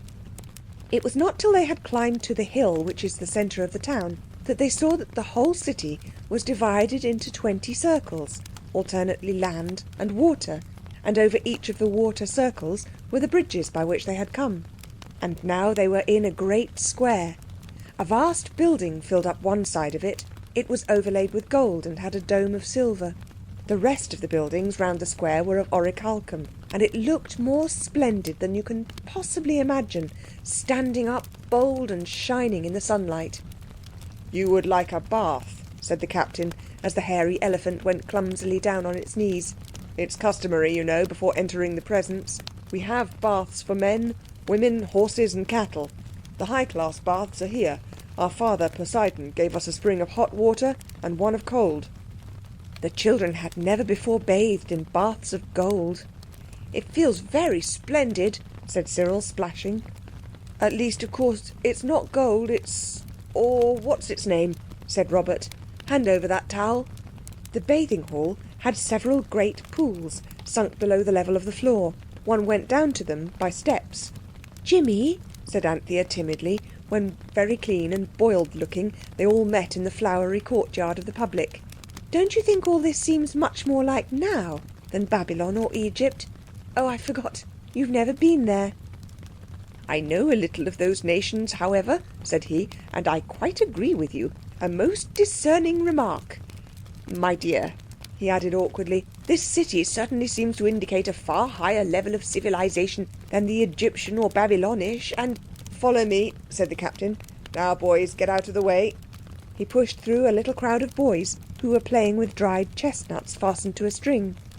"Ginger," remarked Robert, "they're playing conkers, just like the kids of Kentish Town Road." They could see now that 3 walls surrounded the island on which they were. The outermost wall was of brass, the captain told them. The next, which looked like silver, was covered with tin, and the innermost one was of orichalcum. And right in the middle was a wall of gold, with golden towers and gates. "Behold the temples of Poseidon," said the captain. "It is not lawful for me to enter. I will await your return here." He told them what they ought to say, and the 5 people from Fitzroy Street took hands and went forward. The golden gates slowly opened. "We are the children of the sun," said Cyril, as he had been told, "and our high priest, at least that's what the captain calls him. We have a different name for him at home." "What is his name?" asked a white-robed man, who stood in the doorway with his arms extended. "Jimmy," replied Cyril, and he hesitated, as Anthea had done. It really did seem to be taking a great liberty with so learned a gentleman. "And we have come to speak with your kings in the Temple of Poseidon. Does that word sound right?" he whispered anxiously. "Quite," said the learned gentleman. "It's very odd that I can understand what you say to them, but not what they say to you." "The Queen of Babylon found that too," said Cyril. "It's part of the magic." "Oh, what a dream," said the learned gentleman. The white-robed priest had been joined by others, and all were bowing low. "Enter," he said. "Enter, children of the sun, with your high Jimmy." In an inner courtyard stood the temple, all of silver, with gold pinnacles and doors, and 20 enormous statues in bright gold of men and women. Also an immense pillar of the other precious yellow metal. They went through the doors, and the priest led them up a stair into a gallery from which they could look down onto the glorious place. "The 10 kings are even now choosing the bull. It is not lawful for me to behold," said the priest, and fell face downwards on the floor outside the gallery. The children looked down. The roof was of ivory, adorned with the 3 precious metals, and the walls were lined with the favourite orichalcum. At the far end of the temple was a statue group, the like of which no one living has ever seen. It was of gold, and the head of the chief figure reached to the roof. That figure was Poseidon, the father of the city. He stood in a great chariot drawn by 6 enormous horses, and round about it were 100 mermaids riding on dolphins. 10 men, splendidly dressed and armed only with sticks and ropes, were trying to capture one of some 15 bulls, who ran this way and that about the floor of the temple. The children held their breath, for the bulls looked dangerous, and the great horned heads were swinging more and more wildly. Anthea did not like looking at the bulls. She looked about the gallery and noticed that another staircase led up from it to a still higher story. Also that a door led out into the open air, where there seemed to be a balcony. So that when a shout went up and Robert whispered, "Got him!" and she looked down and saw the herd of bulls being driven out of the temple by whips, and the 10 kings following, one of them spurring with his stick a black bull that writhed and fought in the grip of a lasso, she answered the boys' agitated, "Now we shan't see anything more," with, "Yes, we can. There's an outside balcony." So they crowded out. But very soon the girls crept back. "I don't like sacrifices," Jane said. So she and Anthea went and talked to the priest, who was no longer lying on his face, but sitting on the top step, mopping his forehead with his robe, for it was a hot day.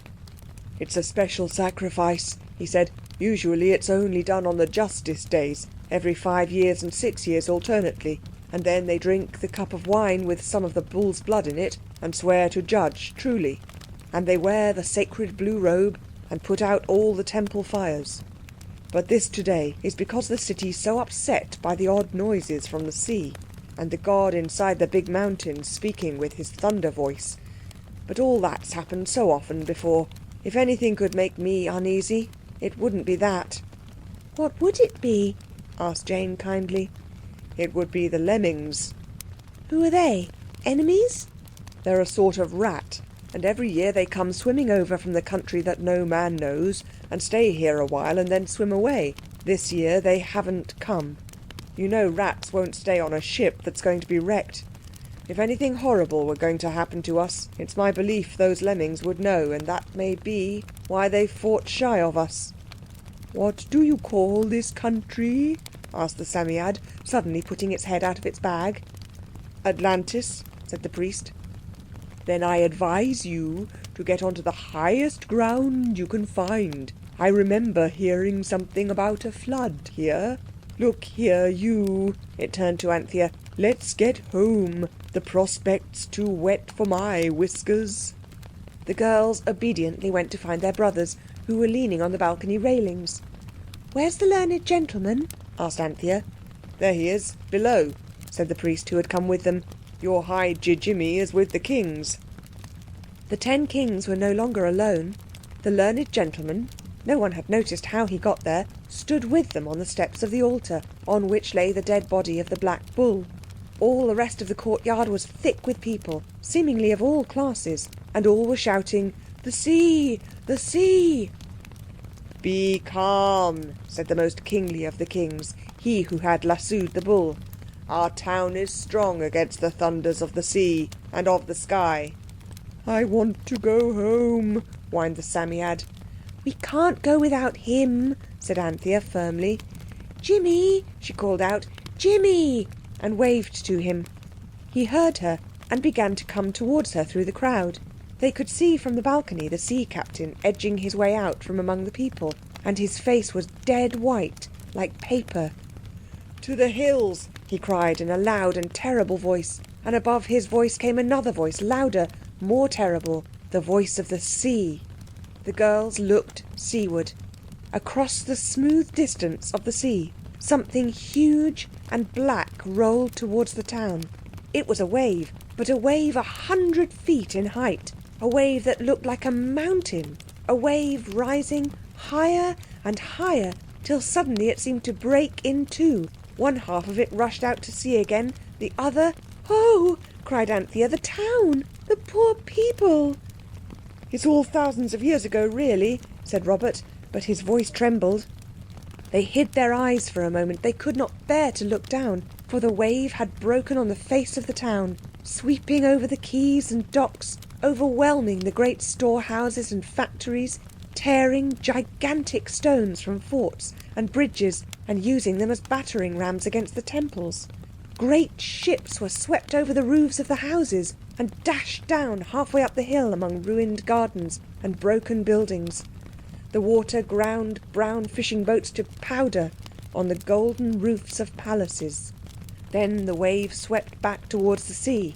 "I want to go home," cried the Psammead fiercely. "Oh yes, yes," said Jane, and the boys were ready, but the learned gentleman had not come.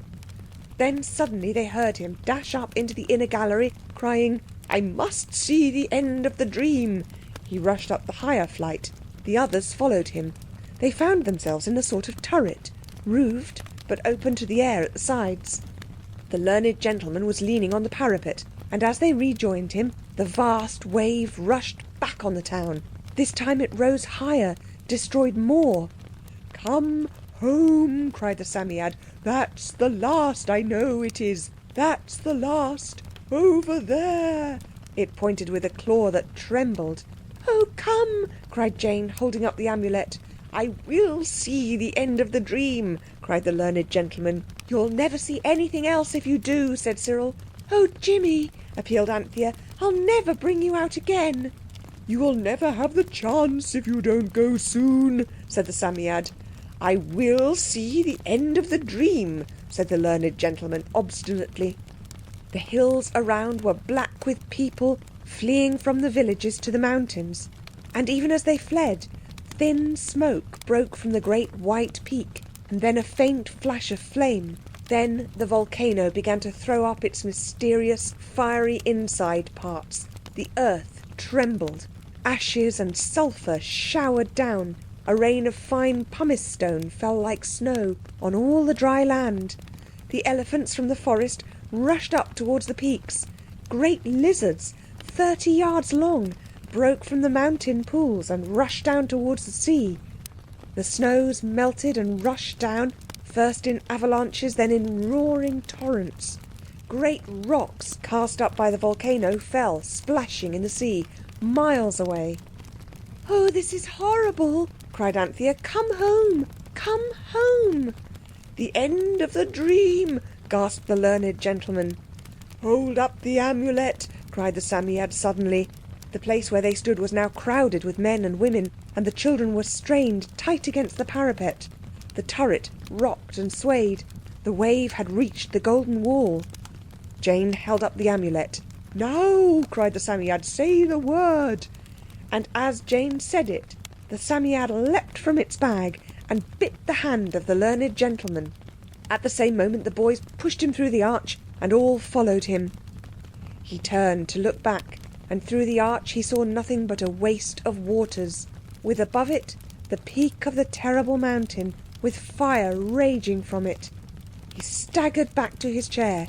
"What a ghastly dream!" he gasped.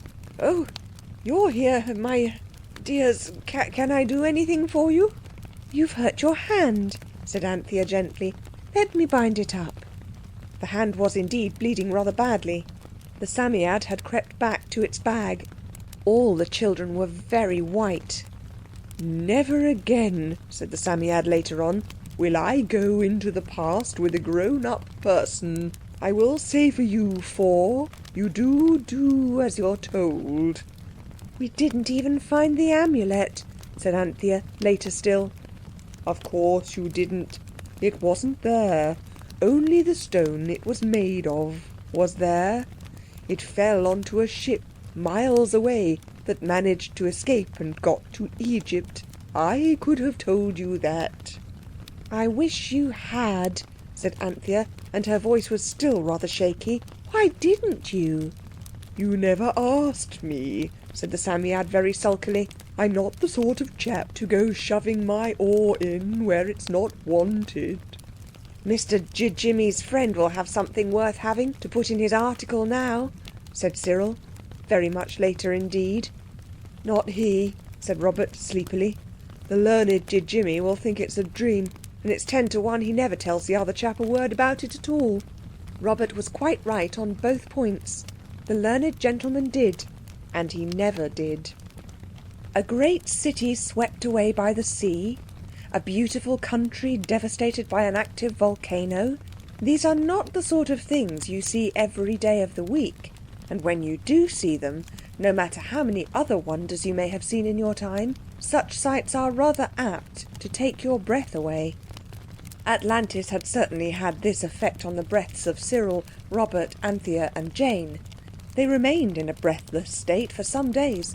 The learned gentleman seemed as breathless as anyone. He spent a good deal of what little breath he had in telling Anthea about a wonderful dream he had. "You would hardly believe," he said, "that anyone could have such a detailed vision." But Anthea could believe it, she said, quite easily. He had ceased to talk about thought transference. He had now seen too many wonders to believe that. In consequence of their breathless condition, none of the children suggested any new excursions through the amulet. Robert voiced the mood of the others when he said that they were fed up with the amulet for a bit. They undoubtedly were.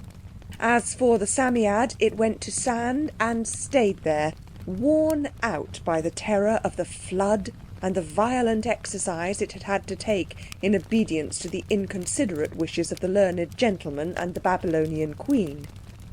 The children let it sleep. The danger of taking it about among strange people who might at any moment utter undesirable wishes was becoming more and more plain. And there are pleasant things to be done in London without any aid from amulets or Psammeads. You can, for instance, visit the Tower of London, the Houses of Parliament, the National Gallery, the Zoological Gardens, the various parks, the museums at South Kensington, Madame Tussauds' exhibition of waxworks, or the Botanical Gardens at Kew. You can go to Kew by river steamer, and this is the way that the children would have gone, if they had gone at all. Only they never did, because it was when they were discussing the arrangements for the journey, and what they should take with them to eat, and how much of it, and what the whole thing would cost, that the adventure of the little black girl began to happen. The children were sitting on a seat in St. James's Park. They had been watching the pelican repulsing with careful dignity the advances of the seagulls, who are always so anxious to play games with it. The pelican thinks very properly that it hasn't the figure for games, so it spends most of its time pretending that that is not the reason why it won't play. The breathlessness caused by Atlantis was wearing off a little. Cyril, who always wanted to understand all about everything, was turning things over in his mind. "I'm not. I'm only thinking," he answered, when Robert asked him what he was so grumpy about. "I'll tell you when I've thought it all out." "If it's about the Amulet, I don't want to hear it," said Jane. "Nobody asked you to," retorted Cyril mildly, "and I haven't finished my inside thinking about it yet. Let's go to Kew in the meantime." "I'd rather go in a steamer," said Robert, and the girls laughed. "That's right," said Cyril. "Be funny. I would." "Well, he was, rather," said Anthea. "I wouldn't think, Squirrel, if it hurts you so," said Robert kindly. "Oh, shut up," said Cyril, "or else talk about Kew." "I want to see the palms there," said Anthea hastily, "to see if they're anything like the ones on the island where we united the cook and the burglar by the Reverend Half-Curate." All disagreeableness was swept away in a pleasant tide of recollections, and "Do you remember?" they said. "Have you forgotten?" "My hat," remarked Cyril pensively, as the flood of reminiscence ebbed a little. "We have had some times." "We have that," said Robert. "Don't let's have any more," said Jane anxiously. "That's what I was thinking about," Cyril replied. And just then they heard the little black girl sniff. She was quite close to them. She was not really a little black girl. She was shabby and not very clean, and she had been crying so much that you could hardly see, through the narrow chink between her swollen lids, how very blue her eyes were. It was her dress that was black, and it was too big and too long for her, and she wore a speckled black ribboned sailor hat that would have fitted a much bigger head than her little flaxen one.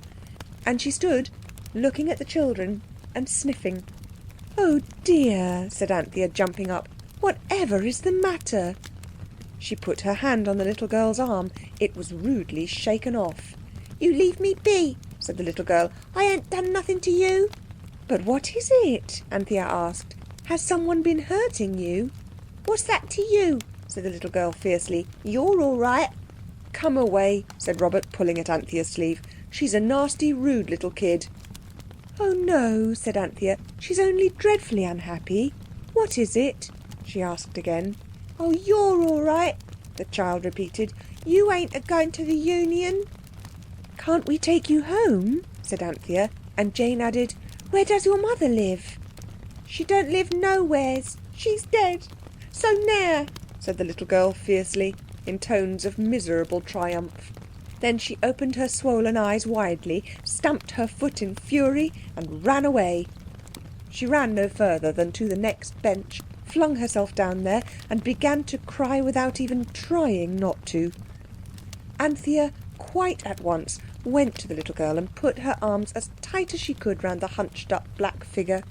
"Oh, don't cry so, dear, don't, don't," she whispered under the brim of the large sailor hat, now very crooked indeed.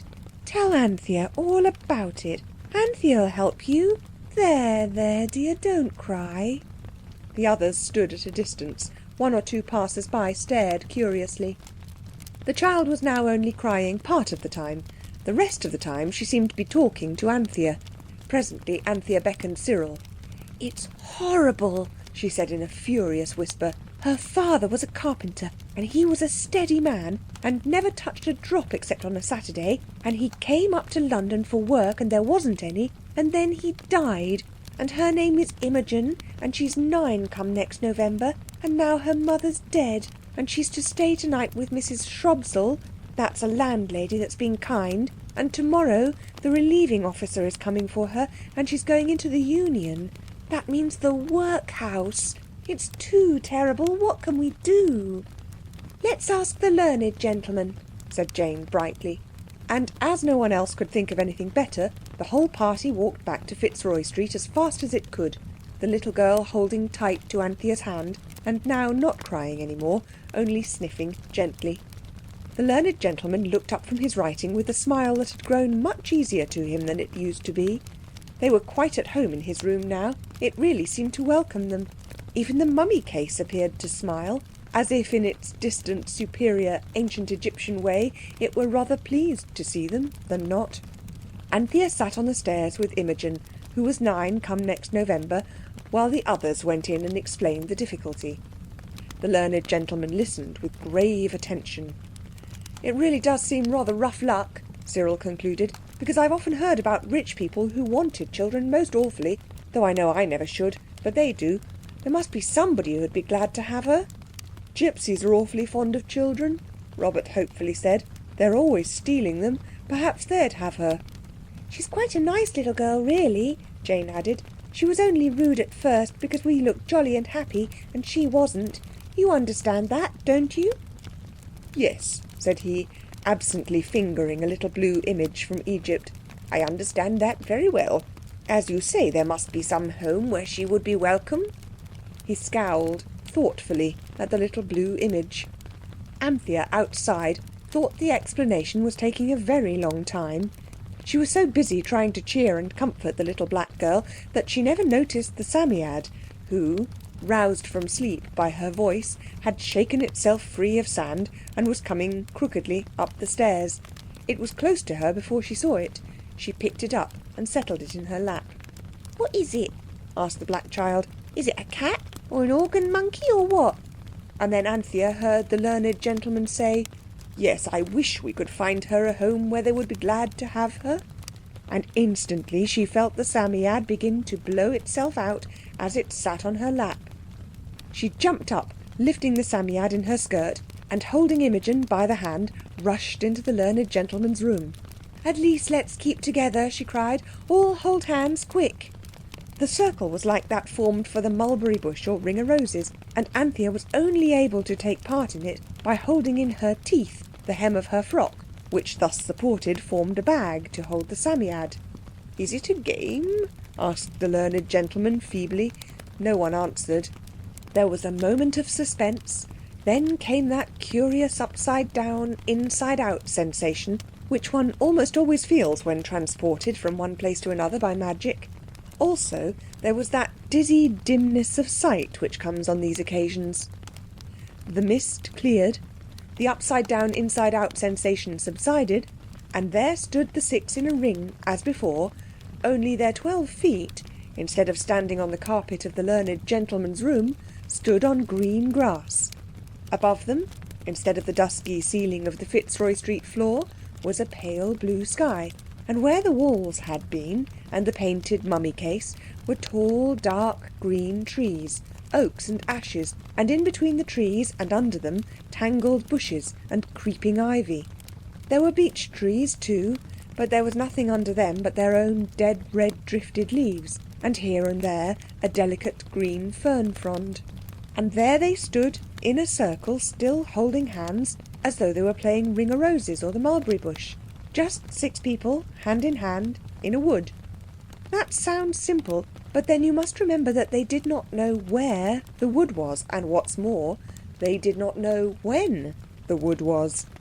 There was a curious sort of feeling that made the learned gentleman say, "Another dream, dear me," and made the children almost certain that they were in a time a very long while ago.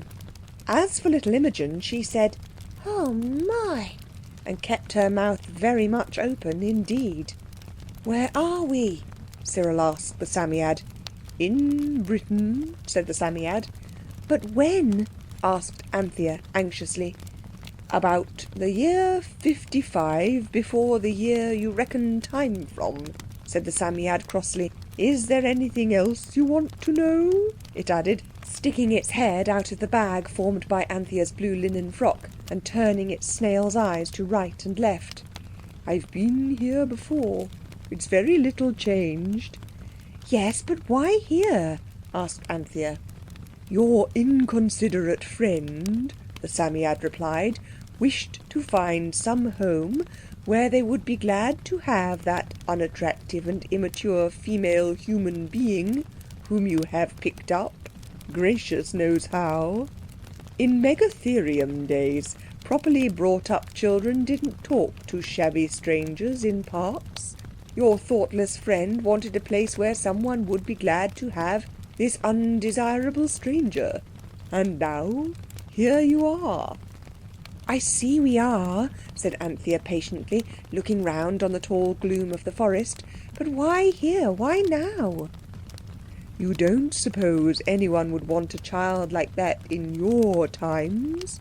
In your towns?" said the Psammead in irritated tones.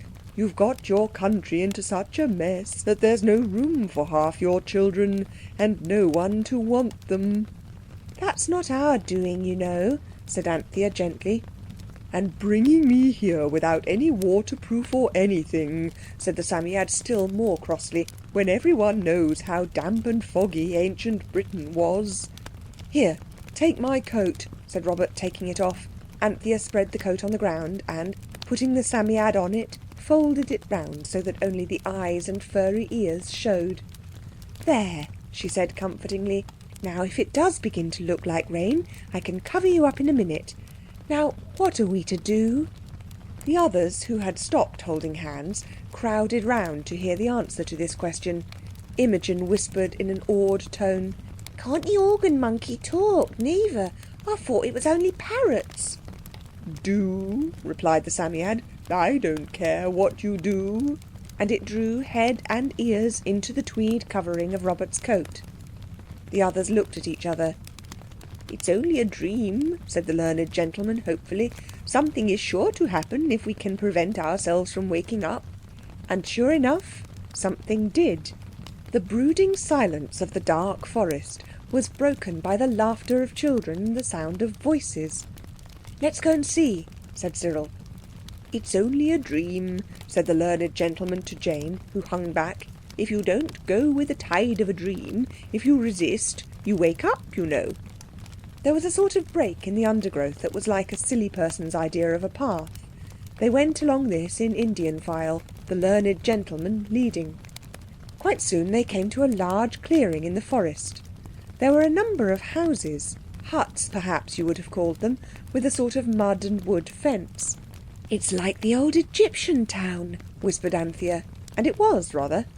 Some children, with no clothes on at all, were playing what looked like ring-a-roses or mulberry bush.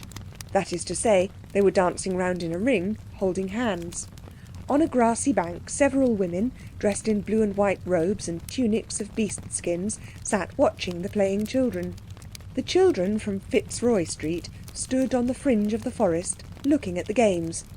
One woman, with long, fair, braided hair, sat a little apart from the others, and there was a look in her eyes, as she followed the play of the children, that made Anthea feel sad and sorry.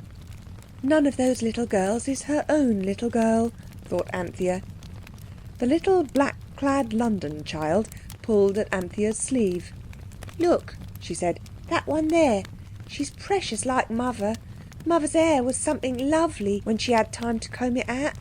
Mother would never have beat me if she'd lived here. I don't suppose there's e'er a public nearer than Epping. Do you, miss?" In her eagerness, the child had stepped out of the shelter of the forest. The sad-eyed woman saw her. She stood up, her thin face lighted up with a radiance like sunrise, her long, lean arms stretched towards the London child. "Imogen!" she cried. At least the word was more like that than any other word. "Imogen!" There was a moment of great silence. The naked children paused in their play. The women on the bank stared anxiously. "Oh, it is Mother! It is!" cried Imogen from London, and she rushed across the cleared space. She and her mother clung together so closely, so strongly that they stood an instant like a statue carved in stone. Then the women crowded round. "It is my Imogen!" cried the woman. "Oh, it is! And she wasn't eaten by wolves. She's come back to me. Tell me, my darling, how did you escape? Where have you been? Who has fed and clothed you?" "I don't know nothing," said Imogen. "Poor child," whispered the women who crowded round. "The terror of the wolves has turned her brain." "But do you know me?" said the fair-haired woman. And Imogen, clinging with black-clothed arms to the bare neck, answered, "Oh, yes, Mother, I know you right enough." "What is it? What do they say?" the learned gentleman asked anxiously. "You wished to come where someone wanted the child," said the Psammead. The child says this is her mother. And the mother? You can see, said the Psammead. But is she really? Her child, I mean? Who knows, said the Psammead, but each one fills the empty place in the other's heart.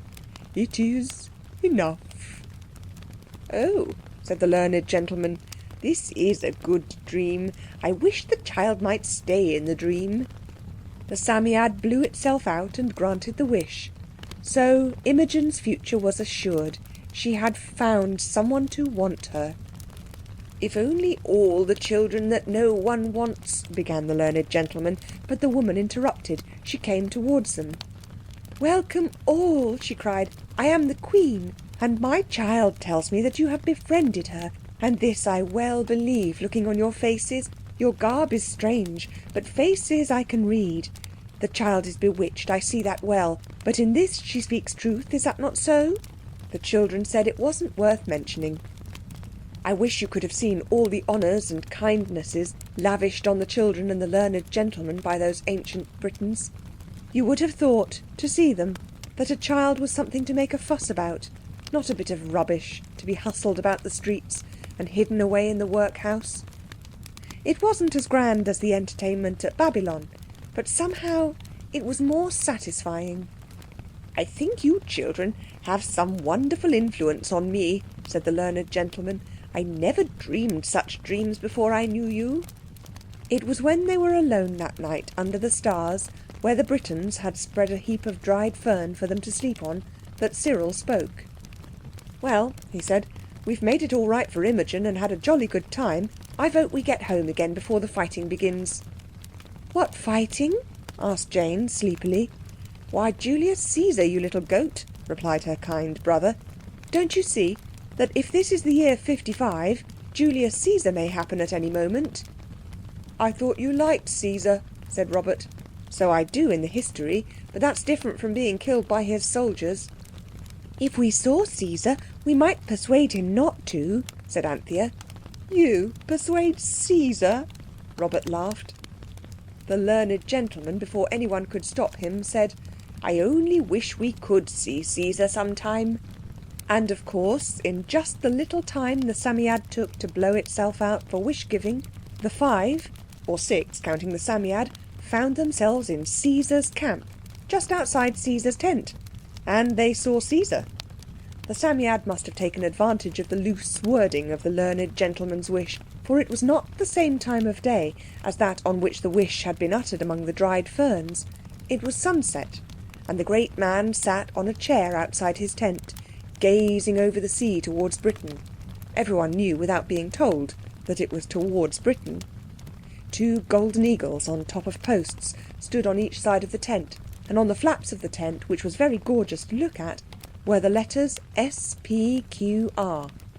The great man turned unchanged on the newcomers, the august glance that he had turned on the violet waters of the Channel. Though they had suddenly appeared out of nothing, Caesar never showed by the faintest movement of an eyelid, by the least tightening of that firm mouth, that they were not some long-expected embassy. He waved a calm hand towards the sentinels, who sprang, weapons in hand, towards the newcomers. Back, he said in a voice that thrilled like music. Since when has Caesar feared children and students? To the children he seemed to speak in the only language they knew, but the learned gentleman heard, in rather a strange accent but quite intelligibly, the lips of Caesar speaking in the Latin tongue, and in that tongue, a little stiffly, he answered, It is a dream, O Caesar. A dream, repeated Caesar. What is a dream? This, said the learned gentleman. Not it, said Cyril. It's a sort of magic. We come out of another time and another place. And we want to ask you not to trouble about conquering Britain, said Anthea. It's a poor little place, not worth bothering about. Are you from Britain? The general asked. Your clothes are uncouth but well woven, and your hair is short as the hair of Roman citizens, not long like the hair of barbarians, yet such I deem you to be. We're not, said Jane with angry eagerness. We're not barbarians at all. We come from the country where the sun never sets, And we've read about you in books, and our country's full of fine things. St. Paul's and the Tower of London, and Madame Tussauds exhibition, and—" Then the others stopped her. "Don't talk nonsense," said Robert in a bitter undertone. Caesar looked at the children a moment in silence. Then he called a soldier and spoke with him apart. Then he said aloud, "You 3 elder children may go where you will within the camp. Few children are privileged to see the camp of Caesar. The student and the smaller girl child will remain here with me." Nobody liked this, but when Caesar said a thing, that thing was so, and there was an end to it. So the 3 went. Left alone with Jane and the learned gentleman, the great Roman found it easy enough to turn them inside out. But it was not easy even for him to make head or tail of the insides of their minds when he had got at them. The learned gentleman insisted that the whole thing was a dream, and refused to talk much, on the grounds that if he did he would wake up. Jane, closely questioned, was full of information about railways, electric lights, balloons, men of war, cannons, and dynamite.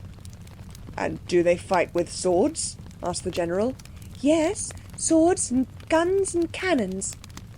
Caesar wanted to know what guns were. "You fire them," said Jane, "and they go bang, and people fall down dead." "But what are guns like?" Jane found them hard to describe. "But Robert has a toy one in his pocket," she said. So the others were recalled. The boys explained the pistol to Caesar very fully, and he looked at it with the greatest interest. It was a 2-shilling pistol, the one that had done such good service in the old Egyptian village. "I shall cause guns to be made," said Caesar, "and you will be detained till I know whether you have spoken the truth. I had just decided that Britain was not worth the bother of invading, but what you tell me decides me that it is very much worthwhile." "But it's all nonsense," said Anthea. "Britain is just a savage sort of island, all fogs and trees and big rivers. But the people are kind. We know a little girl there named Imogen. And it's no use your making guns, because you can't fire them without gunpowder, and that won't be invented for hundreds of years, and we don't know how to make it, and we can't tell you. Do go straight home, dear Caesar, and let poor little Britain alone." "But this other girl child says—" said Caesar. "All Jane's been telling you is what it's going to be," Anthea interrupted. "Hundreds and hundreds of years from now." "The little one is a prophetess, eh?" said Caesar with a whimsical look. "Rather young for the business, isn't she?" "You can call her a prophetess if you like," said Cyril, "but what Anthea says is true." "Anthea?" said Caesar. "That's a Greek name." "Very likely," said Cyril worriedly. "I say, I do wish you'd give up this idea of conquering Britain. It's not worthwhile, really it isn't." "On the contrary," said Caesar, "what you've told me has decided me to go, if it's only to find out what Britain is really like. Guards, detain these children." "Quick," said Robert, "before the guards begin detaining. We had enough of that in Babylon." Jane held up the amulet away from the sunset and said the word. The learned gentleman was pushed through, and the others, more quickly than ever before, passed through the arch, back into their own times and the quiet, dusty sitting room of the learned gentleman. It is a curious fact that when Caesar was encamped on the coast of Gaul, somewhere near Boulogne, I believe it was, he was sitting before his tent in the glow of the sunset, looking out over the violet waters of the English Channel. Suddenly he started, rubbed his eyes, and called his secretary. The young man came quickly from within the tent. "Marcus," said Caesar, "I have dreamed a very wonderful dream. Some of it I forget, but I remember enough to decide what was not before determined. Tomorrow the ships that have been brought round from the Ligeris shall be provisioned. We shall sail for this 3-cornered island. First we will take but 2 legions. This, if what we have heard be true, should suffice. But if my dream be true, then 100 legions will not suffice. For the dream I dreamed was the most wonderful that ever tormented the brain even of Caesar. And Caesar has dreamed some strange things in his time." "And if you hadn't told Caesar all that about how things are now, he'd never have invaded Britain," said Robert to Jane as they sat down to tea. "Oh, nonsense," said Anthea, pouring out. "It was all settled hundreds of years ago." "I don't know," said Cyril. "Jam, please." This about time being only a thingamy of thought is very confusing. If everything happens at the same time—" "It can't," said Anthea stoutly. "The present's the present and the past's the past." "Not always," said Cyril. "When we were in the past, the present was the future. Now then," he added triumphantly. And Anthea could not deny it. "I should have liked to see more of the camp," said Robert. "Yes, we didn't get much for our money. But Imogen is happy, that's one thing," said Anthea. "We left her happy in the past. I've often seen about people being happy in the past in poetry books. I see what it means now." "It's not a bad idea," said the Psammead sleepily, putting its head out of its bag and taking it in again suddenly. "Being left in the past." Everyone remembered this afterwards, when... It was the day after the adventure of Julius Caesar and the little black girl that Cyril, bursting into the bathroom to wash his hands for dinner—you have no idea how dirty they were, for he had been playing shipwrecked mariners all the morning on the leads at the back of the house, where the water cistern is—found Anthea leaning on her elbows on the edge of the bath and crying steadily into it. "Hello," he said with brotherly concern. "What's up now? Dinner'll be cold before you've got enough salt water for a bath." "Go away," said Anthea fiercely. "I hate you. I hate everybody." There was a stricken pause. "I didn't know," said Cyril tamely. "Nobody ever does know anything," sobbed Anthea. "I didn't know you were waxy. I thought you'd just hurt your fingers with the tap again, like you did last week," Cyril carefully explained. "Oh, fingers!" sneered Anthea through her sniffs. "Here, drop it, Panther," he said uncomfortably. "You haven't been having a row or anything?" "No," she said. "Wash your horrid hands for goodness sake, if that's what you came for, or go." Anthea was so seldom cross that when she was cross, the others were always more surprised than angry. Cyril edged along the side of the bath and stood beside her. He put his hand on her arm. "Dry up, do," he said, rather tenderly for him, and finding that though she did not at once take his advice, she did not seem to resent it, he put his arm awkwardly across her shoulders and rubbed his head against her ear. "There," he said, in the tone of one administering a priceless cure for all possible sorrows. "Now, what's up? Promise you won't laugh." "I don't feel laughish myself," said Cyril dismally. "Well then," said Anthea, leaning her ear against his head. "It's Mother." "What's the matter with Mother?" asked Cyril, with apparent want of sympathy. "She was all right in her letter this morning." "Yes, but I want her so."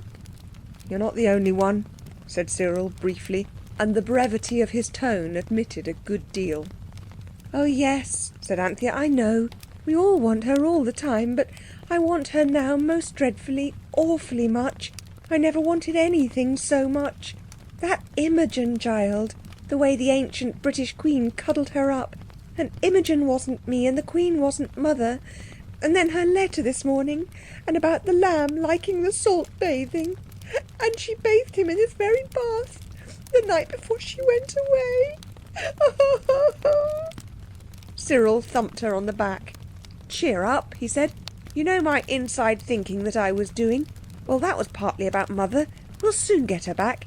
If you'll chuck it like a sensible kid and wash your face, I'll tell you about it. That's right.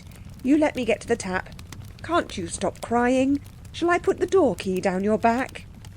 "That's for noses," said Anthea, "and I'm not a kid any more than you are." But she laughed a little, and her mouth began to get back into its proper shape. You know what an odd shape your mouth gets into when you cry in earnest. "Look here," said Cyril, working the soap round and round between his hands in a thick slime of grey soap suds. "I've been thinking. We've only just played with the amulet so far. We've got to work it now. Work it for all it's worth. And it isn't only Mother either. There's Father out there among all the fighting. I don't howl about it, but I think... Oh, bother the soap!" The grey-lined soap had squirted out under the pressure of his fingers and had hit Anthea's chin with as much force as though it had been shot from a catapult. "There now," she said regretfully. "Now I shall have to wash my face." "You'd have had to do that anyway," said Cyril with conviction. "Now my idea's this. You know missionaries?" "Yes," said Anthea, who did not know a single one. "Well, they always take the savages beads and brandy and stays and hats and braces and really useful things, things that savages haven't got and never heard about. And the savages love them for their generous kindness and give them pearls and shells and ivory and cassowaries. And that's a way—" "Wait a sec," said Anthea, splashing. "I can't hear what you're saying. Shells and things like that. The great thing is to get people to love you by being generous. And that's what we've got to do. Next time we go into the past, we'll regularly fit out the expedition. You remember how the Babylonian queen froze onto that pocket book? Well, we'll take things like that and offer them in exchange for a sight of the amulet." "A sight of it's not much good." "No, silly, but don't you see? When we've seen it, we shall know where it is, and we can go and take it in the night when everybody's asleep." "It wouldn't be stealing, would it?" said Anthea thoughtfully, "because it will be such an awfully long time ago when we do it. Oh, there's that bell again." As soon as dinner was eaten, it was tinned salmon and lettuce and a jam tart, and the cloth cleared away, the idea was explained to the others, and the Psammead was aroused from sand and asked what it thought would be good merchandise with which to buy the affection of, say, the ancient Egyptians, and whether it thought the amulet was likely to be found in the court of Pharaoh. But it shook its head and shot out its snail's eyes hopelessly. "I'm not allowed to play in this game," it said. "Of course I could find out in a minute where the thing was. Only I mayn't. But I may go so far as to own that your idea of taking things with you isn't a bad one, and I shouldn't show them all at once. Take small things and conceal them craftily about your persons." This advice seemed good. Soon the table was littered over with things which the children thought likely to interest the ancient Egyptians. Anthea brought dolls, puzzle blocks, a wooden tea service, a green leather case with nécessaire written on it in gold letters. Aunt Emma had once given it to Anthea, and it had then contained scissors, penknife, bodkin, stiletto, thimble, corkscrew and glove buttoner. The scissors, knife and thimble and penknife were, of course, lost, but the other things were there and as good as new. Cyril contributed lead soldiers, a cannon, a catapult, a tin opener, a tie clip and a tennis ball, and a padlock, no key. Robert collected a candle. "I don't suppose they ever saw a self-fitting paraffin one," he said. "A penny Japanese pin tray, a rubber stamp with his father's name and address on it, and a piece of putty." Jane added a key ring, the brass handle of a poker, a pot that had held cold cream, a smoked pearl button off her winter coat, and a key. No lock. "We can't take all this rubbish," said Robert with some scorn. "We must just each choose one thing." The afternoon passed very agreeably in the attempt to choose from the table the four most suitable objects. But the four children could not agree what was suitable, and at last Cyril said, "Look here, let's each be blindfolded and reach out, and the first thing you touch you stick to." This was done. Cyril touched the padlock, Anthea got the nécessaire, Robert clutched the candle, Jane picked up the tie clip. "It's not much," she said. "I don't believe ancient Egyptians wore ties." "Never mind," said Anthea. "I believe it's luckier not to really choose. In the stories, it's always the thing the woodcutter's son picks up in the forest and almost throws away because he thinks it's no good that turns out to be the magic thing in the end. Or else someone's lost it and he is rewarded with the hand of the king's daughter in marriage." "I don't want any hands in marriage, thank you," said Cyril firmly. "Nor yet me," said Robert. "It's always the end of the adventures when it comes to the marriage hands." "Are we ready?" said Anthea. "It is Egypt we're going to, isn't it? Nice Egypt," said Jane. "I won't go anywhere I don't know about, like that dreadful big wavy burning mountain city," she insisted. Then the Psammead was coaxed into its bag.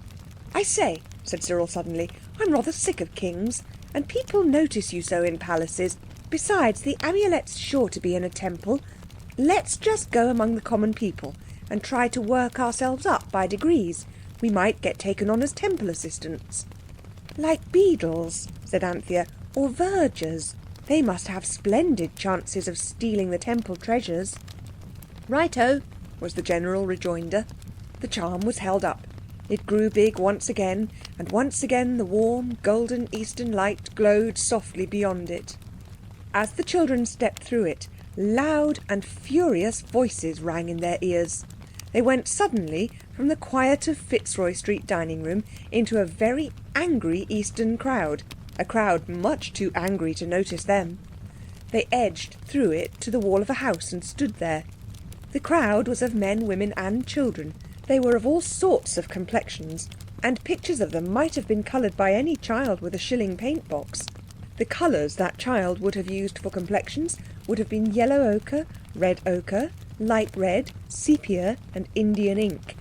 But their faces were painted already, black eyebrows and lashes and some red lips. The women wore a sort of pinafore with shoulder straps and loose things wound round their heads and shoulders. The men wore very little clothing, for they were the working people, and the Egyptian boys and girls wore nothing at all, unless you count the little ornaments hung on chains round their necks and waists. The children saw all this before they could hear anything distinctly. Everyone was shouting so. But a voice sounded above the other voices, and presently it was speaking in a silence. "Comrades and fellow workers," it said, and it was the voice of a tall, coppery-coloured man who had climbed into a chariot that had been stopped by the crowd. Its owner had bolted, muttering something about calling the guards, and now the man spoke from it. "Comrades and fellow workers, how long are we to endure the tyranny of our masters who live in idleness and luxury on the fruit of our toil? They only give us a bare subsistence wage, and they live on the fat of the land. We labour all our lives to keep them in wanton luxury. Let us make an end of it." A roar of applause answered him. "How are you going to do it?" cried a voice. "You look out," cried another, "or you'll get yourself in trouble." "I've heard almost every single word of that," whispered Robert, "in Hyde Park last Sunday." "Let us strike for more bread and onions and beer and a longer midday rest," the speaker went on. "You are tired, you are hungry, you are thirsty, you are poor, your wives and children are pining for food. The barns of the rich are full to bursting with the corn we want, the corn our labour has grown. To the granaries!" "To the granaries!" cried half the crowd. But another voice shouted clear above the tumult. "To Pharaoh! To the king! Let's present a petition to the king. He will listen to the voice of the oppressed." For a moment the crowd swayed one way and another, first towards the granaries, then towards the palace. Then, with a rush like that of an imprisoned torrent suddenly set free, it surged along the street towards the palace, and the children were carried with it. Anthea found it difficult to keep the Psammead from being squeezed very uncomfortably. The crowd swept through the streets of dull-looking houses with few windows very high up, across the market where people were not buying but exchanging goods. In a momentary pause, Robert saw a basket of onions exchanged for a hair comb, and 5 fish for a string of beads. The people in the market seemed better off than those in the crowd. They had finer clothes and more of them. They were the kind of people who nowadays would have lived at Brixton or Brockley. "What's the trouble now?"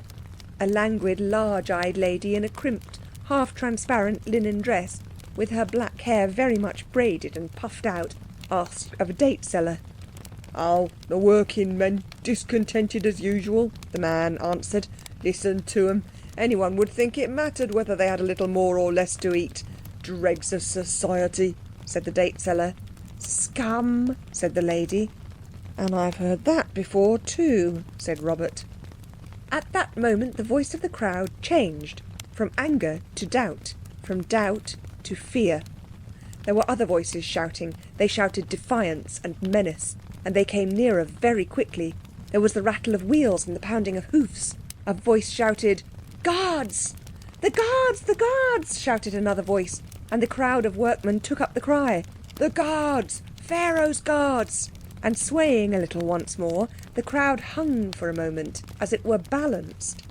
Then, as the trampling hooves came nearer, the workmen fled, dispersed, up alleys and into the courts of houses, and the guards, in their embossed leather chariots, swept down the street at the gallop, their wheels clattering over the stones, and their dark-coloured blue tunics blown open and back with the wind of their going. "So that riot's over," said the crimped linen-dressed lady. "That's a blessing. And did you notice the captain of the guard? What a very handsome man he was, to be sure." The 4 children had taken advantage of the moment's pause, before the crowd turned to fly, to edge themselves and drag each other into an arched doorway. Now they each drew a long breath and looked at the others. "We're well out of that," said Cyril. "Yes," said Anthea, "but I do wish the poor men hadn't been driven back before they could get to the king. He might have done something for them." "Not if he was the one in the Bible, he wouldn't," said Jane. "He had a hard heart." "Ah, that was the Moses one," Anthea explained. "The Joseph one was quite different. I should like to see Pharaoh's house. I wonder whether it's like the Egyptian court in the Crystal Palace." "I thought we decided to try to get taken on in temple," said Cyril in injured tones. "Yes, but we've got to know someone first. Couldn't we make friends with a temple doorkeeper? We might give him the padlock or something. I wonder which are temples and which are palaces," Robert added, glancing across the marketplace to where an enormous gateway with huge side buildings towered towards the sky. To right and left of it were other buildings, only a little less magnificent. "Do you wish to seek out the temple of Amun-Ra?" asked a soft voice behind them. "Or the temple of Mut? Or the temple of Khonsu?" They turned to find beside them a young man. He was shaved clean from head to foot, and on his feet were light papyrus sandals. He was clothed in a linen tunic of white, embroidered heavily in colours. He was gay with anklets, bracelets and armlets of gold, richly inlaid. He wore a ring on his finger, and he had a short jacket of gold embroidery, something like the Zouave soldiers wear, and on his neck was a gold collar with many amulets hanging from it. But among the amulets the children could see none like theirs. "It doesn't matter which temple," said Cyril frankly. "Tell me your mission," said the young man. "I am a divine father of the temple of Amun-Ra, and perhaps I can help you." "Well," said Cyril, "we've come from the great empire on which the sun never sets." "I thought somehow that you'd come from some odd, out-of-the-way spot," said the priest with courtesy. "And we've seen a good many palaces. We thought we should like to see a temple for a change," said Robert. The Psammead stirred uneasily in its embroidered bag. "Have you brought gifts to the temple?" asked the priest cautiously. "We have got some gifts," said Cyril with equal caution. "You see, there's magic mixed up in it, so we can't tell you everything. But we don't want to give our gifts for nothing." "Beware how you insult the god," said the priest sternly. "I also can do magic. I can make a waxen image of you, and I can say words which, as the wax image melts before the fire, will make you dwindle away and at last perish miserably." "Pooh," said Cyril stoutly, "that's nothing. I can make fire itself." "I should jolly well like to see you do it," said the priest unbelievingly. "Well, you shall," said Cyril, "nothing easier. Just stand close round me." "Do you need no preparation, no fasting, no incantations?" The priest's tone was incredulous. "The incantation's quite short," said Cyril, taking the hint. "And as for fasting, it's not needed in my sort of magic. Union Jack, printing press, gunpowder, rule Britannia. Come, fire at the end of this little stick." He had pulled a match from his pocket, and as he ended the incantation, which contained no words that it seemed likely the Egyptian had ever heard, he stooped in the little crowd of his relations and the priest and struck the match on his boot. He stood up, shielding the flame with one hand. "See," he said with modest pride. "Here, take it into your hand." "No, thank you," said the priest, swiftly backing. "Can you do that again?" "Yes." "Then come with me to the great double house of Pharaoh. He loves good magic, and he will raise you to honour and glory. There's no need of secrets between initiates," he went on confidentially. "The fact is, I am out of favour at present, owing to a little matter of failure of prophecy. I told him a beautiful princess would be sent to him from Syria, and lo, a woman 30 years old arrived. But she was a beautiful woman not so long ago. Time is only a mode of thought, you know." The children thrilled to the familiar words. "So you know that too, do you?" said Cyril. "It is part of the mystery of all magic, is it not?" said the priest. Now, if I bring you to Pharaoh, the little unpleasantness I spoke of will be forgotten, and I will ask Pharaoh, the great house, son of the sun, and lord of the south and north, to decree that you shall lodge in the temple. Then you can have a good look round and teach me your magic, and I will teach you mine." This idea seemed good. At least it was better than any other which at that moment occurred to anybody. So they followed the priest through the city. The streets were very narrow and dirty.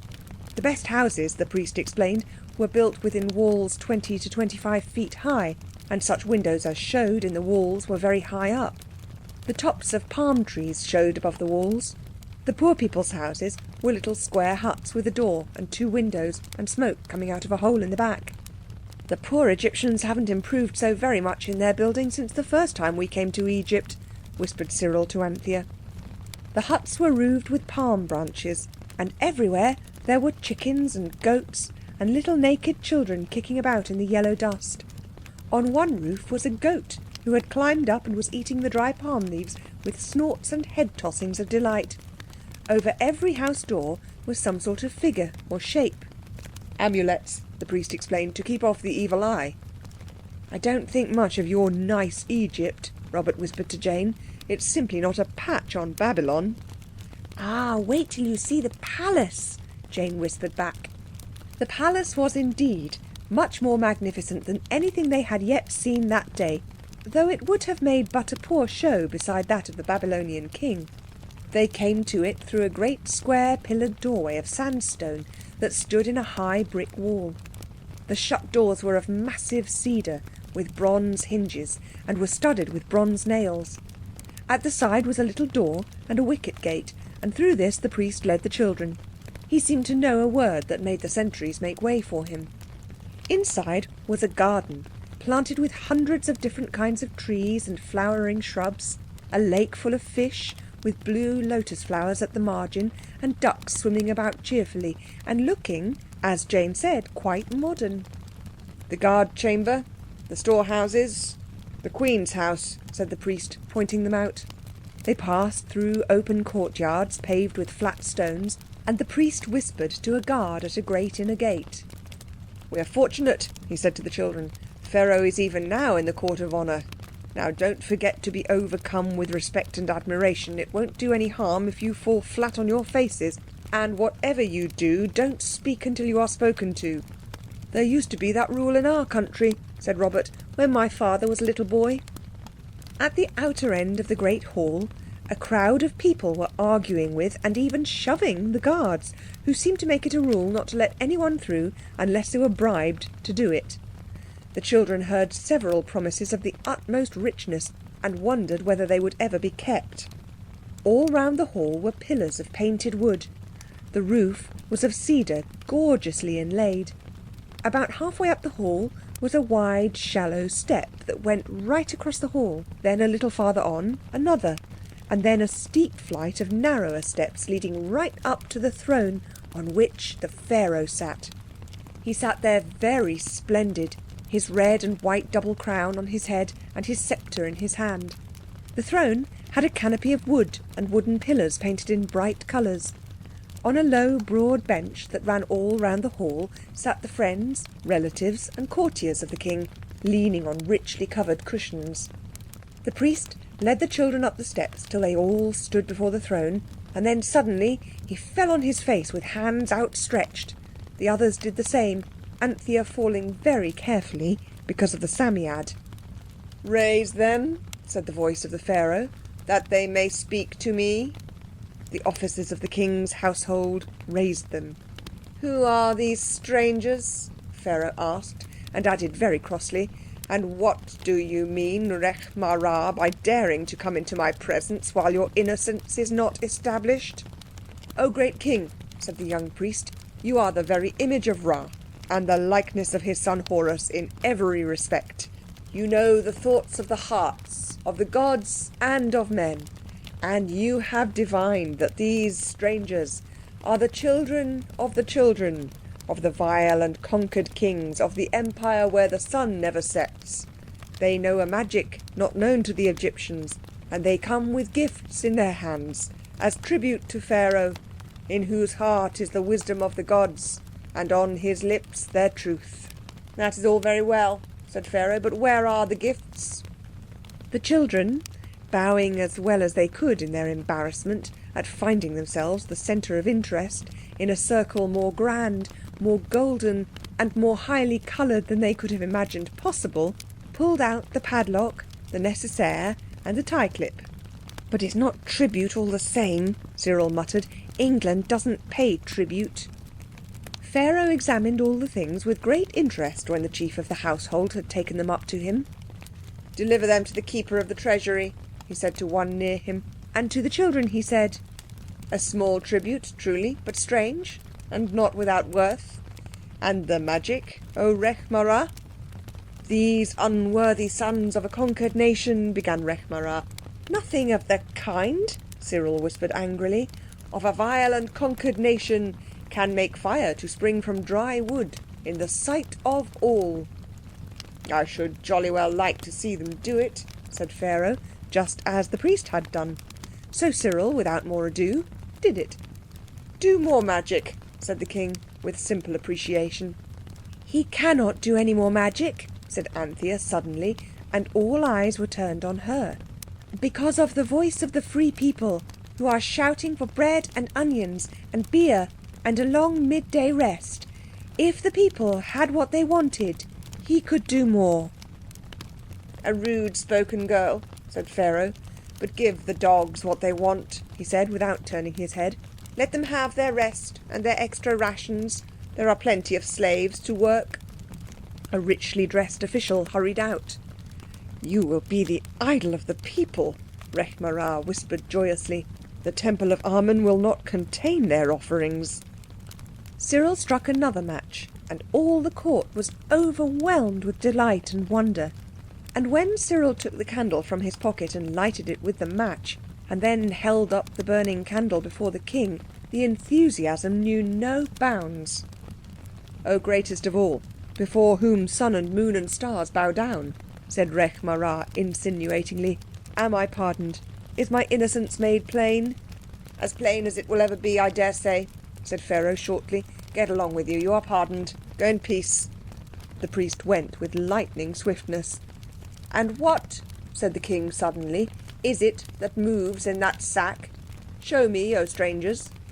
There was nothing for it but to show the Psammead. "Seize it," said Pharaoh carelessly. "A very curious monkey. It will be a nice little novelty for my wild beast collection."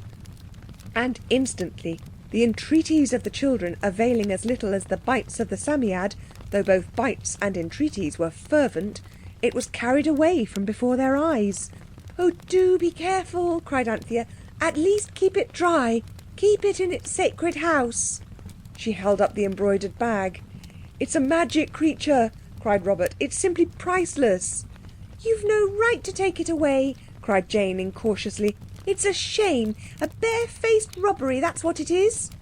There was an awful silence. Then Pharaoh spoke. "Take the sacred house of the beast from them," he said, "and imprison all. Tonight, after supper, it may be our pleasure to see more magic. Guard them well and do not torture them. Yet." "Oh dear," sobbed Jane as they were led away. "I knew exactly what it would be. Oh, I wish you hadn't." "Shut up, silly," said Cyril. "You know you would come to Egypt. It was your own idea entirely. Shut up. It'll be all right." "I thought we should play ball with queens," sobbed Jane, "and have no end of larks. Now everything's going to be perfectly horrid." The room they were shut up in was a room, and not a dungeon, as the elder ones had feared. That, as Anthea said, was one comfort. There were paintings on the wall that at any other time would have been most interesting, and a sort of low couch, and chairs. When they were alone, Jane breathed a sigh of relief. "Now we can get home all right," she said. "And leave the Psammead?" said Anthea reproachfully. "Wait a sec, I've got an idea," said Cyril. He pondered for a few moments, then he began hammering on the heavy cedar door. It opened, and a guard put in his head. "Stop that row," he said sternly, "or—" "Look here," Cyril interrupted. "It's very dull for you, isn't it? Just doing nothing but guard us. Wouldn't you like to see some magic? We're not too proud to do it for you. Wouldn't you like to see it?" Don't mind if I do, said the guard. Well then, you get us that monkey of ours that was taken away and we'll show you. How do I know you're not making a game of me? Asked the soldier. Shouldn't wonder if you only wanted to get the creature so as to set it on me. I dare say its teeth and claws are poisonous. Well, look here, said Robert. You see we've got nothing with us. You just shut the door and open it again in 5 minutes and we'll have got a magic... Oh, I don't know, a magic flower in a pot for you. If you can do that, then you can do anything, said the soldier, and he went out and barred the door. Then, of course, they held up the amulet.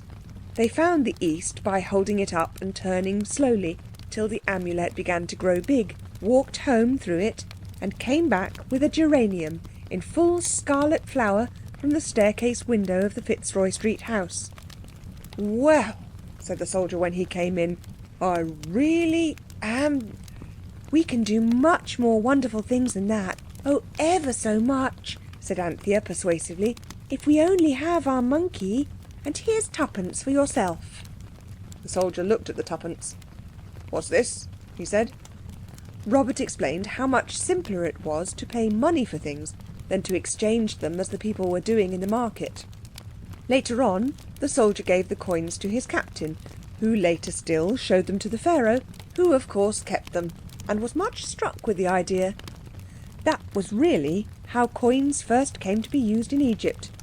You will not believe this, I dare say, but really, if you believe the rest of the story, I don't see why you shouldn't believe this as well. I say, said Anthea, struck by a sudden thought. I suppose it'll be all right about those workmen. The king won't go back on what he said about them just because he's angry with us? Oh no, said the soldier. You see, he's rather afraid of magic. He'll keep to his word right enough. Then that's all right, said Robert. And Anthea said, softly and coaxingly, Ah, do get us the monkey, and then you'll see some lovely magic. Do. There's a nice, kind soldier. I don't know where they put your precious monkey, but if I can get another chap to take on my duty here, I'll see what I can do, he said grudgingly, and went out. Do you mean, said Robert, that we're going off without even trying for the other half of the amulet? I really think we'd better, said Anthea tremulously. Of course, the other half of the amulet's here somewhere, or our half wouldn't have brought us here. I do wish we could find it. It's a pity we don't know any real magic. Then we could find out. I do wonder where it is, exactly. If they had only known it. Something very like the other half of the amulet was very near them. It hung round the neck of someone, and that someone was watching them through a chink high up in the wall, specially devised for watching people who were imprisoned. But they did not know. There was nearly an hour of anxious waiting. They tried to take an interest in the picture on the wall, a picture of harpers playing very odd harps and women dancing at a feast. They examined the painted plaster floor, and the chairs were of white painted wood with coloured stripes at intervals. But the time went slowly, and everyone had time to think of how Pharaoh had said, "Don't torture them yet." "If the worst comes to the worst," said Cyril, "we must just bunk and leave the Psammead. I believe it can take care of itself well enough. They won't kill it or hurt it when they find it can speak and give wishes. They'll build it a temple, I shouldn't wonder." "I couldn't bear to go without it," said Anthea. "And Pharaoh said after supper. That won't be just yet. And the soldier was curious. I'm sure we're all right for the present." All the same, the sounds of the door being unbarred seemed one of the prettiest sounds possible. "Suppose he hasn't got the Psammead," whispered Jane. But that doubt was set at rest by the Psammead itself. For almost before the door was open, it sprang through the chink of it into Anthea's arms, shivering and hunching up its fur. "Here's its fancy overcoat," said the soldier, holding out the bag, into which the Psammead immediately crept. "Now," said Cyril, "what would you like us to do? Anything you'd like us to get for you?" "Any little trick you like," said the soldier. "If you can get a strange flower blooming in an earthenware vase, you can get anything, I suppose," he said. "I just wish I'd got 2 men's loads of jewels from the king's treasury. That's what I've always wished for." At the word wish, the children knew that the Psammead would attend to that bit of magic. it did, and the floor was littered with a spreading heap of gold and precious stones. "Any other little trick?" asked Cyril loftily. "Shall we become invisible? Vanish?" "Yes, if you like," said the soldier, "but not through the door, you don't." He closed it carefully and set his broad Egyptian back against it. "No, no!" cried a voice high up among the tops of the tall wooden pillars that stood against the wall. There was a sound of someone moving above. The soldier was as much surprised as anybody. "That's magic if you like," he said. And then Jane held up the amulet, uttering the word of power. At the sound of it, and at the sight of the amulet growing into the great arch, the soldier fell flat on his face among the jewels with a cry of awe and terror. The children went through the arch with a quickness born of long practice, but Jane stayed in the middle of the arch and looked back. The others, standing on the dining room carpet in Fitzroy Street, turned and saw her, still in the arch. "Someone's holding her," cried Cyril. "We must go back."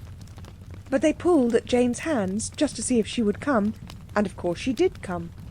Then, as usual, the arch was little again, and there they all were. "Oh, I do wish you hadn't," Jane said crossly. "It was so interesting. The priest had come in, and he was kicking the soldier and telling him he'd done it now, and they must take the jewels and flee for their lives." "And did they?" "I don't know. You interfered," said Jane ungratefully. "I should have liked to see the last of it." As a matter of fact, none of them had seen the last of it, if by it Jane meant the adventure of the priest and the soldier.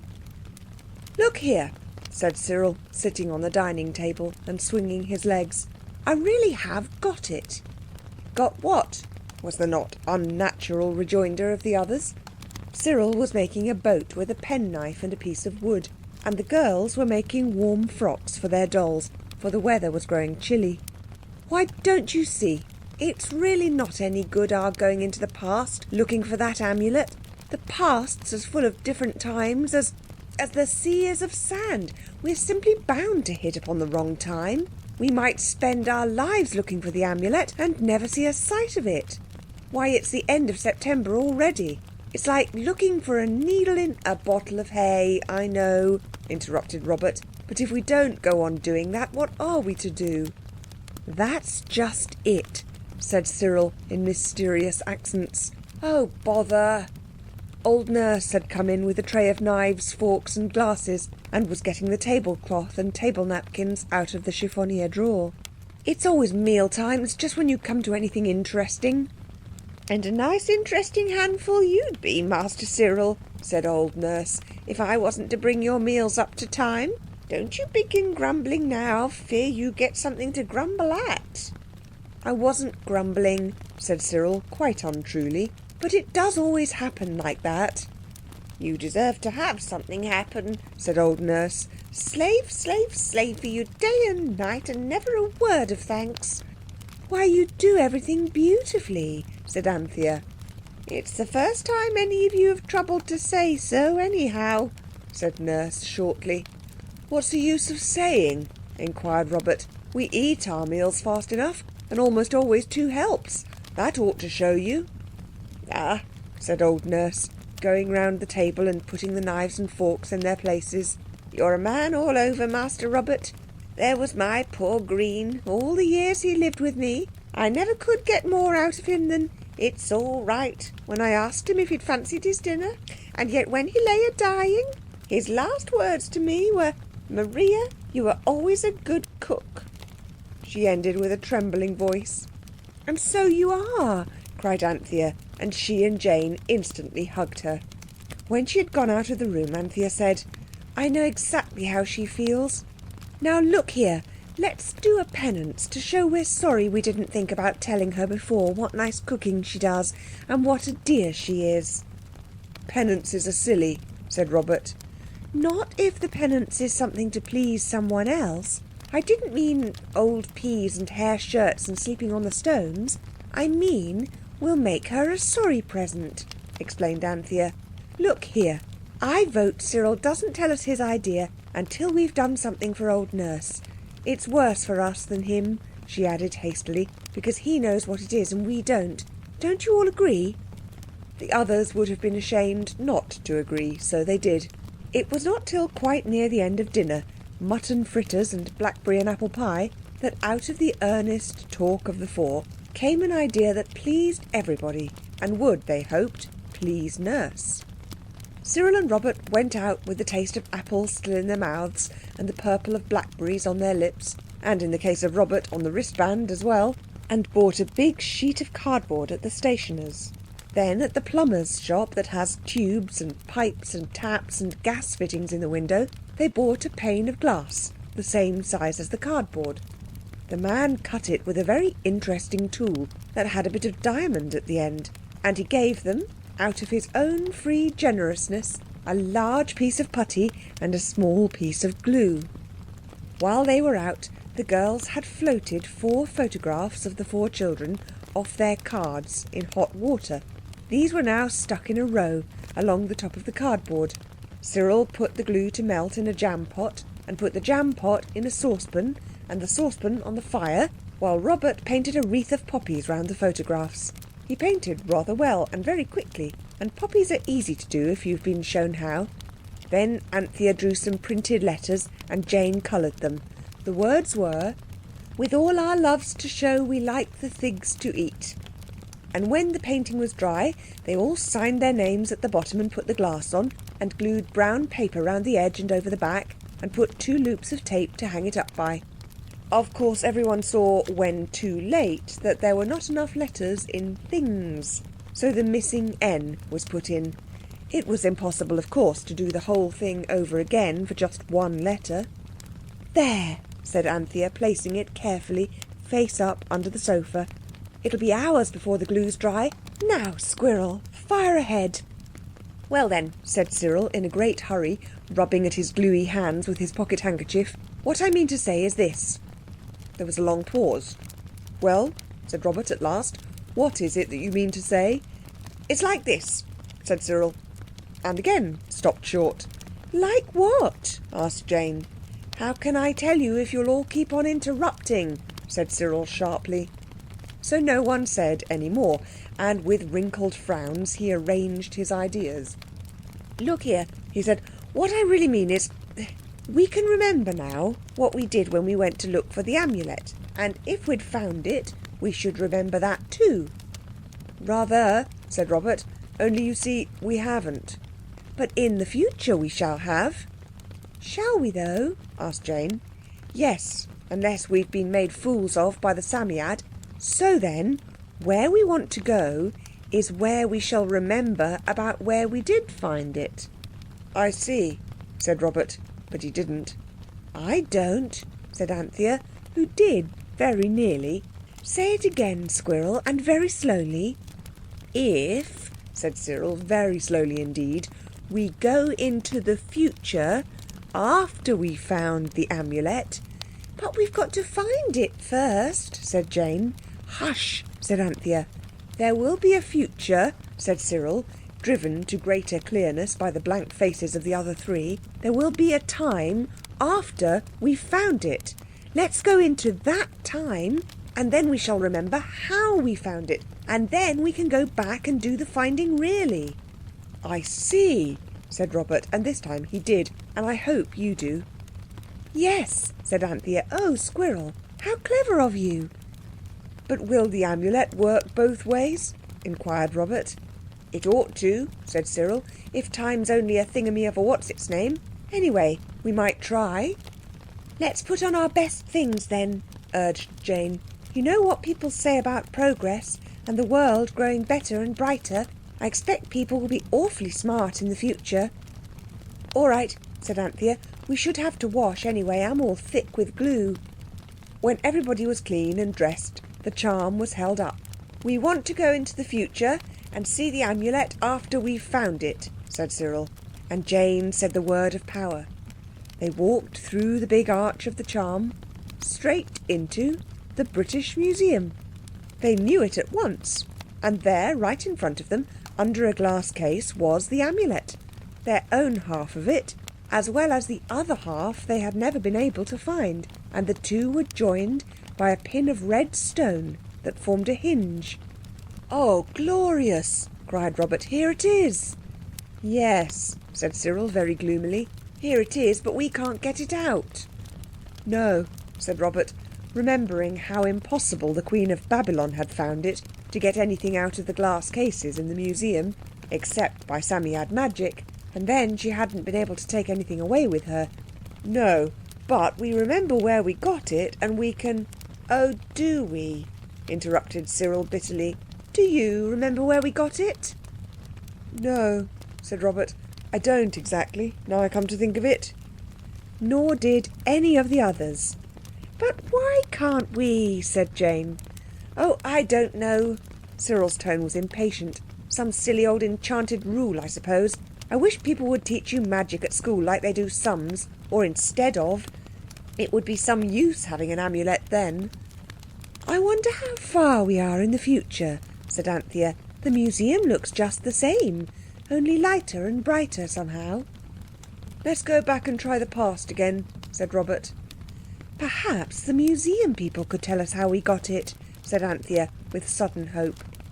There was no one in the room, but in the next gallery, where the Assyrian things are, and still were, they found a kind, stout man in a loose blue gown and stockinged legs.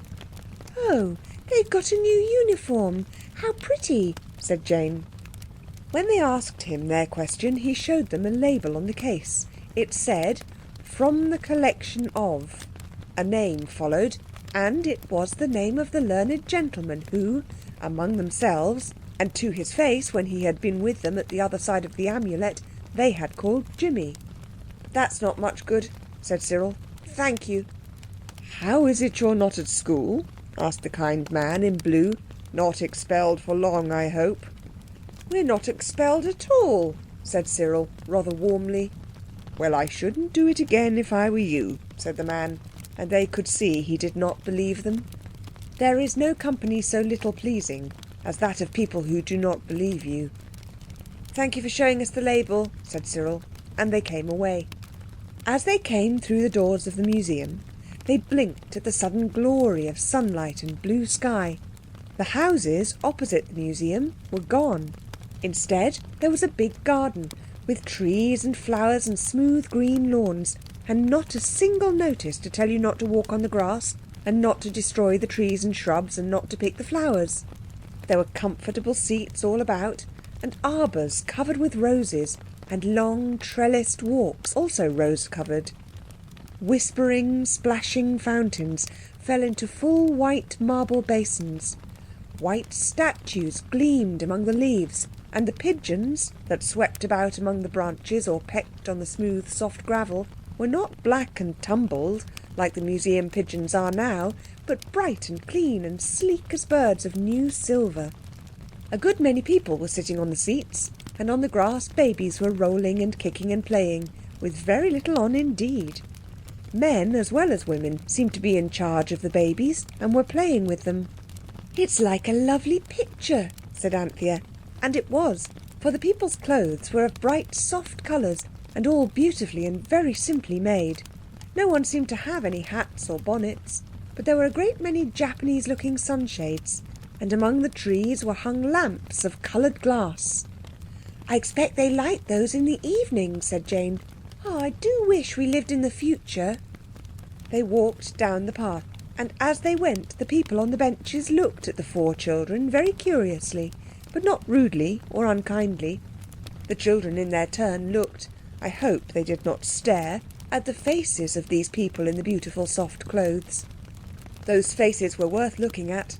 Not that they were all handsome, though even in the matter of handsomeness they had the advantage of any set of people the children had ever seen, but it was the expression of their faces that made them worth looking at. The children could not tell at first what it was. "I know," said Anthea suddenly. "They're not worried. That's what it is." And it was. Everybody looked calm. No one seemed to be in a hurry. No one seemed to be anxious or fretted. And though some did seem to be sad, not a single one looked worried. But though the people looked kind, everyone looked so interested in the children that they began to feel a little shy. and turned out of the big main path into a narrow little one that wound among trees and shrubs and mossy, dripping springs. It was here, in a deep, shadowed cleft between tall cypresses, that they found the expelled little boy.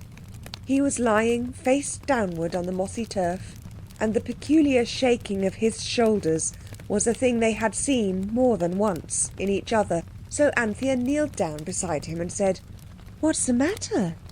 "I'm expelled from school," said the boy between his sobs.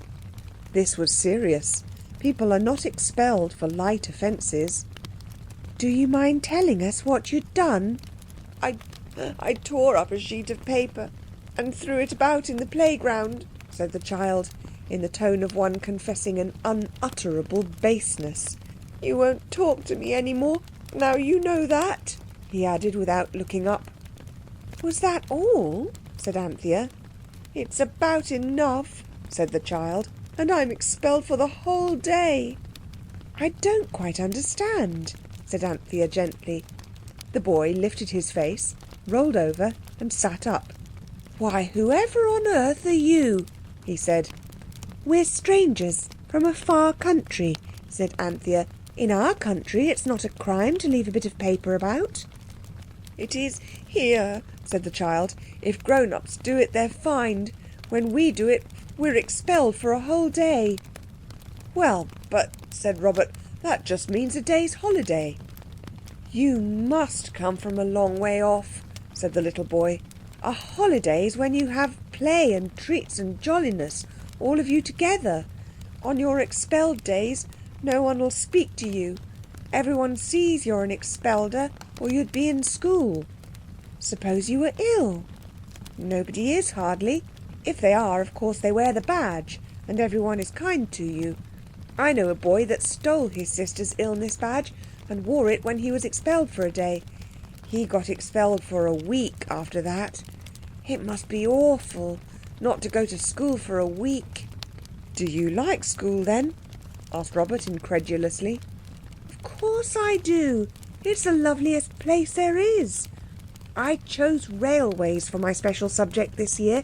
There are such splendid models and things, and now I shall be all behind because of that torn-up paper." "You choose your own subject?" asked Cyril. "Yes, of course. Where did you come from? Don't you know anything?" "No," said Jane definitely. "So you'd better tell us." "Well, on Midsummer Day, school breaks up and everything's decorated with flowers, and you choose your special subject for next year. Of course, you have to stick to it for a year at least. Then there are all your other subjects, of course, reading and painting, and the rules of citizenship." "Good gracious," said Anthea. "Look here," said the child, jumping up. "It's nearly 4.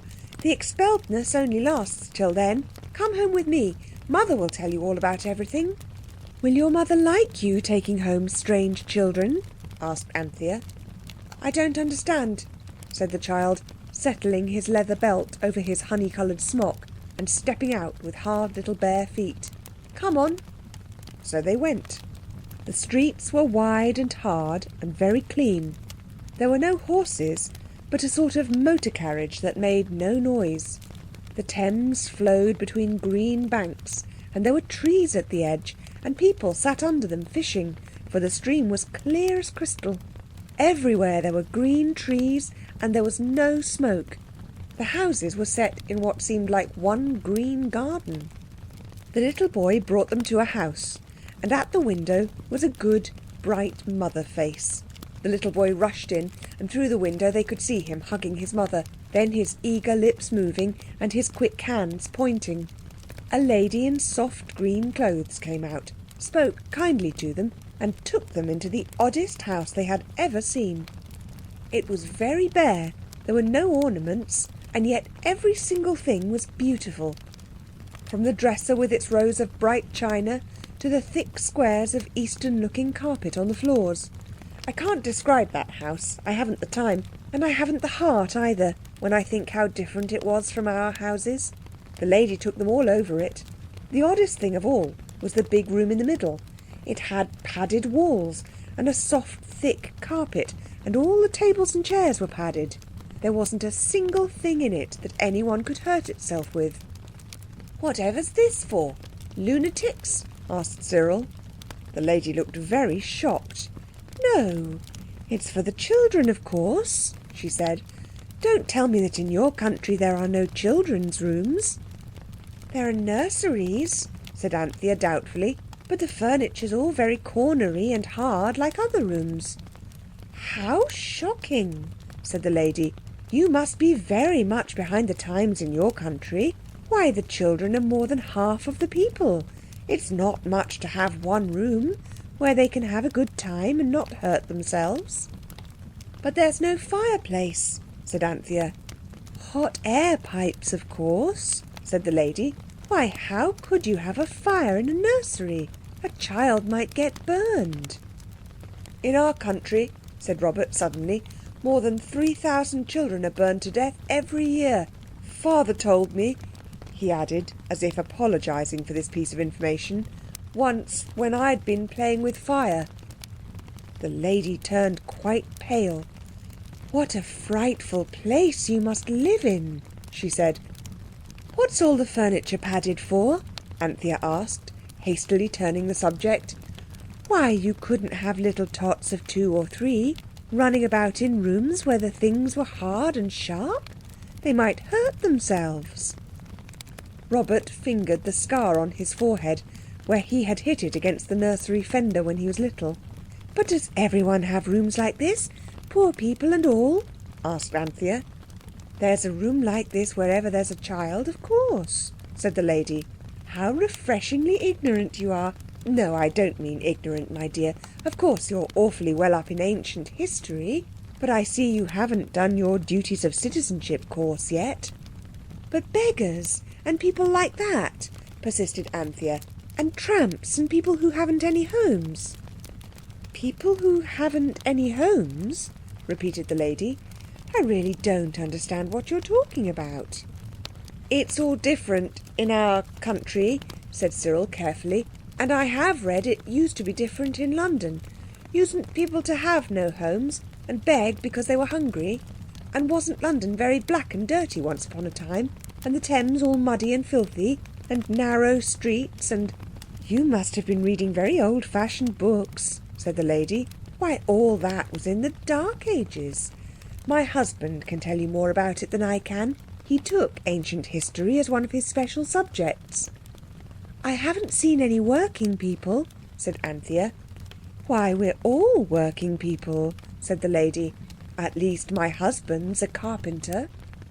"Good gracious," said Anthea. "But you're a lady." "Ah," said the lady, "that quaint old word. Well, my husband will enjoy a talk with you. In the Dark Ages, everyone was allowed to have a smoky chimney, and those nasty horses all over the streets, and all sorts of rubbish thrown in the Thames, and of course the sufferings of the people will hardly bear thinking of. It's very learned of you to know it all. Did you make ancient history your special subject?" "Not exactly," said Cyril, rather uneasily. "What is the duties of citizenship course about?" "Don't you really know? Aren't you pretending just for fun? Really not? Well, that course teaches you how to be a good citizen, what you must do and what you mayn't do, so as to do your full share of the work of making your town a beautiful and happy place for people to live in. There's a quite simple little thing they teach the tiny children. How does it go? I must not steal and I must learn. Nothing is mine that I do not earn. I must try in work and play to make things beautiful every day. I must be kind to everyone and never let cruel things be done. I must be brave and I must try when I am hurt never to cry, and always laugh as much as I can, and be glad that I'm going to be a man, to work for my living and help the rest, and never do less than my very best." "That's very easy," said Jane. "I could remember that." "That's only the very beginning, of course," said the lady. "There are heaps more rhymes. There's one beginning, I must not litter the beautiful street with bits of paper or things to eat. I must not pick the public flowers. They are not mine, but they are ours.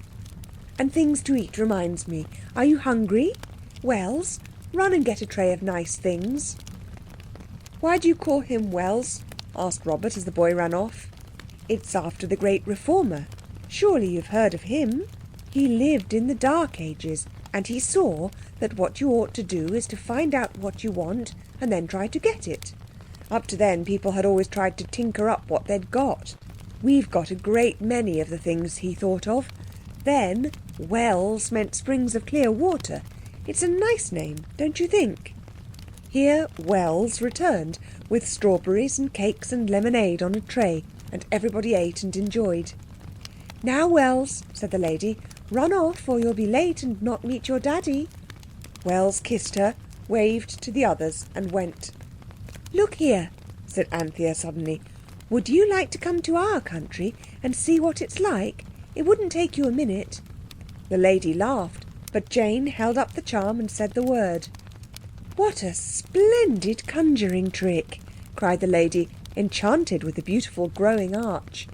"Go through," said Anthea. The lady went, laughing, but she did not laugh when she found herself suddenly in the dining room at Fitzroy Street. "Oh, what a horrible trick!" she cried. "What a hateful, dark, ugly place!" She ran to the window and looked out. The sky was grey, the street was foggy, a dismal organ grinder was standing opposite the door. A beggar and a man who sold matches were quarrelling at the edge of the pavement, on whose greasy black surface people hurried along, hastening to get to the shelter of their houses. "Oh, look at their faces! Their horrible faces!" she cried. "What's the matter with them all?" "They're poor people, that's all," said Robert. "But it's not all. They're ill, they're unhappy, they're wicked. Oh, do stop it, there's dear children. It's very, very clever. Some sort of magic lantern trick, I suppose, like I've read of, but do stop it. Oh, their poor, tired, miserable, wicked faces." The tears were in her eyes. Anthea signed to Jane. The arch grew. They spoke the words and pushed the lady through it into her own time and place, where London is clean and beautiful, and the Thames runs clear and bright, and the green trees grow, and no one is afraid or anxious or in a hurry. There was a silence. Then, "I'm glad we went," said Anthea with a deep breath. "I'll never throw paper about again as long as I live," said Robert. "Mother always told us not to," said Jane. "I would like to take up the duties of citizenship for a special subject," said Cyril. "I wonder if Father could put me through it. I shall ask him when he comes home." "If we'd found the amulet, Father could be home now," said Anthea. "And Mother and the lamb." "Let's go into the future again," suggested Jane brightly. "Perhaps we could remember, if it wasn't such an awful way off." So they did. This time they said, "The future where the amulet is, not so far away." And they went through the familiar arch into a large, light room with 3 windows. Facing them was the familiar mummy case, and at a table by the window sat the learned gentleman. They knew him at once, though his hair was white. He was one of the faces that do not change with age. In his hand was the amulet, complete and perfect. He rubbed his other hand across his forehead in the way they were so used to. "Dreams, dreams," he said. "Old age is full of them." "You've been in dreams with us before now," said Robert. "Don't you remember?" "I do indeed," said he. The room had many more books than the Fitzroy Street room, and far more curious and wonderful Assyrian and Egyptian objects. "The most wonderful dreams I ever had you in them." "Where," asked Cyril, "did you get that thing in your hand?" "If you weren't just a dream," he answered, smiling, "you'd remember that you gave it to me." "But where did we get it?" Cyril asked eagerly. "Ah, you never would tell me that," he said. "You always had your little mysteries, you dear children. What a difference you made to that old Bloomsbury house. I wish I could dream you oftener. Now you're grown up, you're not like you used to be." "Grown up?" said Anthea. The learned gentleman pointed to a frame with 4 photographs in it. "There you are," he said. The children saw 4 grown-up people's portraits, 2 ladies, 2 gentlemen, and looked on them with loathing. "Shall we grow up like that?" whispered Jane. "How perfectly horrid!" "If we're ever like that, we shan't know it's horrid, I expect," Anthea, with some insight, whispered back. "You see, you get used to yourself while you're changing. It's being so sudden makes it seem so frightful now." The learned gentleman was looking at them with wistful kindness. "Don't let me undream you just yet," he said. There was a pause. "Do you remember when we gave you that amulet?"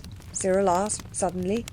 "You know, or you would if you weren't a dream, that it was on the 3rd of December 1905. I shall never forget that day." "Thank you," said Cyril earnestly. "Oh, thank you very much." "You've got a new room," said Anthea, looking out of the window. "And what a lovely garden." "Yes," said he. "I'm too old now to care even about being near the museum. This is a beautiful place. Do you know, I can hardly believe you're just a dream. You do look so exactly real. Do you know," his voice dropped, "I can say it to you, though of course if I said it to anyone that wasn't a dream they'd call me mad. There was something about that amulet you gave me. Something very mysterious." "There was that," said Robert. "I don't mean your pretty little childish mysteries about where you got it, but about the thing itself. First, the wonderful dreams I used to have after you'd shown me the first half of it. Why, my book on Atlantis that I did was the beginning of my fame, and my fortune too. And I got it all out of a dream. And then Britain at the time of the Roman invasion. That was only a pamphlet, but it explained a lot of things that people hadn't understood." "Yes," said Anthea, "it would." "That was the beginning. But after you'd given me the whole of the amulet, it was generous of you. Then somehow I didn't need to theorise. I seemed to know about the old Egyptian civilization, and they can't upset my theories." He rubbed his thin hands and laughed triumphantly. "They can't, though they've tried. Theories they call them, but they're more like, I don't know, more like memories. I know I'm right about the secret rites of the Temple of Amen." "I'm so glad you're rich," said Anthea. "You weren't, you know, at Fitzroy Street." "Indeed I wasn't," said he, "but I am now. This beautiful house and this lovely garden. I dig in it sometimes. You remember, you used to tell me to take more exercise. Well, I feel I owe it all to you. And the amulet." "I'm so glad," said Anthea, and kissed him. He started. "That didn't feel like a dream," he said, and his voice trembled. "It isn't exactly a dream," said Anthea softly. "It's all part of the amulet. It's a sort of extra special real dream, dear Jimmy." "Ah," said he, "when you call me that I know I'm dreaming. My little sister, I dream of her sometimes, but it's not real, like this. Do you remember the day I dreamed you brought me the Babylonish ring?" "We remember it all," said Robert. "Did you leave Fitzroy Street because you were too rich for it?" "Oh, no," he said reproachfully. "You know I should never have done such a thing as that. Of course I left when your old nurse died, and what's the matter?" "Old nurse dead?" said Anthea. "Oh, no." Yes, it's a common lot. It's a long time ago now." Jane held up the amulet in a hand that twittered. "Come," she cried. "Oh, come home. She may be dead before we get there, and then we can't give it to her. Oh, come." "Ah, don't let the dream end now," pleaded the learned gentleman. "It must," said Anthea firmly, and kissed him again. "When it comes to people dying," said Robert, "goodbye. I'm so glad you're rich and famous and happy." "Do come," cried Jane, stamping in her agony of impatience. And they went. Old Nurse brought in tea almost as soon as they were back in Fitzroy Street. As she came in with the tray, the girls rushed at her and nearly upset her and it. "Don't die!" cried Jane. "Oh, don't!" And Anthea cried, "Dear ducky, darling old Nurse, don't die!" "Lord love you," said Nurse. "I'm not going to die yet awhile, please heaven. Whatever on earth's the matter with the chicks?" "Nothing, only don't." She put the tray down and hugged the girls in turn. The boys thumped her on the back with heartfelt affection. "I'm as well as I ever was in my life," she said. "What nonsense about dying. You've been sitting too long in the dust, that's what it is. Regular blind man's holiday. Leave go of me while I light the gas." The yellow light illuminated 4 pale faces. "We do love you so," Anthea went on, "and we've made you a picture to show how we love you. Get it out, Squirrel." The glazed testimonial was dragged out from under the sofa and displayed. "The glue's not dry yet," said Cyril. "Look out." "What a beauty!" cried old Nurse. "Well, I never! And your pictures, and the beautiful writing and all. Well, I always did say your hearts were in the right place, if a bit careless at times. Well, I never did. I don't know I was ever better pleased in my life." She hugged them all, one after the other, and the boys did not mind it somehow that day. "How is it we can remember all about the future now?" Anthea woke the Psammead with laborious gentleness to put the question. "How is it that we can remember what we saw in the future, and yet when we were in the future we couldn't remember the bit of the future that was past then, the time of finding the amulet?" "Why, what a silly question," said the Psammead. "Of course you cannot remember what hasn't happened yet." "But the future hasn't happened yet," Anthea persisted, "and we remember that all right." "Oh, that isn't what's happened, my good child," said the Psammead rather crossly. "That's prophetic vision. And you remember dreams, don't you? So why not visions?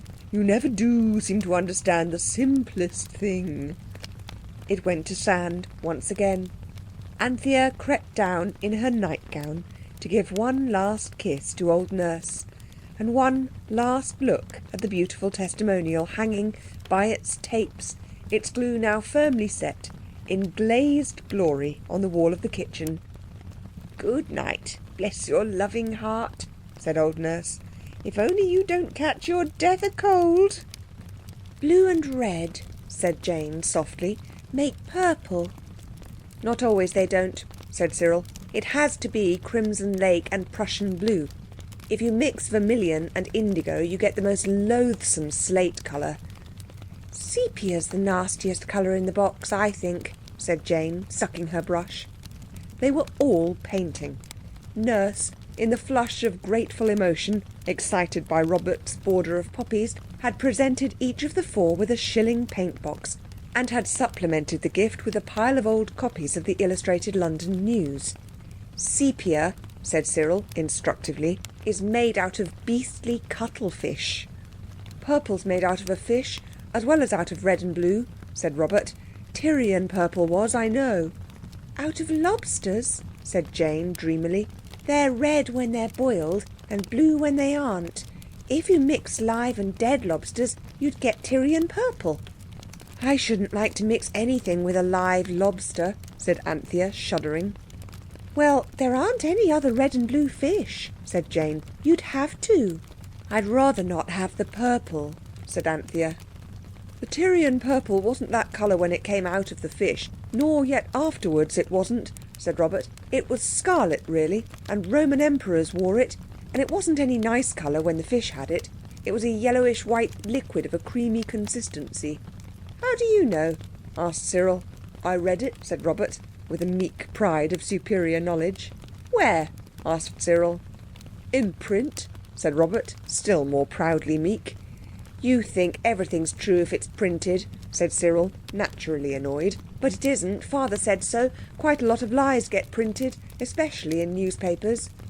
"You see, as it happens," said Robert, in what was really a rather annoying tone, "it wasn't a newspaper. It was in a book." "How sweet Chinese white is," said Jane, dreamily sucking her brush again. "I don't believe it," said Cyril to Robert. "Have a suck yourself," suggested Robert. "I don't mean about the Chinese white. I mean about the cream fish turning purple and—" "Oh," said Anthea, jumping up very quickly, "I'm tired of painting. Let's go somewhere by Amulet. I say, let's let it choose." Cyril and Robert agreed that this was an idea. Jane consented to stop painting because, as she said, Chinese white, though certainly sweet, gives you a queer feeling in the back of your throat if you paint with it too long. The Amulet was held up.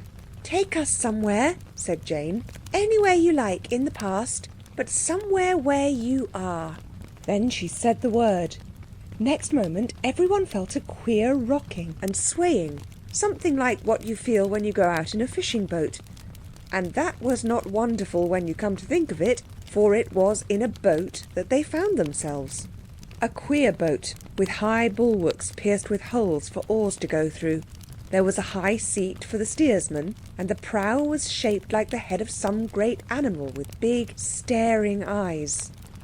The boat rode at anchor in a bay, and the bay was very smooth.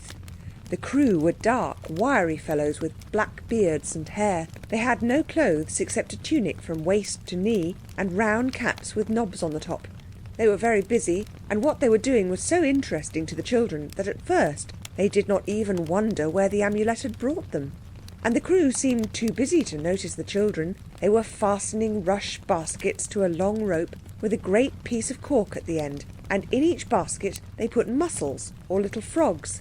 Then they cast out the rope, the basket sank, but the cork floated, and all about on the blue water were other boats, and all the crews of all the boats were busy with ropes and baskets and frogs and mussels. "Whatever are you doing?" Jane suddenly asked a man who had rather more clothes than the others and seemed to be a sort of captain or overseer. He started and stared at her, but he had seen too many strange lands to be very much surprised at these queerly dressed stowaways. "Setting lines for the dye shellfish," he said shortly. "How did you get here?" "A sort of magic," said Robert carelessly. The captain fingered an amulet that hung around his neck. "What is this place?" asked Cyril. "Tyre, of course," said the man. Then he drew back and spoke in a low voice to one of the sailors. "Now we shall know about your precious cream jug fish," said Cyril. "But we never said come to Tyre," said Jane. "The Amulet heard us talking, I expect. I think it's most obliging of it," said Anthea. "And the Amulet's here too," said Robert. "We ought to be able to find it in a little ship like this. I wonder which of them's got it." "Oh, look! Look!" cried Anthea suddenly. On the bare breast of one of the sailors gleamed something red. It was the exact counterpart of their precious half-amulet. A silence full of emotion was broken by Jane. "Then we found it," she said. "Oh, do let's take it and go home." "Easy to say take it," said Cyril. "He looks very strong." He did, yet not so strong as the other sailors. "It's odd," said Anthea musingly. "I do believe I've seen that man somewhere before." "He's rather like our learned gentleman," said Robert. "But I'll tell you who he's much more like." At that moment the sailor looked up. His eyes met Robert's, and Robert and the others had no longer any doubt as to where they had seen him before. It was Rekh Marā, the priest who had led them to the palace of Pharaoh, and whom Jane had looked back at through the arch when he was counselling Pharaoh's guard to take the jewels and fly for his life. Nobody was quite pleased, and nobody quite knew why. Jane voiced the feelings of all when she said, fingering their amulet through the folds of her frock, "We can go back in a minute if anything nasty happens." For the moment nothing worse happened than an offer of food. Figs and cucumbers it was, and very pleasant. "I see," said the captain, "that you're from a far country. Since you've honoured my boat by appearing on it, you must stay here till morning. Then I will lead you to one of our great ones. He loves strangers from far lands. Let's go home, Jane whispered. All the frogs are drowning now. I think the people here are cruel. But the boys wanted to stay and see the lines taken up in the morning.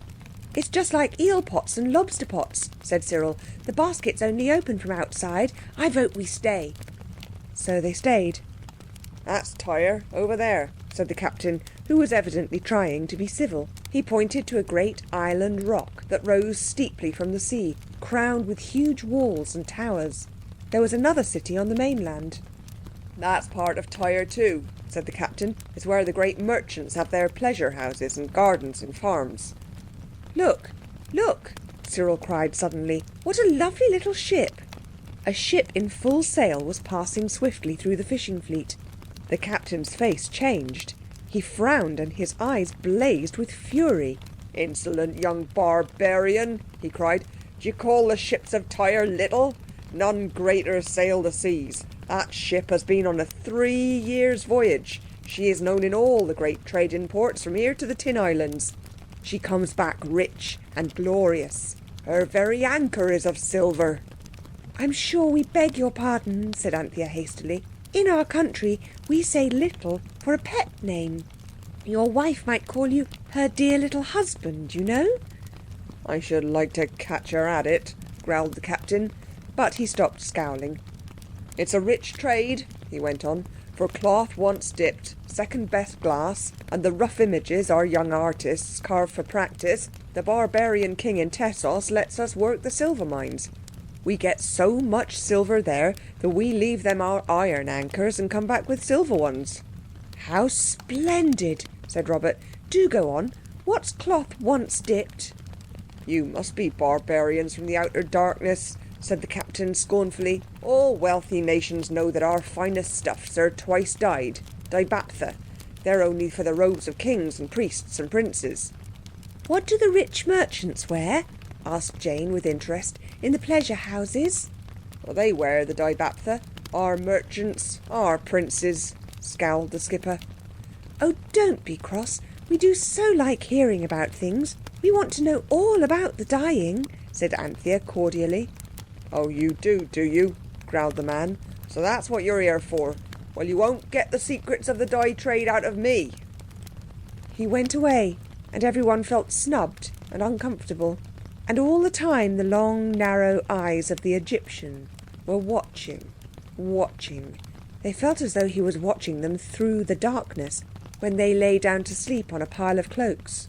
Next morning the baskets were drawn up full of what looked like whelk shells. The children were rather in the way, but they made themselves as small as they could. While the skipper was at the other end of the boat, they did ask one question of a sailor, whose face was a little less unkind than the others. "Yes," he answered, "this is dye fish. It's a sort of murex. And there's another kind they catch at Sidon. And then, of course, there's the kind that's used for the dibaptha. But that's quite different. It's—" "Hold your tongue," said the skipper. And the man held it. The laden boat was rowed slowly round the end of the island and was made fast in one of the 2 great harbours that lay inside a long breakwater. The harbour was full of all sorts of ships, so that Cyril and Robert enjoyed themselves much more than their sisters. The breakwater and the quays were heaped with bales and baskets and crowded with slaves and sailors. Farther along, some men were practising diving. "That's jolly good," said Robert, as a naked brown body cleft the water. "I should think so," said the skipper. "The pearl divers of Persia are not more skillful. Why, we've got a freshwater spring that comes out at the bottom of the sea. Our divers dive down and bring up the fresh water in skin bottles. Can your barbarian divers do as much?" "I suppose not," said Robert, and put away a wild desire to explain to the captain the English system of waterworks, pipes, taps, and the intricacies of the plumber's trade. As they neared the quay, the skipper made a hasty toilet. He did his hair, combed his beard, put on a garment like a jersey with short sleeves, an embroidered belt, a necklace of beads, and a big signet ring. "Now," said he, "I'm fit to be seen. Come along." "Where to?" said Jane cautiously. "To Pheles, the great sea captain," said the skipper. "The man I told you of who loves barbarians." Then Rechmarah came forward and for the first time spoke. "I have known these children in another land," he said. "You know my powers of magic. It was my magic that brought these barbarians to your boat. And you know how they will profit you. I read your thoughts. Let me come with you and see the end of them, and then I will work the spell I promised you, in return for the little experience you have so kindly given me on your boat." The skipper looked at the Egyptian with some disfavour. "So it were your doing," he said. "I might have guessed it. Well, come on." So he came, and the girls wished he hadn't, but Robert whispered, "Nonsense. As long as he's with us, we've got some chance of the amulet. We can always fly if anything goes wrong." The morning was so fresh and bright. Their breakfast had been so good and so unusual. They had actually seen the amulet round the Egyptian's neck. One or two, or all these things, suddenly raised the children's spirits. They went off quite cheerfully through the city gate. It was not arched, but roofed over with a great flat stone, and so through the street, which smelt horribly of fish and garlic and 1,000 other things even less agreeable. But far worse than the street scents was the scent of the factory, where the skipper called in to sell his night's catch. I wish I could tell you all about that factory, but I haven't time, and perhaps after all you aren't interested in dyeing works. I will only mention that Robert was triumphantly proved to be right. The dye was a yellowish-white liquid of a creamy consistency, and it smelt more strongly of garlic than garlic itself does. While the skipper was bargaining with the master of the dye works, the Egyptian came close to the children and said, suddenly and softly, "Trust me." "I wish we could," said Anthea. "You feel," said the Egyptian, "that I want your amulet. That makes you distrust me." "Yes," said Cyril bluntly. "But you also. You want my amulet, and I am trusting you." "There's something in that," said Robert. "We have the two halves of the amulet," said the priest, "but not yet the pin that joined them. Our only chance of getting that is to remain together. Once part these two halves and they may never be found in the same time and place. Be wise. Our interests are the same." Before anyone could say more, the skipper came back, and with him the dye master. His hair and beard were curled like the men's in Babylon, and he was dressed like the skipper, but with added grandeur of gold and embroidery. He had necklaces of beads and silver, and a glass amulet with a man's face, very like his own, set between two bulls' heads, as well as gold and silver bracelets and armlets. He looked keenly at the children. Then he said, "My brother Pheles has just come back from Tarshish. He's at his garden house, unless he's hunting wild boar in the marshes. He gets frightfully bored on shore." "Ah," said the skipper, "he's a true-born Phoenician. Tyre, Tyre forever, oh Tyre rules the waves, as the old song says. I'll go at once and show him my young barbarians." "I should," said the dye master. "They are very rum, aren't they? What frightful clothes, and what a lot of them. Observe the covering of their feet. Hideous indeed." Robert could not help thinking how easy and at the same time pleasant it would be to catch hold of the dye master's feet and tip him backward into the great sunken vat just near him.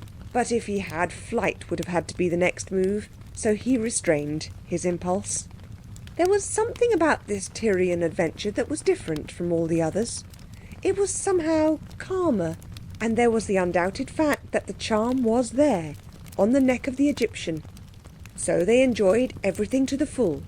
The row from the island city to the shore, the ride on the donkeys that the skipper hired at the gate of the mainland city, and the pleasant country, palms and figs and cedars all about.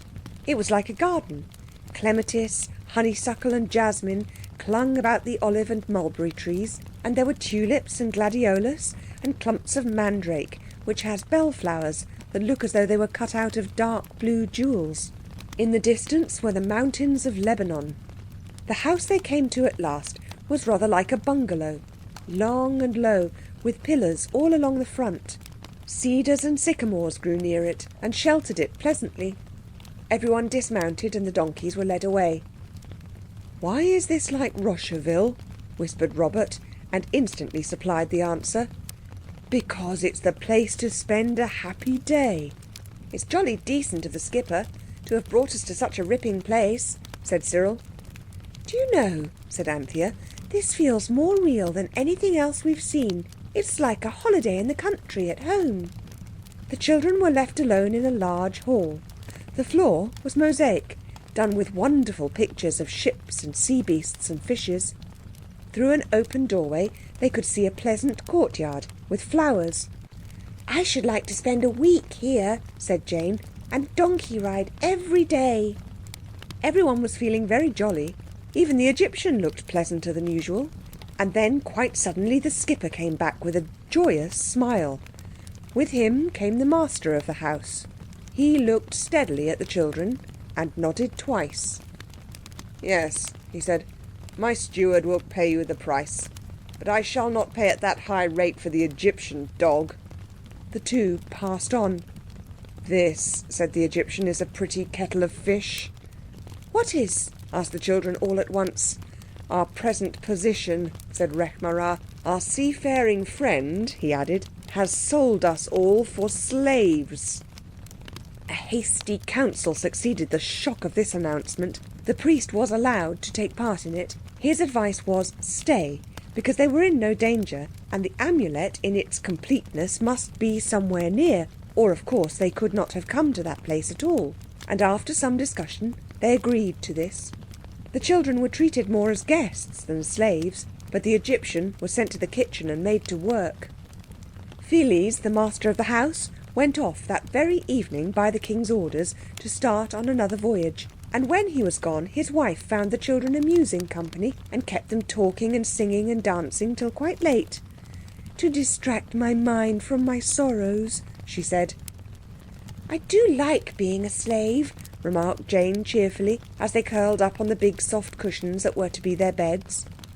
It was black night when they were awakened, each by a hand passed softly over its face, and a low voice that whispered, Be quiet, or all is lost. So they were quiet. It's me, Rechmara, the priest of Amen, said the whisperer. The man who brought us has gone to sea again, and he has taken my amulet from me by force, and I know no magic to get it back. Is there magic for that in the amulet you bear? Everyone was instantly awake now. We can go after him, said Cyril, leaping up, but he might take ours as well, or he might be angry with us for following him.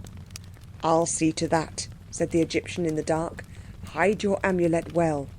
There, in the deep blackness of that room in the Tyrian country house, the amulet was once more held up and the words spoken. All passed through onto a ship that tossed and tumbled on a wind-blown sea. They crouched together there till morning, and Jane and Cyril were not at all well. When the dawn showed, dove-coloured, across the steely waves, they stood up as well as they could for the tumbling of the ship. Philes, that hardy sailor and adventurer, turned quite pale when he turned round suddenly and saw them. Well, he said, well, I never did. Master, said the Egyptian, bowing low, and that was even more difficult than standing up. We are here by the magic of the sacred amulet that hangs around your neck.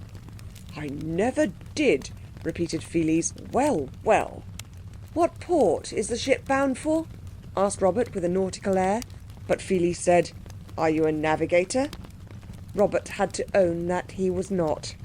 Then, said Philes, I don't mind telling you that we are bound for the Tin Isles.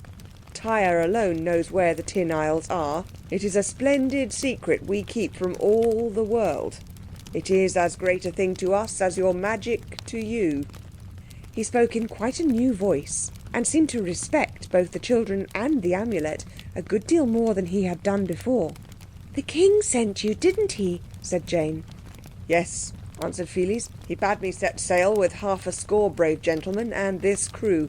You shall go with us and see many wonders. He bowed and left them. What are we going to do now? Said Robert, when Philes had caused them to be left, along with a breakfast of dried fruits and a sort of hard biscuit.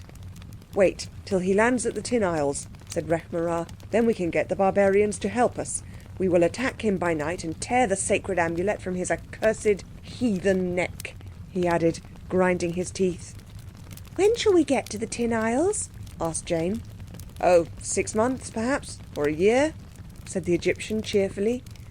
A year of this? cried Jane, and Cyril, who was still feeling far too unwell to care about breakfast, hugged himself miserably and shuddered.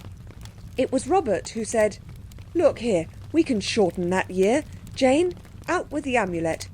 Wish that we were where the amulet will be when the ship is 20 miles from the Tin Island. That'll give us time to mature our plans." It was done, the work of a moment, and there they were on the same ship, between grey northern sky and grey northern sea. The sun was setting in a pale yellow line.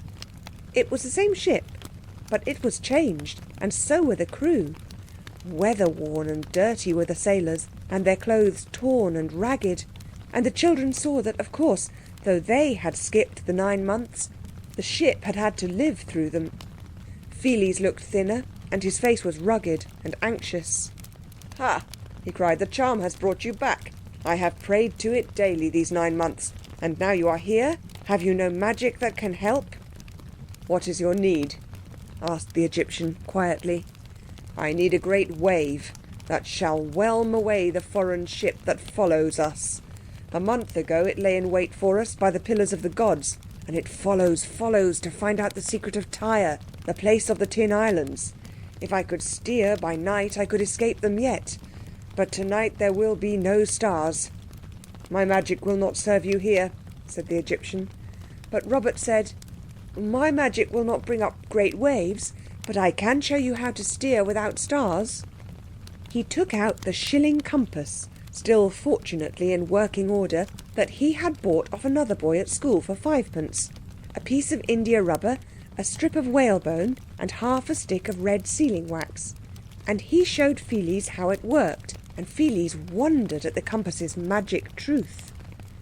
"I will give it you," Robert said, "in return for that charm about your neck." Pheles made no answer. He first laughed, snatched the compass from Robert's hand and turned away, still laughing. "Be comforted," the priest whispered. "Our time will come." The dusk deepened, and Pheles, crouched beside a dim lantern, steered by the shilling compass from the Crystal Palace. No one ever knew how the other ship sailed, but suddenly, in the deep night, the lookout man at the stern cried out in a terrible voice, "She's close upon us!" "And we," said Pheles, "are close to the harbour." He was silent a moment. Then suddenly he altered the ship's course, and then he stood up and spoke.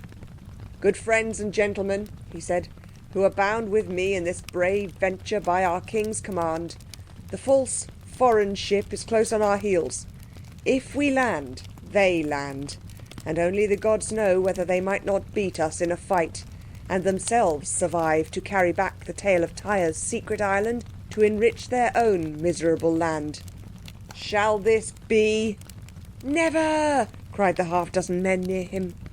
The slaves were rowing hard below and could not hear his words. The Egyptian leapt upon him, suddenly, fiercely, as a wild beast leaps. "Give me back my amulet!" he cried, and caught at the charm. The chain that held it snapped, and it lay in the priest's hand. Pheles laughed, standing balanced to the leap of the ship that answered the oar-stroke.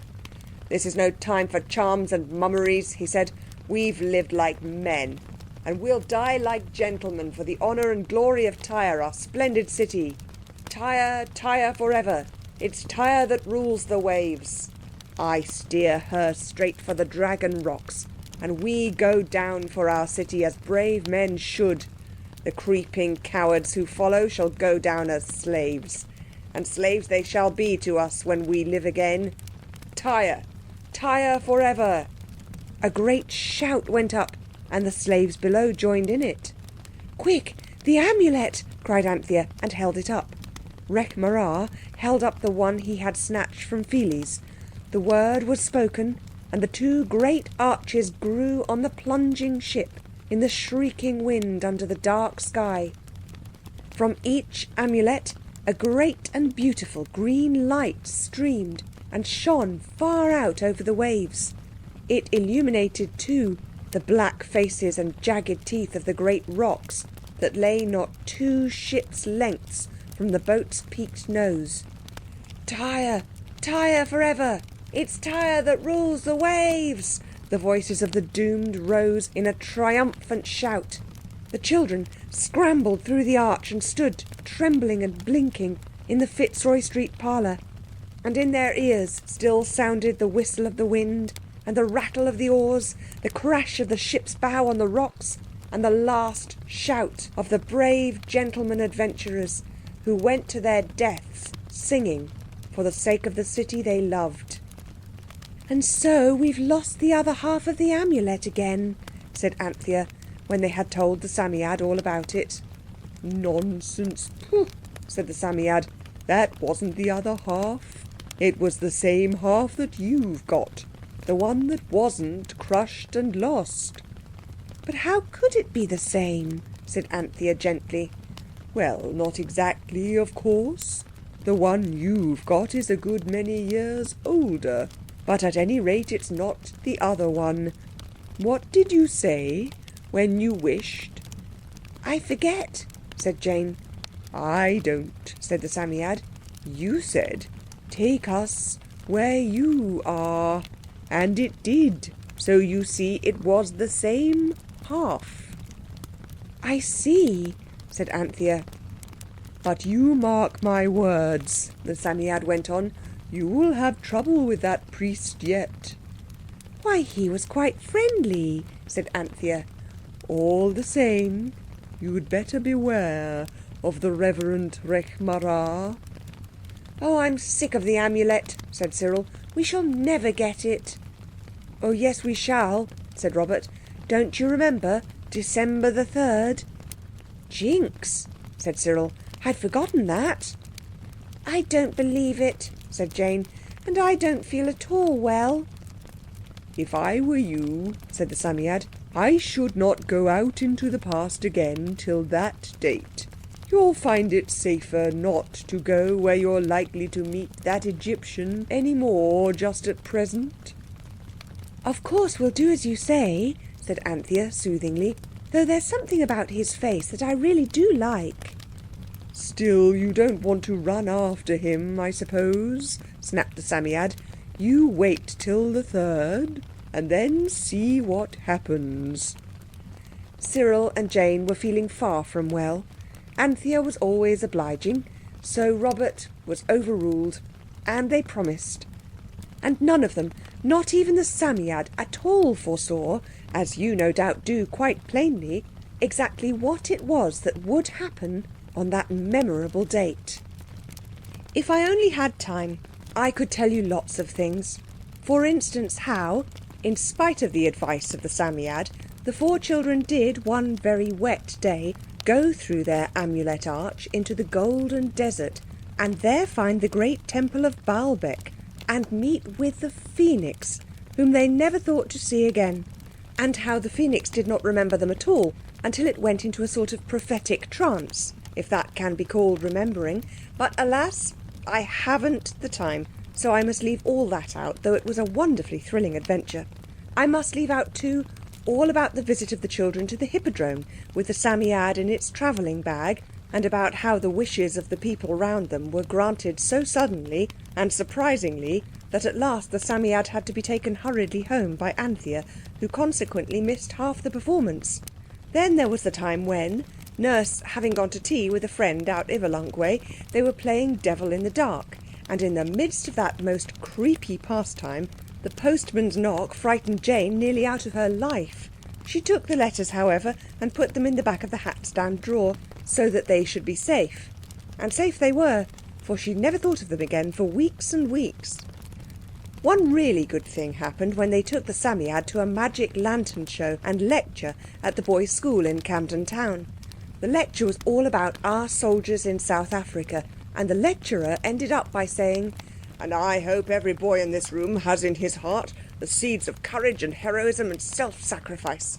And I wish that every one of you may grow up to be noble and brave and unselfish, worthy citizens of this great empire, for whom our soldiers have freely given their lives." And of course this came true. which was a distinct score for Camden Town. As Anthea said, it was unlucky that the lecturer said boys, because now she and Jane would have to be noble and unselfish, if at all, without any outside help. But Jane said, "I dare say we are already, because of our beautiful natures. It's only boys that have to be made brave by magic," which nearly led to a first-class row.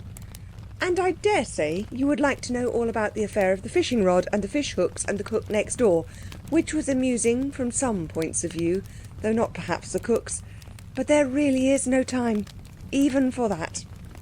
The only thing that there's time to tell about is the adventure of Maskelyne and Cooks and the unexpected apparition, which is also the beginning of the end. It was Nurse who broke into the gloomy music of the autumn rain on the window panes by suggesting a visit to the Egyptian Hall, England's home of mystery. Though they had good but private reasons to know that their own particular personal mystery was of a very different brand, the four all brightened at the idea. All children, as well as a good many grown-ups, love conjuring. "It's in Piccadilly," said old Nurse, carefully counting out the proper number of shillings into Cyril's hand. "Not so very far down on the left from the circus. There's big pillars outside, something like Carter's Seed Palace in Holborn, as used to be Day and Martin's Blacking when I was a girl, and something like Euston Station, only not so big." "Yes, I know," said everybody. So they started. But though they walked along the left-hand side of Piccadilly, they saw no pillared building that was at all like Carter's Seed Warehouse, or Euston Station, or England's home of mystery, as they remembered it. At last they stopped a hurried lady and asked her the way to Maskelyne and Cooks. "I don't know, I'm sure," she said, pushing past them. "I always shop at the stores." Which just shows, as Jane said, how ignorant grown-up people are. It was a policeman who at last explained to them that England's mysteries are now, appropriately enough, enacted at St. George's Hall. So they tramped to Langham Place and missed the first two items in the programme, but they were in time for the most wonderful magic appearances and disappearances, which they could hardly believe, even with all their knowledge of a larger magic, was not really magic after all. "If only the Babylonians could have seen this conjuring," whispered Cyril. "It takes the shine out of their old conjurer, doesn't it?" "Hush," said Anthea, and several other members of the audience. Now there was a vacant seat next to Robert, and it was when all eyes were fixed on the stage, where Mr. Devant was pouring out glasses of all sorts of different things to drink, out of one kettle with one spout, and the audience were delightedly tasting them, that Robert felt someone in that vacant seat. He did not feel someone sit down in it. It was just that one moment there was no one sitting there, and the next moment, suddenly, there was someone. Robert turned. The someone who had suddenly filled that empty place was Rechmarah, the priest of Amen. Though the eyes of the audience were fixed on Mr. David Devant, Mr. David Devant's eyes were fixed on the audience.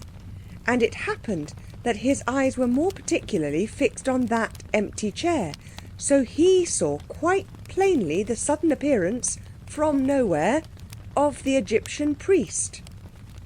"A jolly good trick," he said to himself. "I worked under my own eyes in my own hall. I'll find out how that's done." He had never seen a trick that he could not do himself, if he tried. By this time a good many eyes in the audience had turned on the clean-shaven, curiously dressed figure of the Egyptian priest. "Ladies and gentlemen," said Mr. Devant, rising to the occasion, "this is a trick I have never before performed. The empty seat, third from the end, second row, gallery, you will now find occupied by an ancient Egyptian, warranted genuine." He little knew how true his words were. And now all eyes were turned on the priest and the children, and the whole audience, after a moment's breathless surprise, shouted applause.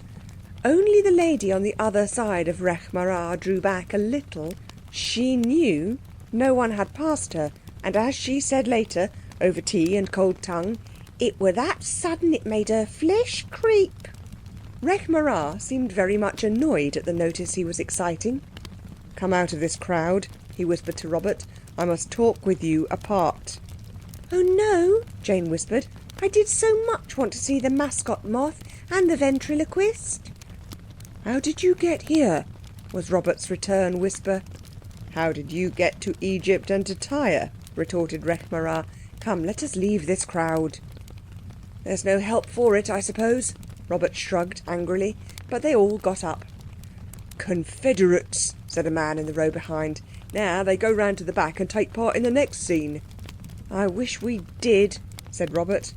Confederate yourself, said Cyril, and so they got away, the audience applauding to the last.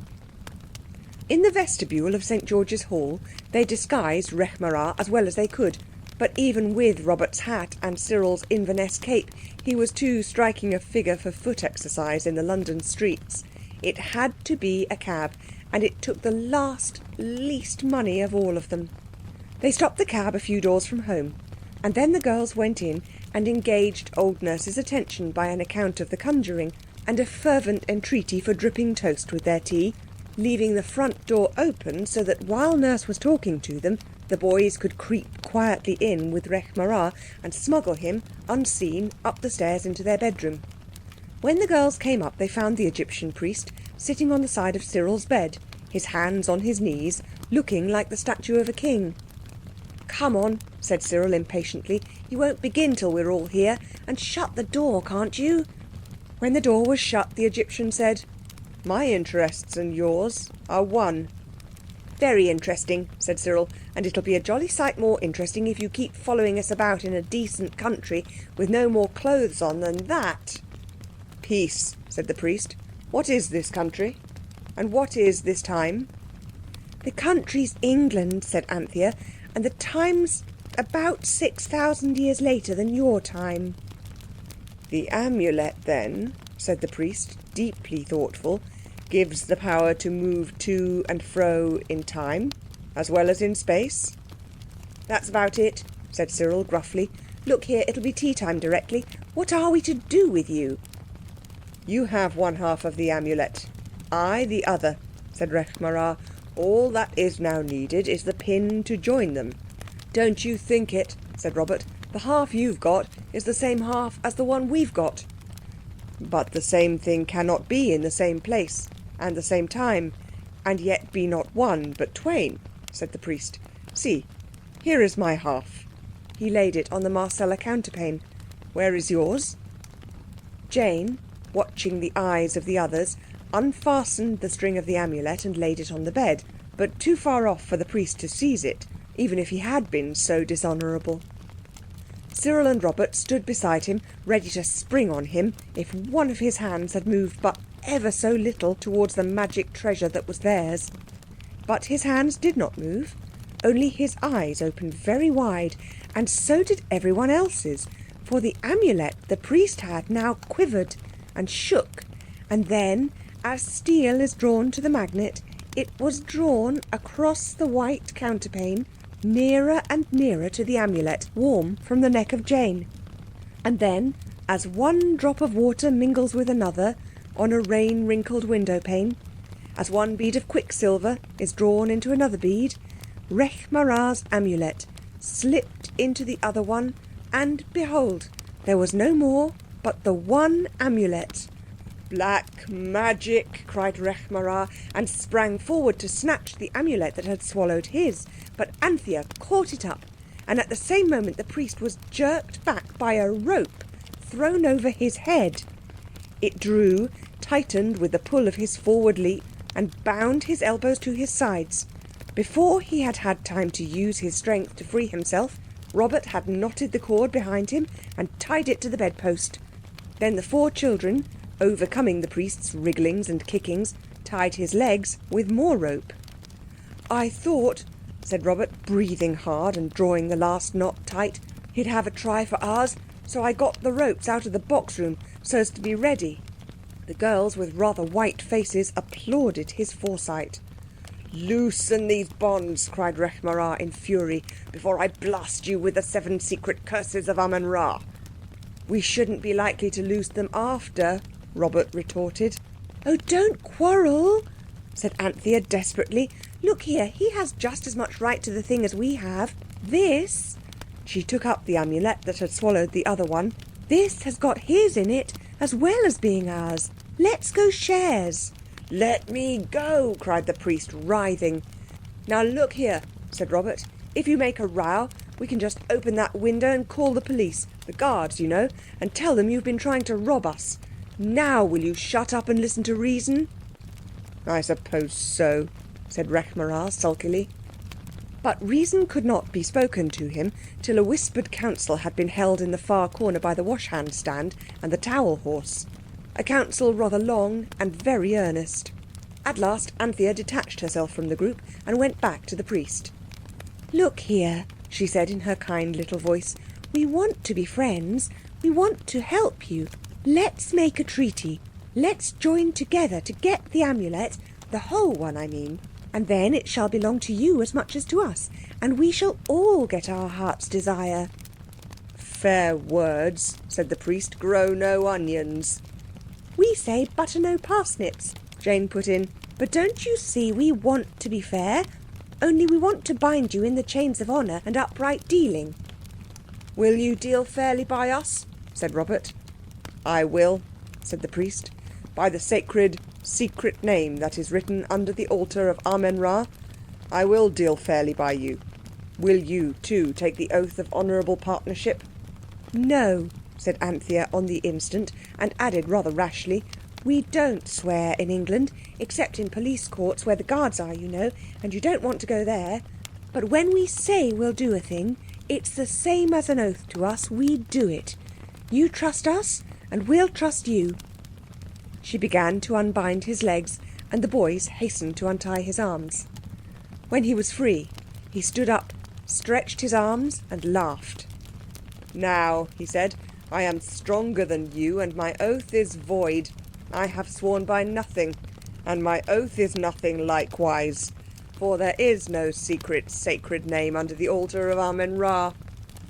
"Oh, yes, there is," said a voice from under the bed. Everyone started, Rekh Marā most of all. Cyril stooped and pulled out the bath of sand where the Psammead slept. "You don't know everything, though you are a divine father of the Temple of Amen," said the Psammead, shaking itself till the sand fell tinkling on the bath edge. "There is a secret, sacred name beneath the altar of Amen-Ra. Shall I call on that name?" "No, no!" cried the priest in terror. "No," said Jane too. "Don't let's have any calling names." "Besides," said Rekh Marā, who had turned very white indeed under his natural brownness, "I was only going to say that though there isn't any name under—" "There is," said the Psammead threateningly. "Well, even if there wasn't, I will be bound by the wordless oath of your strangely upright land, and having said that, I will be your friend. I will be it." "Then that's all right," said the Psammead, "and there's the tea bell. What are you going to do with your distinguished partner? He can't go down to tea like that, you know." "You see, we can't do anything till the 3rd of December, said Anthea. "That's when we are to find the whole charm. What can we do with Rekh Marā till then?" "Box room," said Cyril briefly, "and smuggle up his meals. It'll be rather fun."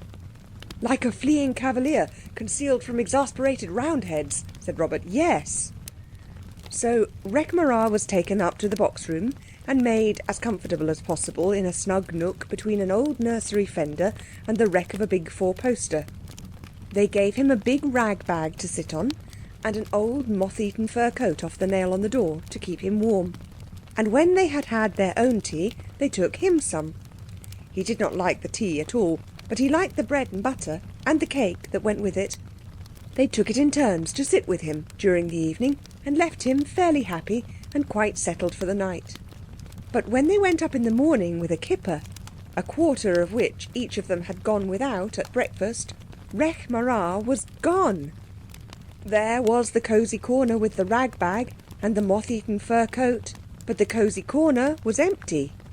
Good riddance was naturally the first delightful thought in each mind. The second was less pleasing because everyone at once remembered that since his amulet had been swallowed up by theirs, which hung once more round the neck of Jane, he could have no possible means of returning to his Egyptian past. Therefore he must be still in England, and probably somewhere quite near them plotting mischief. The attic was searched to prevent mistakes, but quite vainly. "The best thing we can do," said Cyril, "is to go through the half amulet straight away, get the whole amulet, and come back." "I don't know," Anthea hesitated. "Would that be quite fair? Perhaps he isn't really a base deceiver. Perhaps something's happened to him." "Happened?" said Cyril. "Not it. Besides, what could happen?" "I don't know," said Anthea. "Perhaps burglars came in the night and accidentally killed him and took away all that was mortal of him, you know, to avoid discovery." "Or perhaps," said Cyril, "they hid all that was mortal in one of those big trunks in the box room. Shall we go back and look?" he added grimly. "No, no," Jane shuddered. "Let's go and tell the Psammead and see what it says." "No," said Anthea. "Let's ask the learned gentleman. If anything has happened to Rekh Marā, a gentleman's advice would be more useful than a Psammead's, and the learned gentleman will only think it's a dream like he always does." They tapped at the door, and on the "come in" entered. The learned gentleman was sitting in front of his untasted breakfast. Opposite him, in the easy chair, sat Rekh Marā. "Hush," said the learned gentleman very earnestly. "Please hush, or the dream will go. I am learning... Oh, what have I not learned in the last hour?" "In the grey dawn," said the priest, "I left my hiding place and, finding myself among these treasures from my own country, I remained. I feel more at home here somehow." "Of course I know it's a dream," said the learned gentleman feverishly, "but oh, ye gods, what a dream! By Jove!" "Call not upon the gods," said the priest, "lest ye raise greater ones than ye can control. Already," he explained to the children, "he and I are as brothers, and his welfare is dear to me as my own." "He has told me," the learned gentleman began, but Robert interrupted. This was no moment for manners. "Have you told him," he asked the priest, "all about the amulet?" "No," said Rekh Marā. "Then tell him now. He's very learned. Perhaps he can tell us what to do." Rekh Marā hesitated and then told. And oddly enough, none of the children ever could remember afterwards what it was that he did tell. Perhaps he used some magic to prevent their remembering. When he had done, the learned gentleman was silent, leaning his elbow on the table and his head on his hand. "Dear Jimmy," said Anthea gently, "don't worry about it. We are sure to find it today, somehow." "Yes," said Rekh Marā, "and perhaps with it, death." "It's to bring us our heart's desire," said Robert. "Who knows," said the priest, "what things undreamed of and infinitely desirable lie beyond the dark gates." "Oh, don't," said Jane, almost whimpering. The learned gentleman raised his head suddenly. "Why not," he suggested, "go back into the past, at a moment when the amulet is unwatched? Wish to be with it, and that it shall be under your hand." It was the simplest thing in the world, and yet none of them had ever thought of it. "Come," said Rekh Marā, leaping up. "Come now." May I come?" the learned gentleman timidly asked. "It's only a dream, you know." "Come and welcome, oh brother," Rekh Marā was beginning, but Cyril and Robert with one voice cried, "No!" "You weren't with us in Atlantis," Robert added, "or you'd know better than to let him come." "Dear Jimmy," said Anthea, "please don't ask to come. We'll go and be back again before you have time to know that we're gone." "And he too?" "We must keep together," said Rekh Marā, "since there is but one perfect amulet to which I and these children have equal claims." Jane held up the amulet, Rekh Marā went first, and they all passed through the great arch into which the amulet grew at the name of power. The learned gentleman saw through the arch a darkness lighted by smoky gleams. He rubbed his eyes, and he only rubbed them for 10 seconds. The children and the priest were in a small, dark chamber. A square doorway of massive stone let in gleams of shifting light and the sound of many voices chanting a slow, strange hymn. They stood listening. Now and then the chant quickened and the light grew brighter, as though fuel had been thrown on a fire. Where are we? whispered Anthea. And when? whispered Robert. This is the shrine near the beginnings of belief, said the Egyptian, shivering. Take the amulet and come away. It is cold here in the morning of the world. And then Jane felt that her hand was on a slab or a table of stone, and under her hand something that felt like the charm that had so long hung round her neck, only it was thicker, twice as thick. "It's here," she said. "I've got it." And she hardly knew the sound of her own voice. "Come away," repeated Rechmarar. "I wish we could see more of this temple," said Robert resistingly. "Come away," the priest urged. "There is death all about and strong magic. Listen." The chanting voices seemed to have grown louder and fiercer, and light stronger. "They're coming," cried Rechmarar. "Quick, quick! The amulet!" Jane held it up. "What a long time you've been rubbing your eyes," said Anthea. "Don't you see we've got back?" The learned gentleman merely stared at her. "Miss Anthea! Miss Jane!" It was Nurse's voice, very much higher and squeaky and more exalted than usual. "Oh, bother," said everyone, Cyril adding, "You just go on with the dream for a sec, Mr. Jimmy. We'll be back directly. Nurse'll come up if we don't. She wouldn't think Rechmarar was a dream." Then they went down. Nurse was in the hall, an orange envelope in one hand and a pink paper in the other. "Your Pa and Ma's come home. Reach London 11:15. Prepare rooms as directed in letter and signed in their 2 names." "Oh, hooray! Hooray! Hooray!" shouted the boys and Jane. But Anthea could not shout. She was nearer crying. "Oh," she said almost in a whisper, "then it was true, and we have got our heart's desire." "But I don't understand about the letter," Nurse was saying. "I haven't had a letter." "Oh," said Jane in a queer voice. "I wonder whether it was one of those. They came that night, you know, when we were playing Devil in the Dark, and I put them in the hat-stand drawer behind the clothes brushes, and—" She pulled out the drawer as she spoke. "And here they are." There was a letter for Nurse and one for the children. The letters told how Father had done being a war correspondent and was coming home, and how Mother and the lamb were going to meet him in Italy and all come home together, and how the lamb and Mother were quite well, and how a telegram would be sent to tell the day and the hour of their homecoming. "Mercy me," said old Nurse. "I declare if it's not too bad of you, Miss Jane. I shall have a nice to-do getting things straight for your Pa and Ma." "Oh, never mind, Nurse," said Jane, hugging her. "Isn't it just too lovely for anything?" "We'll come and help you," said Cyril. "There's just something upstairs we've got to settle up, and then we'll all come and help you."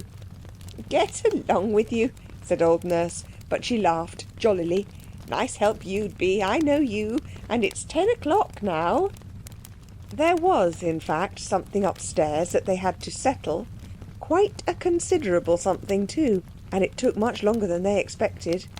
A hasty rush into the boys' room secured the Psammead, very sandy and very cross. "It doesn't matter how cross and sandy it is, though," said Anthea. "It ought to be there at the final council." "It'll give the learned gentleman fits, I expect," said Robert, "when he sees it." But it didn't. "The dream is growing more and more wonderful," he exclaimed, when the Psammead had been explained to him by Rechmarar. "I have dreamed this beast before." "Now," said Robert, "Jane has got the half amulet, and I've got the whole. Show up, Jane." Jane untied the string and laid her half of the amulet on the table, littered with dusty papers and the clay cylinders marked all over with little marks like the little prints of birds' little feet. Robert laid down the whole amulet, and Anthea gently restrained the eager hand of the learned gentleman as it reached out yearningly towards the perfect specimen.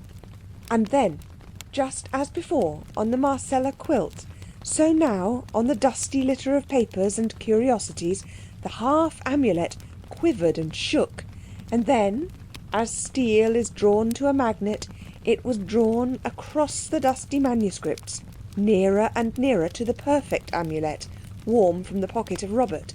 And then, as one drop of water mingles with another, when the panes of the window are wrinkled with rain? As one bead of mercury is drawn into another bead, the half amulet, that was the children's and was also Rekh Marr's, slipped into the whole amulet, and behold, there was only one, the perfect and ultimate charm. "And that's all right," said the Psammead, breaking a breathless silence. "Yes," said Anthea, "and we've got our heart's desire. Father and Mother and the lamb are coming home today." "But what about me?" said Rekh Marr. "What is your heart's desire?"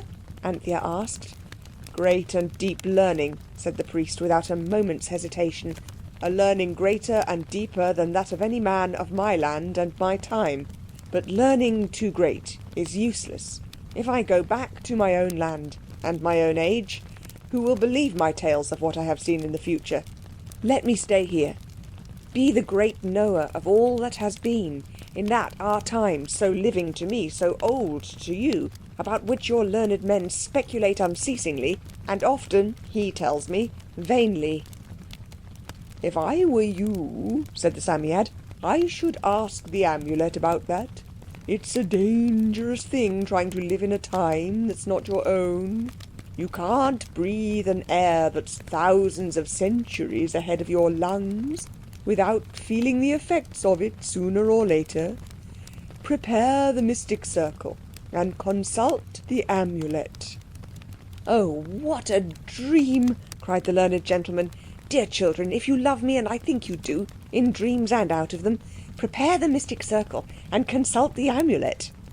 They did, as once before, when the sun had shone in August splendour, they crouched in a circle on the floor.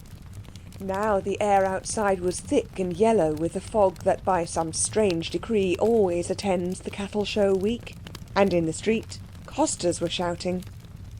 Hekaus Seche!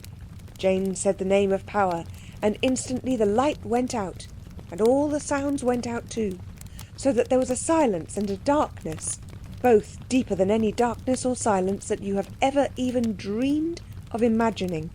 It was like being deaf or blind, only darker and quieter even than that. Then, out of that vast darkness and silence, came a light and a voice. The light was too faint to see anything by, and the voice was too small for you to hear what it said. But the light and the voice grew, and the light was the light that no man may look on and live, and the voice was the sweetest and most terrible voice in the world. The children cast down their eyes, and so did everyone. "I speak," said the voice. "What is it that you would hear?" There was a pause. Everyone was afraid to speak. "What are we to do about Rekh Marr?" said Robert, suddenly and abruptly. "Shall he go back through the Amulet to his own time, or—" "No one can pass through the Amulet now," said the beautiful, terrible voice, "to any land or any time. Only when it was imperfect could such things be. But men may pass through the perfect charm to the perfect union, which is not of time or space."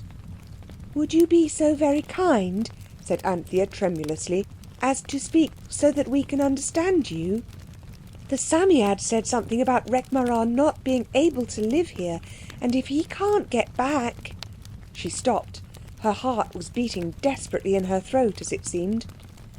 "Nobody can continue to live in a land and in a time not appointed," said the voice of glorious sweetness. "But a soul may live. If in that other time and land there be found a soul so akin to it as to offer it refuge in the body of that land and time, that thus they too may be one soul in one body."